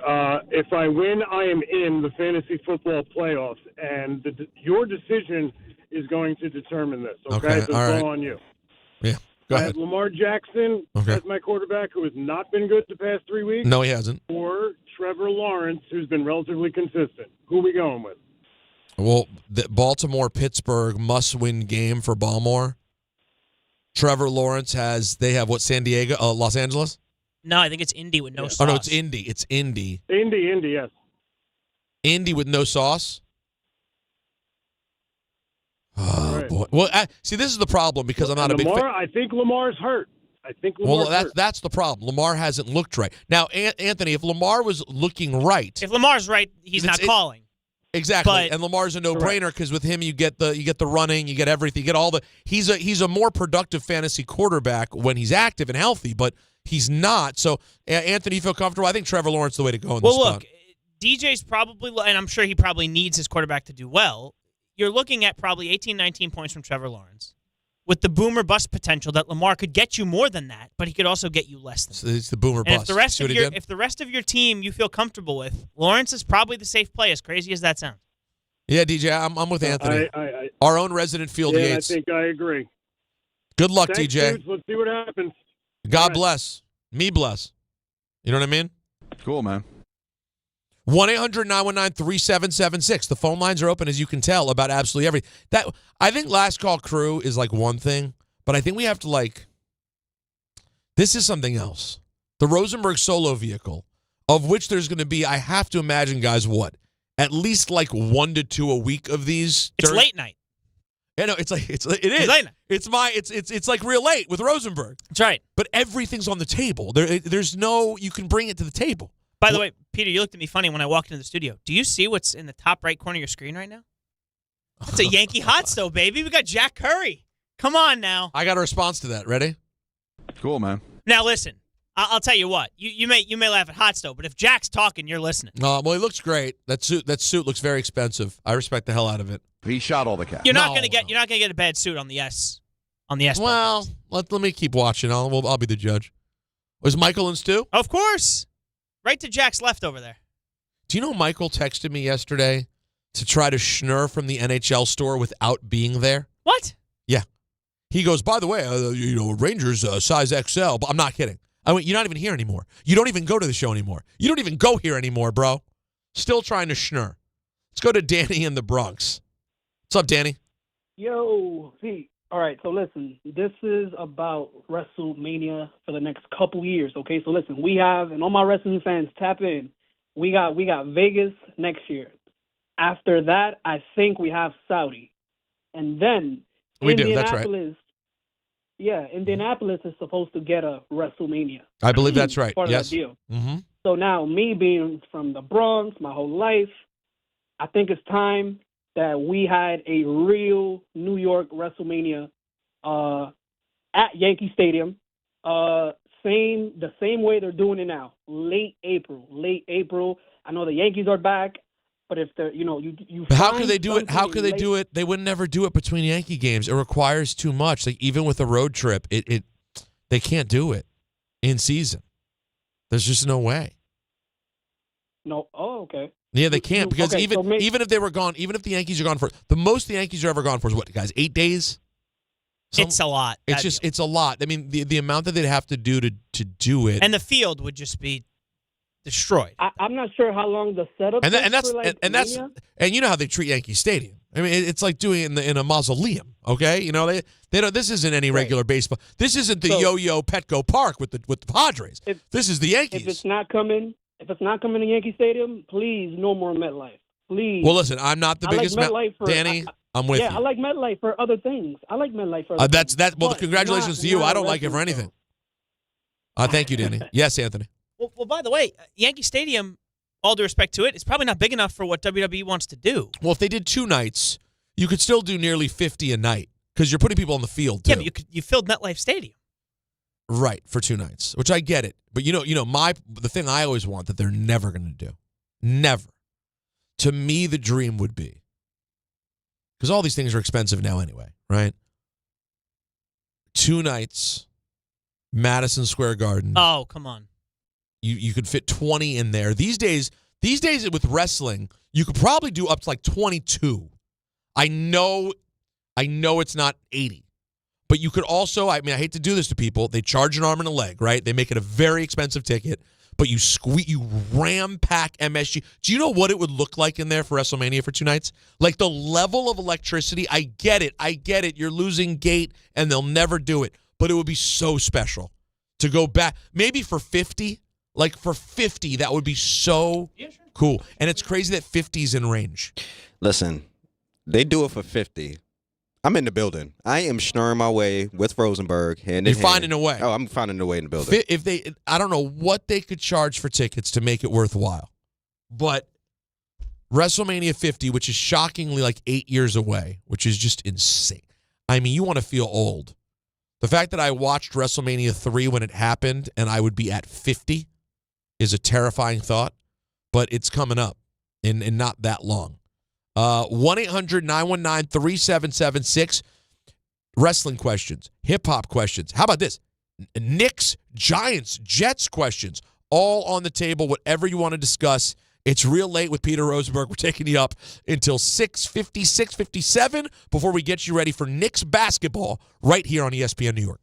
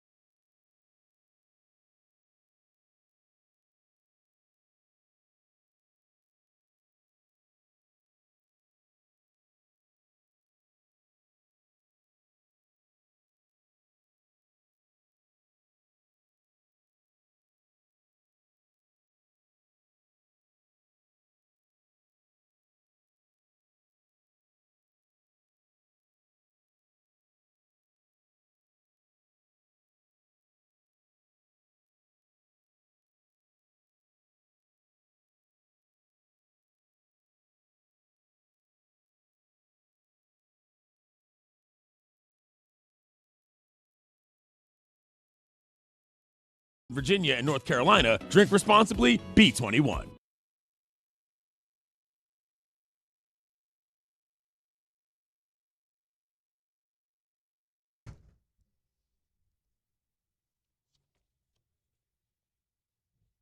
Oh, yeah, we should make this the theme song every time. 6:30. I think that's when it has to be. Yeah, it's 6:30, yeah. La, la, la. My album was such a slept-on banger. It's crazy. No, it's honestly crazy.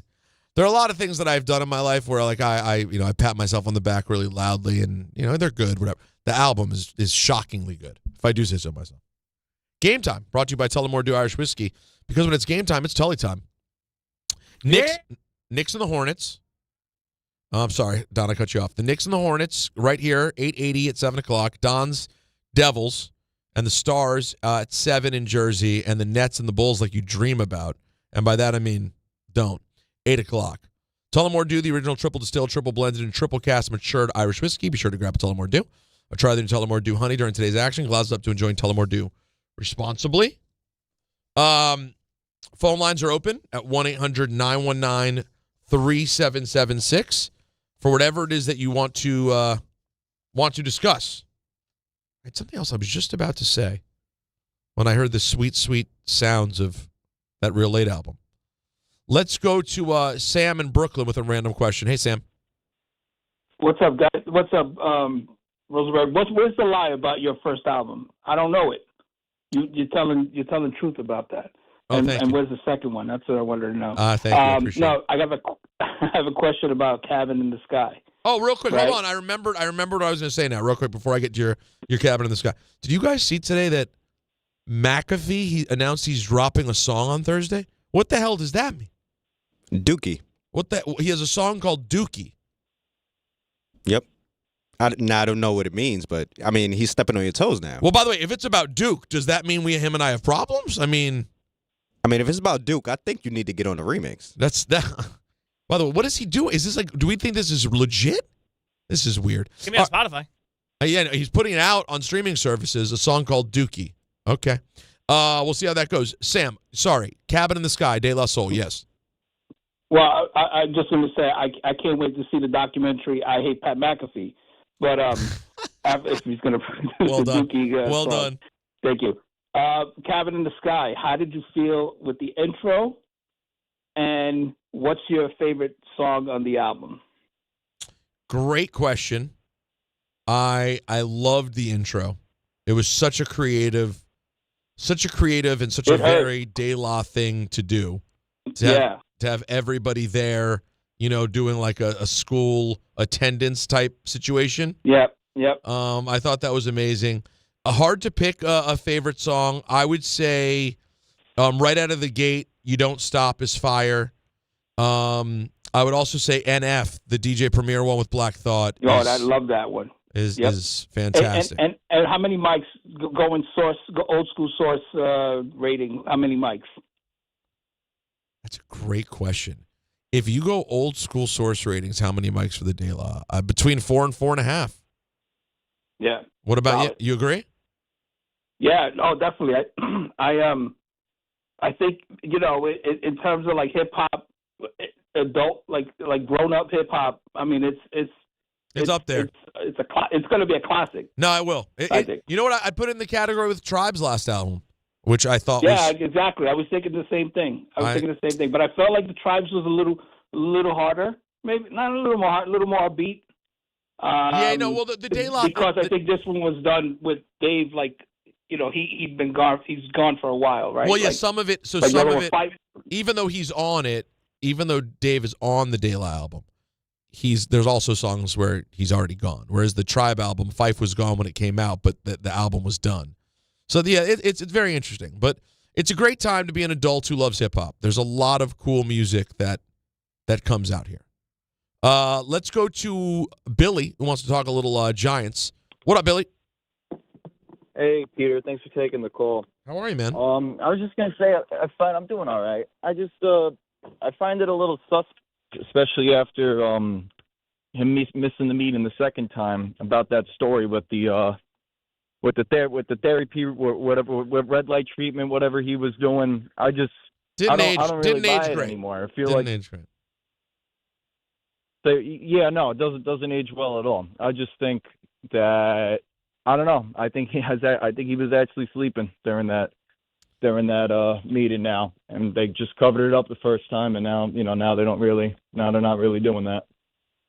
Yeah, I hear what you're saying, Billy. It's kind of hard to look at it a different way. I mean, I was right there on the, hey man, he told us, he gave us a reason why he was late for a meeting. It sounds plausible.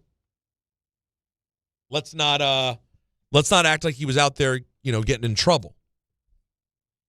Now you're hearing teammates saying, no, this has been a problem. That worries you a bit. That's a little disconcerting if that's repeated. Now, here is Abdul Carter asked about teammates saying he needs to grow up. I take it. The guys who say that is guys I look up to, guys I respect. So if they say something like that, I'm going to look at myself first, like, all right, what am I doing? How can I get better? And prove to them that I can earn their respect and, like I said, grow up and be who I'm supposed to be. Not mad at that. But at the same time, you hope this isn't repeating, over and over again. Now, DJ John, a.k.a. DJ Juanito, sent me an interesting thought with our WrestleMania conversation.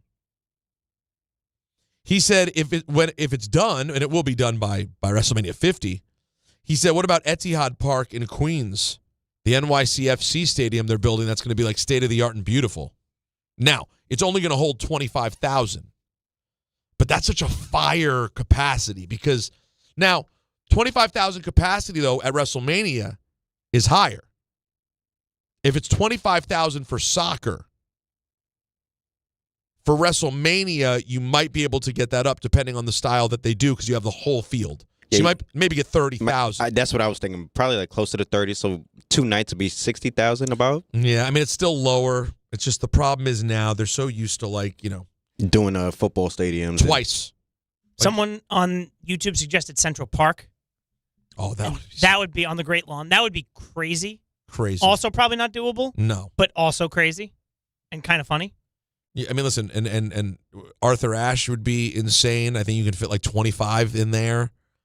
Would look insanely cool, but I just don't see it happening. Again, all of these things are sort of wishful because they're just going to be at stadiums. There's too much money for them to pass up. All right, we're going to do this again tomorrow. Knicks basketball coming up next right here. Don, of course, doing Devils on TV. We'll see you tomorrow at 3 p.m. right here on ESPN New York.